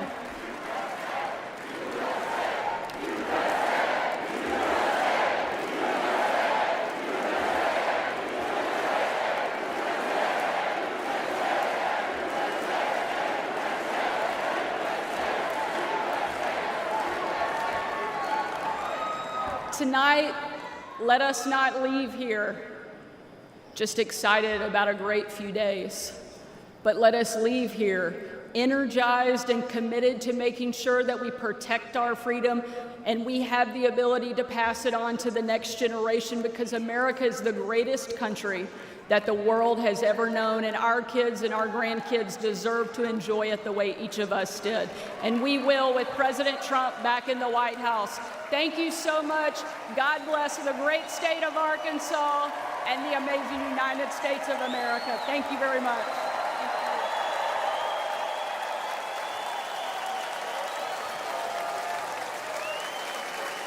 Ladies and gentlemen, please welcome former United States Secretary of Housing and Urban Development, Dr. Ben Carson.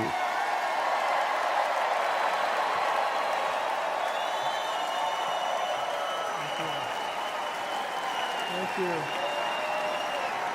Thank you so much. Thank you. You know, Sarah Huckabee always says to me, I hate to follow you. But I think she turned the table on me tonight. I want to thank you all for being here and for being involved. Like many of you last week, I watched with horror as the events unfolded in that Pennsylvania field. I saw President Trump, a dear friend, escape death by mere inches, and my thoughts immediately turned to the book of Isaiah, that says, no weapon formed against you shall prosper.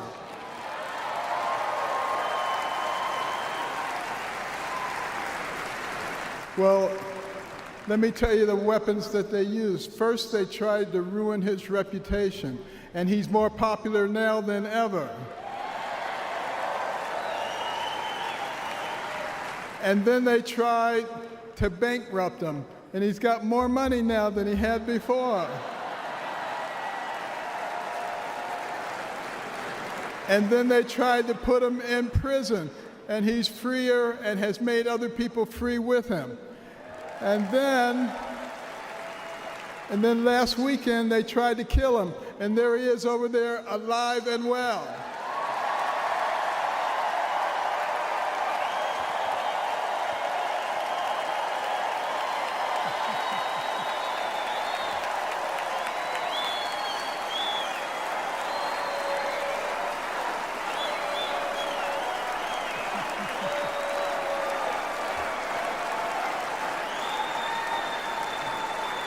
You know, I have no doubt that God lowered a shield of protection over President Trump. And I join millions of Americans in thanksgiving for President Trump's safety. And I encourage you to join me in praying each day for his continued protection. You know, our hearts go out to the victims in the audience. Let's also pray for them and their families. These events have brought unusual clarity to the times we are living in. We have all harbored the nagging feeling that everything we love is slipping away. All you have to do is turn on the television. The free press, a pillar of any free society, has abused the public trust and resorted to lies, deception, and disinformation. They divide us along lines of race, class, and gender, rather than uniting us around our shared bond as Americans. Our government has been no better, shredding our Constitution and upending the rule of law. We have a wide open border, a broken education system, and chaos breaking out around the world. And on top of it all, we have a president who, well, if you can't say anything good, don't say anything at all. But ask anyone around the world, what does it mean to be an American? Most will tell you that it means unlimited opportunity, that where you begin in life doesn't dictate where you will end. That's the America I grew up in. In no other country could a poor inner city kid raised by a single mom, make it to an Ivy League school, then to medical school, become a successful neurosurgeon, run for president, and eventually become a member of the president's cabinet.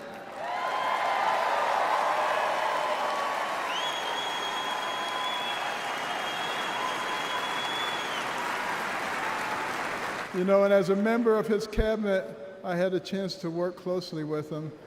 And I got to tell you, this is a man who is a gift to us as a nation.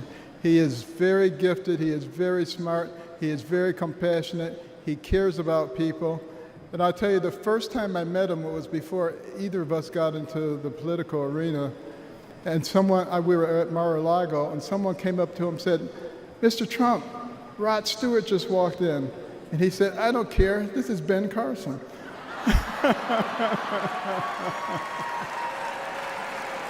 But I feel blessed that I've been able to live the American dream. But my story is moving further out of reach in America today. The lessons my mother taught me, like hard work and the value of well-rounded patriotic education and faith in God above all else, are being forced out of the public square.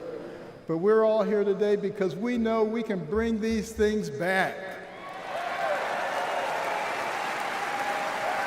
By God's grace, we live in a country where the people rule. We have the power to choose the kind of nation we will be and the kind of men and women that will lead us. And today the choice could not be more clear. The most repeated phrase in the Bible is this: "Do not be afraid," or "fear not." It appears 365 times in Scripture, a reminder to live each day with faith, hope, and joy as joyful warriors for Christ.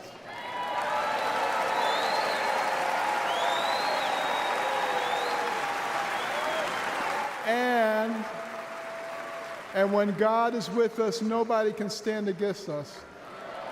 With this assurance from the Almighty, even the face of evil itself cannot shake our resolve. We will keep fighting, we will keep praying, and by the grace of God, we will save our country and re-elect President Trump together with Vice President Vance this November. And I want you to remember this. In 1831, Alexis de Tocqueville came to America to study our nation because the Europeans were fascinated. They wanted to know, how could a nation barely 50 years old already compete with them on virtually every level? So he looked at our government, and he was duly impressed by our checks and balances and separation of powers. And then he looked at our business environment. He was duly impressed by how we encourage entrepreneurship and innovation. And he looked at our educational system, and he was blown away by the fact that he could find a mountain man in the middle of the woods who could read, who could tell him about the Declaration of Independence. But the thing that impressed him the most was when he went to our churches, and he heard those inspirational sermons from the pulpits that inspired a ragtag bunch of militiamen to defeat the most powerful army in the world and gave the American people a moral base.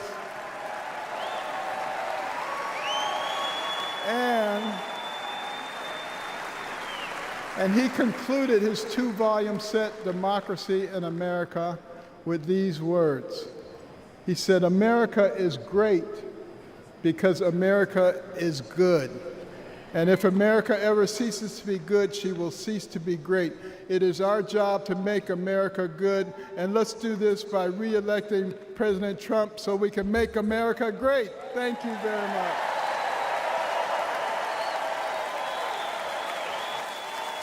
Ladies and gentlemen, please welcome United States Senator of Florida, Marco Rubio.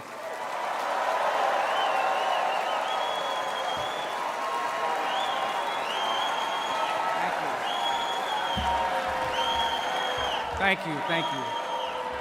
Thank you. Thank you. Thank you. Don't say polo. Don't say polo. Thank you, thank you. Thank you. The last few days remind us that the life of every living thing and the breath of all mankind is in the hands of God.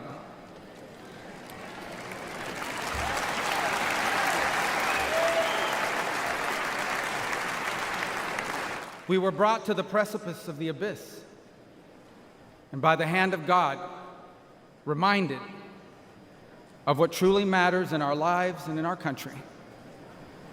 This thing we do called politics, it matters. It's not unimportant, but it is our people who must always matter the most in everything we do.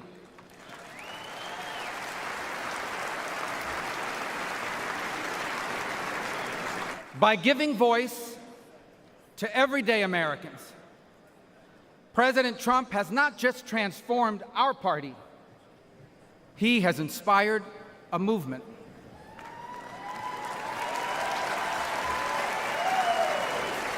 A movement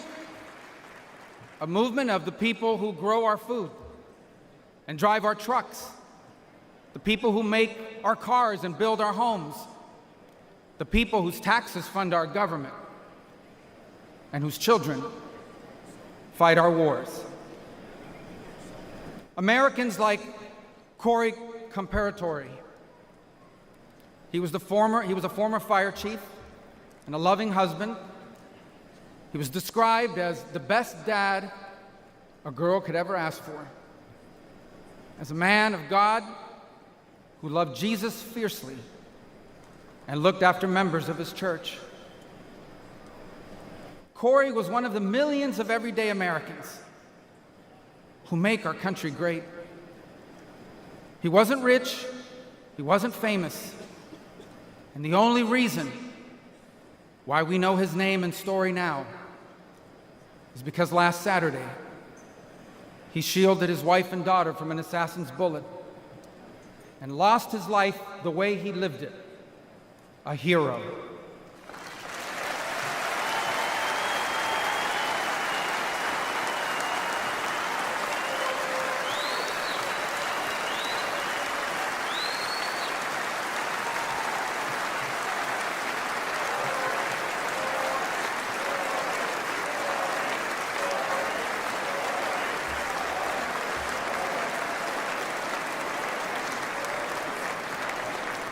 For those still wondering who are in the press and many watching at home, these are the Americans who wear the red hats and wait for hours under a blazing sun to hear Trump speak.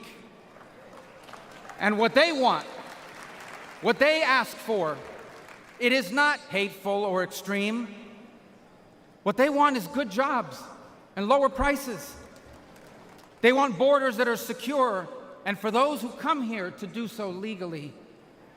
They want to be safe from criminals and from terrorists. And they want for our leaders to care more about our problems here at home than about the problems of other countries far away.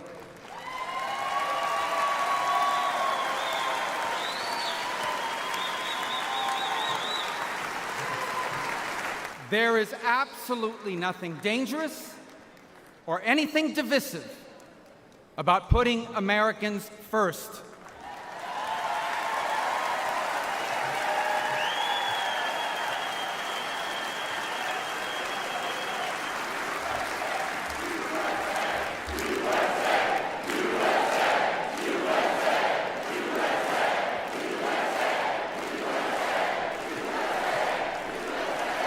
Those who are offended, anyone who is offended about putting America first has forgotten what American is and what American means.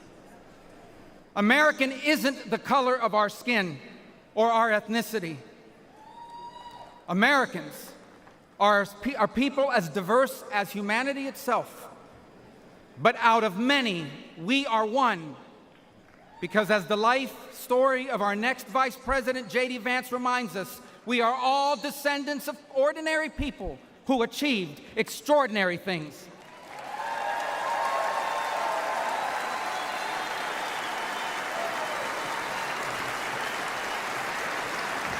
Who do we come from?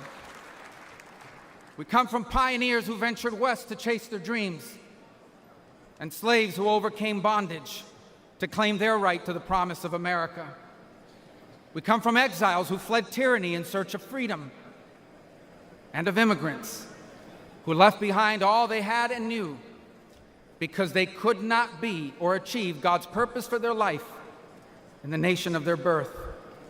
That is an American.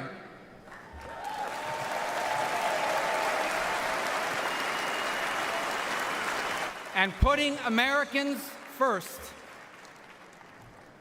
must be what this election is about. When President Trump was in the White House, Americans had more money and lower prices. Our borders were secure and our laws were enforced. Iran was broke, the Taliban stopped killing Americans, and Putin didn't invade anyone.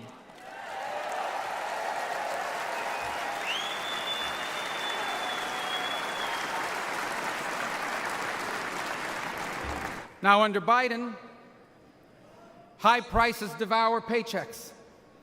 Criminals and drugs are allowed to flood into our country and terrorize our people. And Iran has money to support terrorists. The Taliban humiliated us in Afghanistan, and not one, but two major wars have broken out. My fellow Americans, the only way to make America wealthy and safe and strong again is to make Donald J. Trump our president again.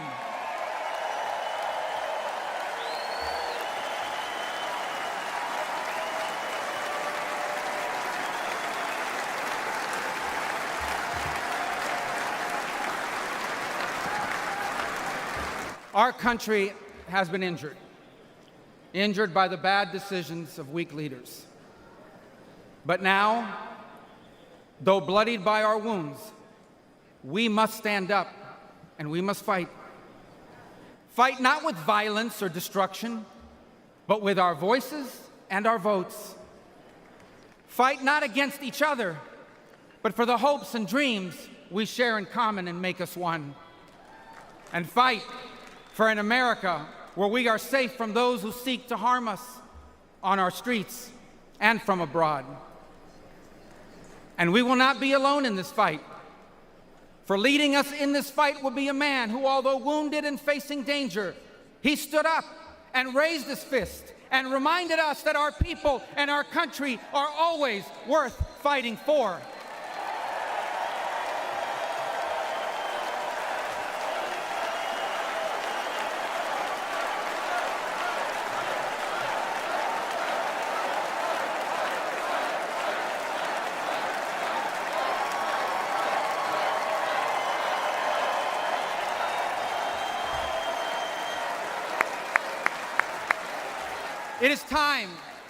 It is time to put our country and our people first again.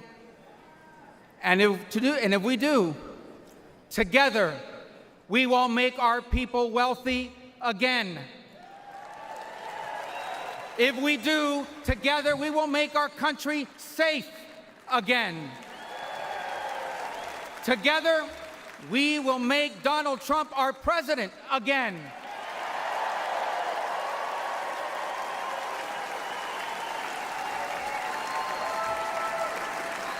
And together, we will not just make America great again. We will make America greater than it has ever been. Thank you. God bless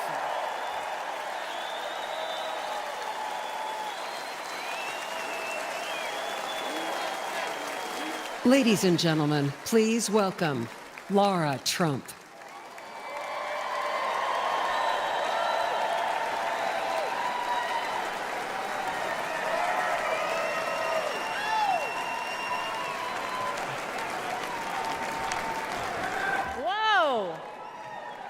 I don't feel like I actually have to ask this question, but is anybody in this room ready to send Donald Trump back to 1600 Pennsylvania Avenue?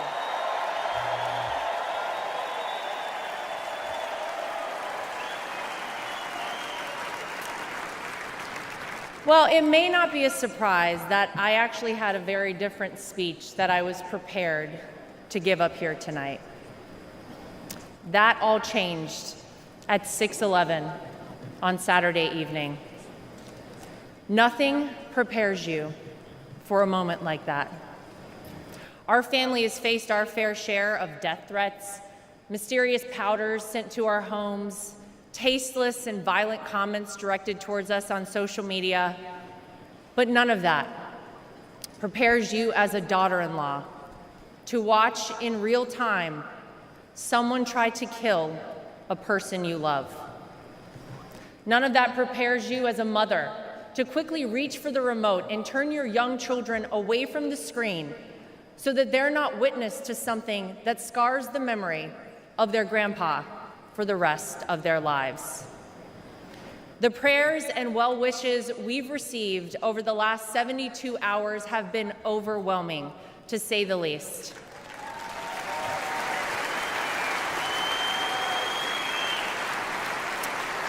And my heart goes out to the family who lost a husband and a father because of this senseless act. All of you here tonight and watching at home mean the world to all of us in the Trump family.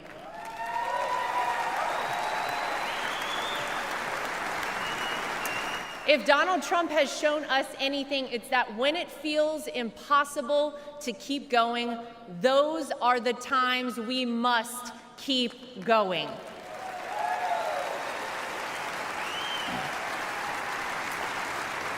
I don't know how many people here watching at home have ever been to a Trump rally, but if you've never been, let me tell you about them. Oh, some of you have been. Oh.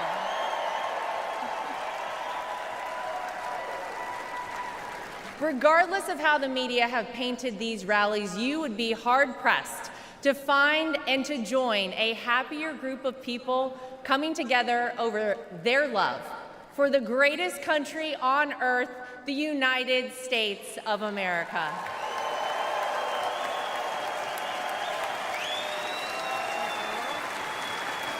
I dare anyone trying to leave a Trump rally without leaving with some new friends. You always make friends at a Trump rally, right?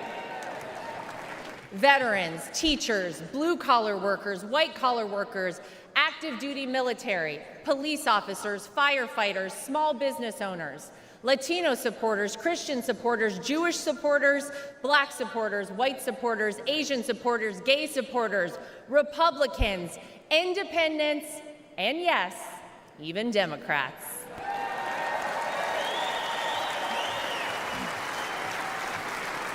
At a Trump rally, you're not viewed as your profession, your religion, or the color of your skin. You're viewed as one thing: an American.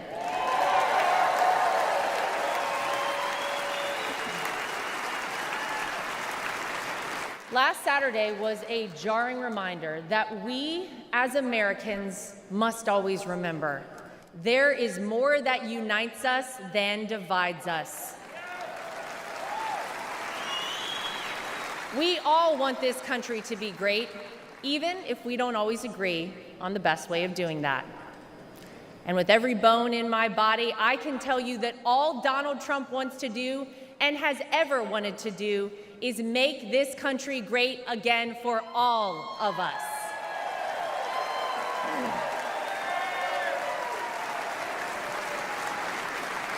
Proverbs 28 reads, "The wicked flee, though no one pursues, but the righteous are as bold as a lion." And that truly epitomizes Donald Trump. He is a lion.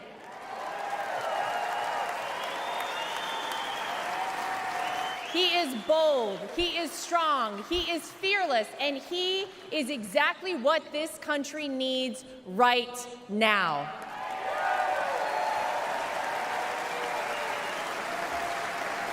Let's not forget what life actually looked like under President Donald Trump. Trade deals across the world that benefited our economy, allied countries paying their fair share, a safe and secure southern border, record low unemployment rates for African Americans, Hispanic Americans, Asian Americans, and women, record investment in historically black colleges and universities, the creation of the United States Space Force, the most comprehensive prison reform in decades. How about the peace agreements in the Middle East that they said would never happen?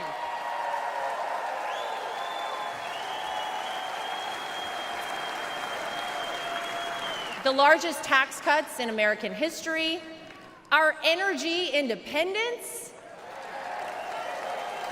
massive amounts of red tape cut, and no new wars when Donald J. Trump was president.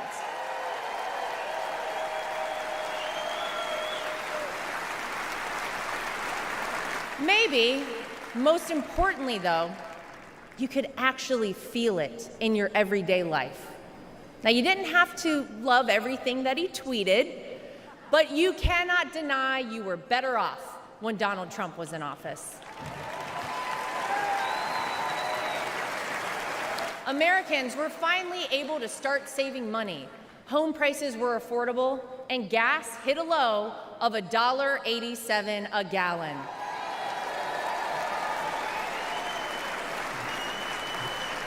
As I speak here tonight, many of our fellow Americans don't know how they'll pay for their next trip to the grocery store, new clothes for their children, or this month's rent.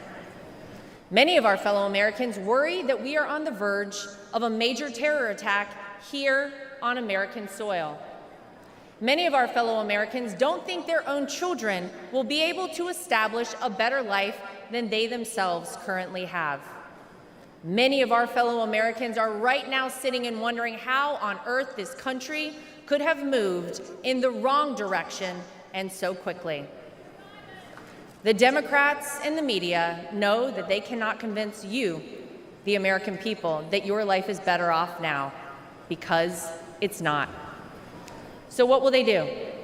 They'll try to sell you on some outrageous narrative about the terrible things that Donald Trump will do if he becomes president. But you don't have to imagine what it would be like. All you have to do is remember what it was like.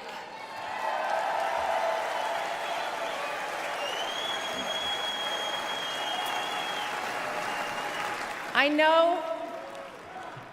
Oh, yeah.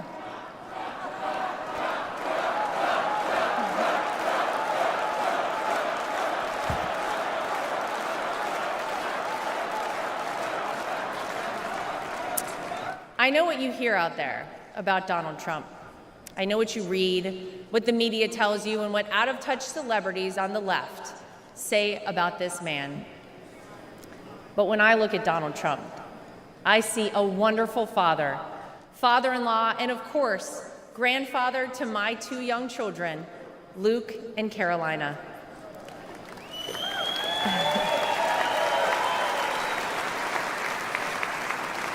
I know that I'm lucky enough to get to call him my father-in-law and see him a little differently than all of you. But it's through that lens that I sometimes wish more people could see him. This is a man who has sacrificed for his family and a man who has truly sacrificed for his country.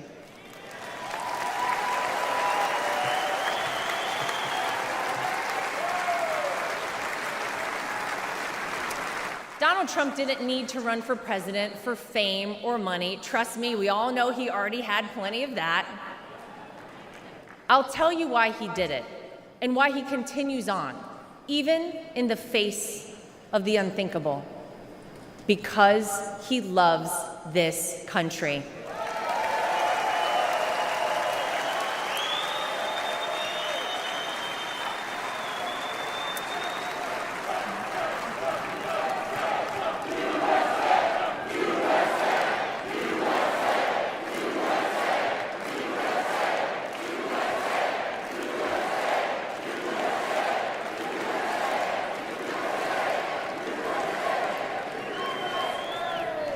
He did it for his grandchildren, for your children and grandchildren, and for the generations to come.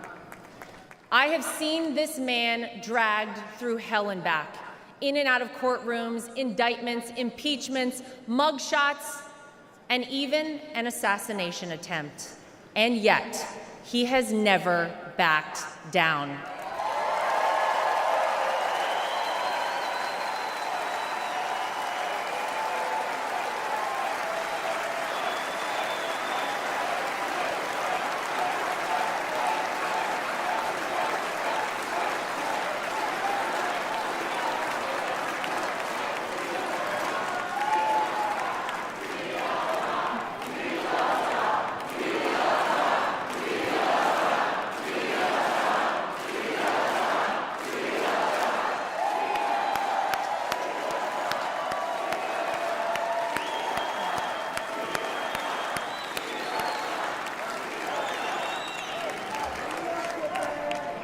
I'll never forget watching my 2 children run up to him with their drawings and hugs for Grandpa, just moments before he took the elevator down in Trump Tower to address the media the day after his wrongful conviction. Despite everything else he had going on, he had no other focus in the entire world, just a man relishing time with his grandchildren. It's a side of Donald Trump that not enough people get to see. Maybe you got to see a side of Donald Trump on Saturday that you were not sure existed until you saw it with your own eyes. Martin Luther King Jr. once famously said, "The ultimate measure of a man is not where he stands in moments of convenience and comfort, but where he stands at times of challenge and controversy."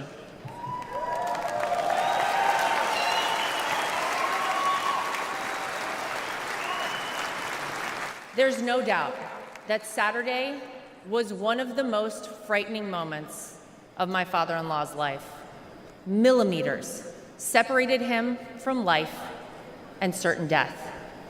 And yet, it was in the midst of it all, as he was jostled off stage by Secret Service, that he knew how defining that moment would be for our country, and he hoisted his fist in the air.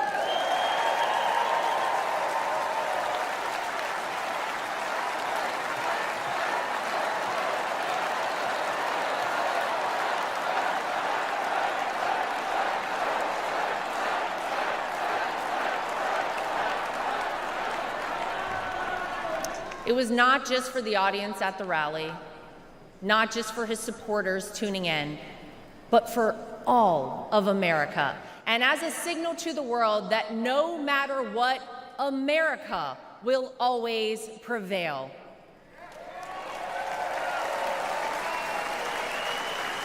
Though it's been strained and attacked, no enemy, no force, not even a bullet is strong enough to break our American grit and our American soul.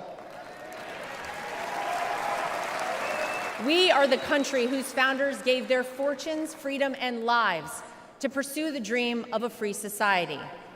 We are the country of Thomas Edison, Susan B. Anthony, Henry Ford, and Harriet Tubman. We are the country who fought and won 2 world wars. And we are the country who always rises to meet the moment, no matter how insurmountable the task. And in that split second, on Saturday, Donald Trump reminded us all of that very history and who we are at our core as a nation. That is the Donald Trump that I know.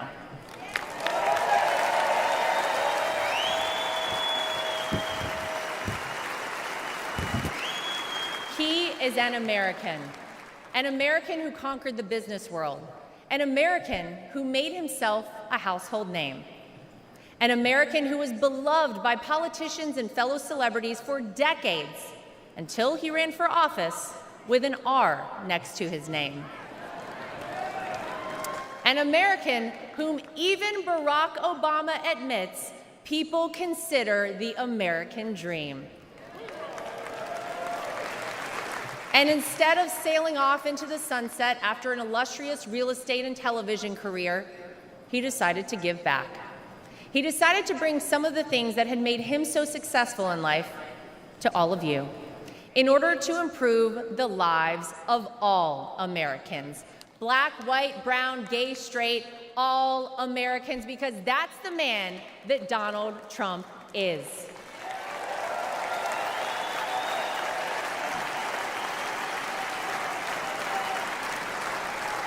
I can tell you that my personal experience with Donald Trump has shown me his heart.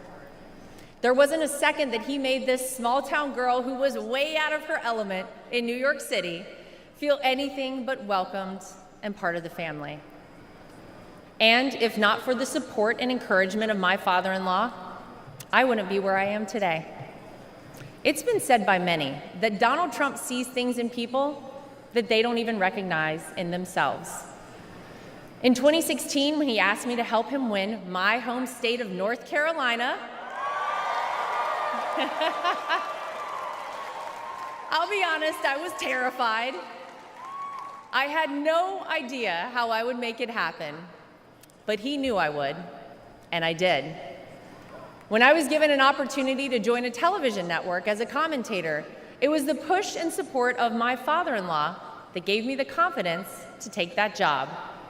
Always the first one to call or text me after a TV hit and tell me, "Great job, keep going." Not bad, right?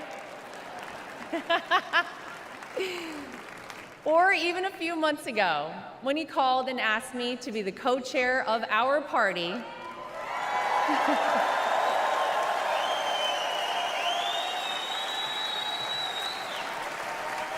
He showed me potential in myself that I couldn't yet see. So tonight, to my father-in-law, I want to say thank you.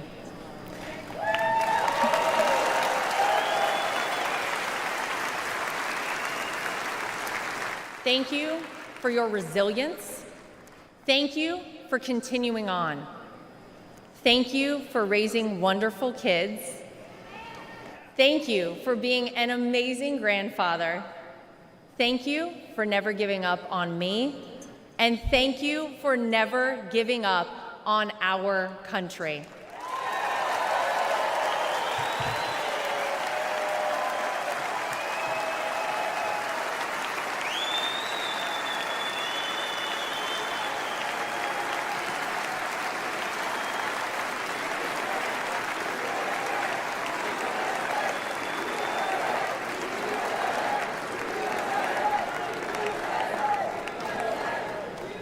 Tonight, I come to you, not as the co-chair of the RNC, not as the daughter-in-law of the candidate.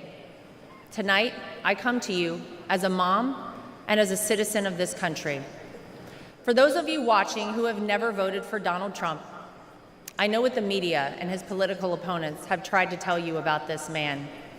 Believe me, I have seen and heard it all, but I have also seen the truth.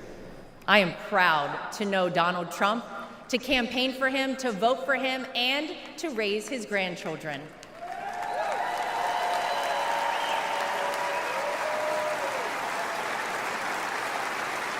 He will do what is necessary to protect you, protect your family, and protect this country. Because Donald Trump wants us all to be successful, to be safe, to be happy, to be strong, and to be great again.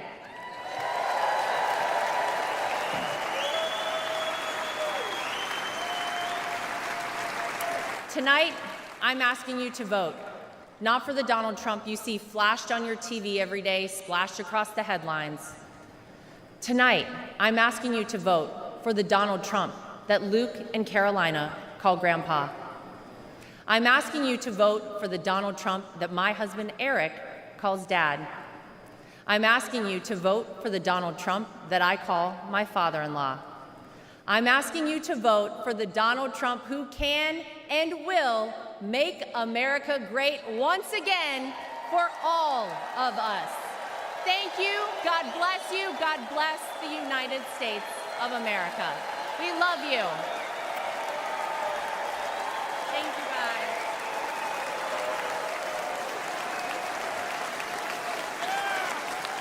Ladies and gentlemen, please welcome back the chairman of the Republican National Committee, Michael Whatley of North Carolina.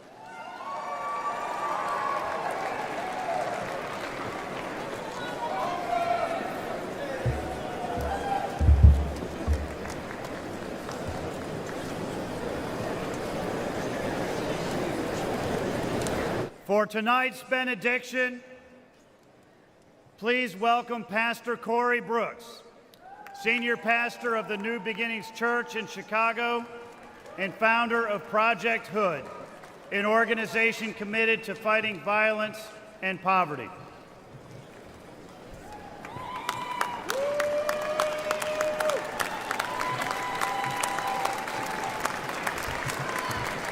All right. If you wanted to end on a boring note tonight, with no emotion on a benediction or a powerless benediction, then you probably shouldn't have invited a black pastor from the south side of Chicago. Before I pray, let me say three things real quick. Number one, let me thank President Trump and the Republican National Convention for giving me a platform to lift up the name of Jesus and to pray for our great nation. Number two, I'd be remiss if I did not give the great state of Illinois and Chicago and the South Side a shout out. O Block, Opportunity Block. And number three, I want you to make the biggest noise in just a second. I want you to raise your signs, blow your whistles, and give God the loudest shout of praise on the count of three. And somebody may say, why? Because this week we could be having a week of mourning. But because God did not let any of those things be, this is a week of celebration and a week of life, a week of democracy and liberty. So I want to ask you on the count of three to make the loudest noise you can and let the world know that we serve an awesome God. Are you ready? Come on, are you really ready tonight? 1, 2, 3. Yes, yes, yes.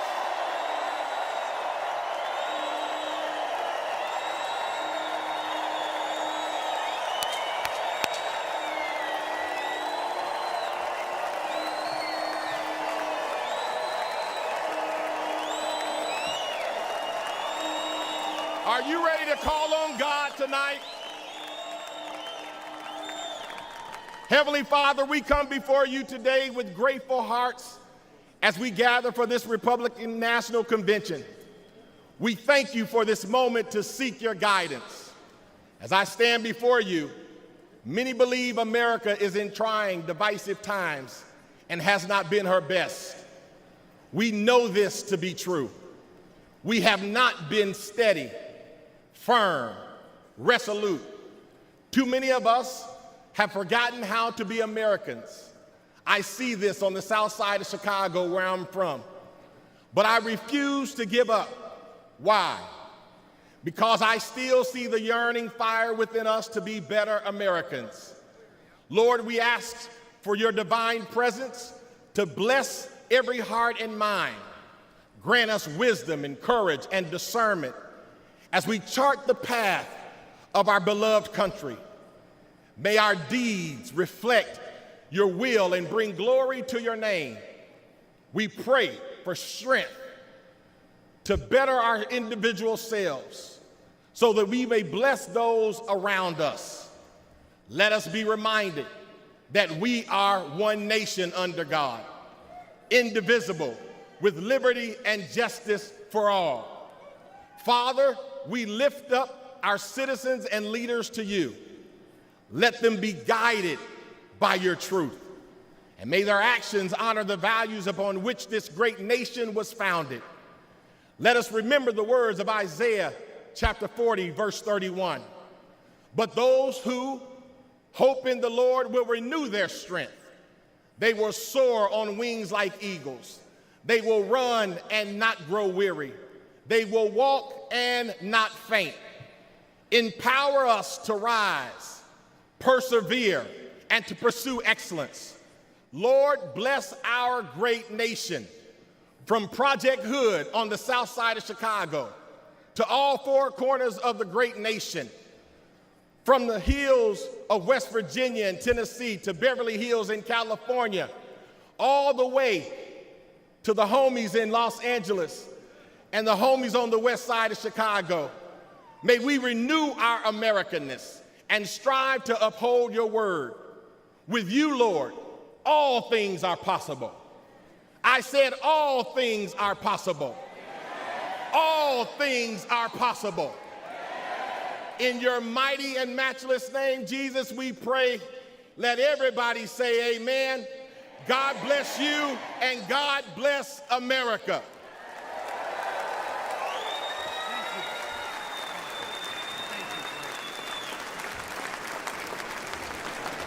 Delegates and alternates, ladies and gentlemen, Senator Vance, President Trump, what a night.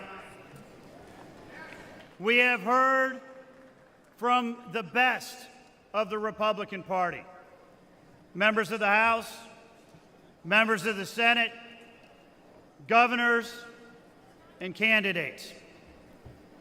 But more importantly, we have heard from real Americans who understand that America needs to do better and will do better when Donald J. Trump is our 47th President of the United States.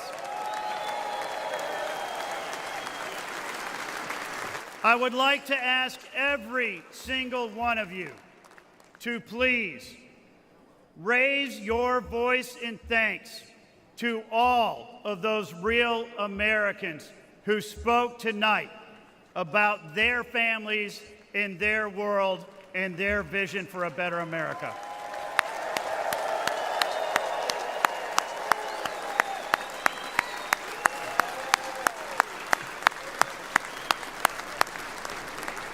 At this time, the chair recognizes the delegate from the state of Indiana for the purpose of offering a motion.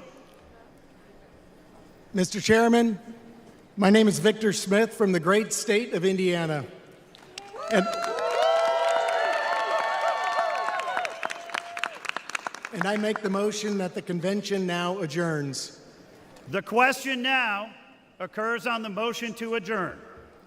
All those in favor signify by saying aye. Aye. All those opposed signify by saying no. In the opinion of the chair, the ayes have it, and the motion is adopted. Accordingly, this convention stands adjourned until 5:30 p.m. tomorrow.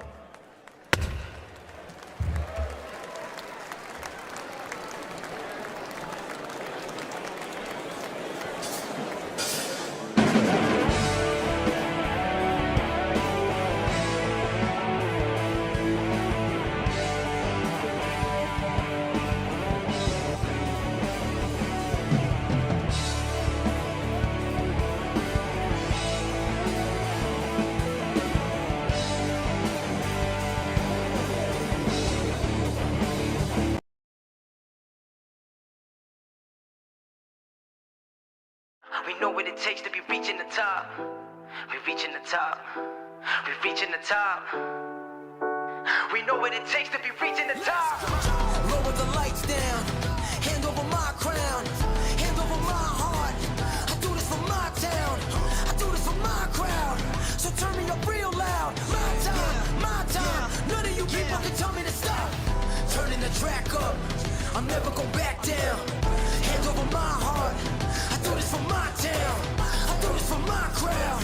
So turn me up real loud. My time, my time. None of you people can tell me to stop.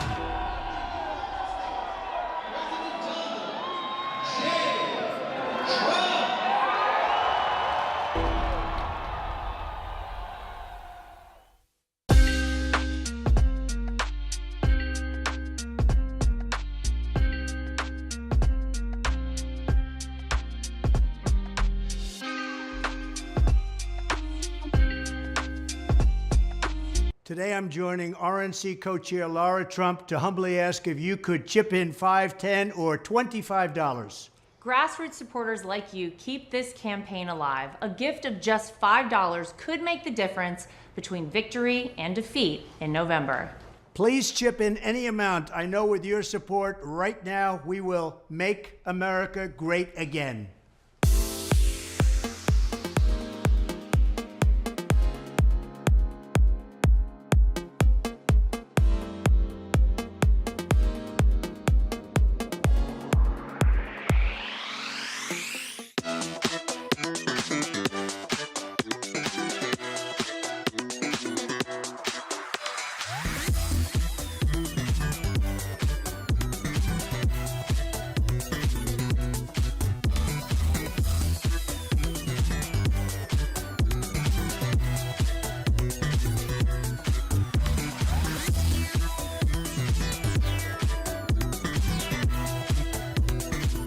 From the very first day that we take back the White House from crooked Joe Biden, the worst president in the history of our country, I believe that we're going to have 4 of the greatest years in the history of our country.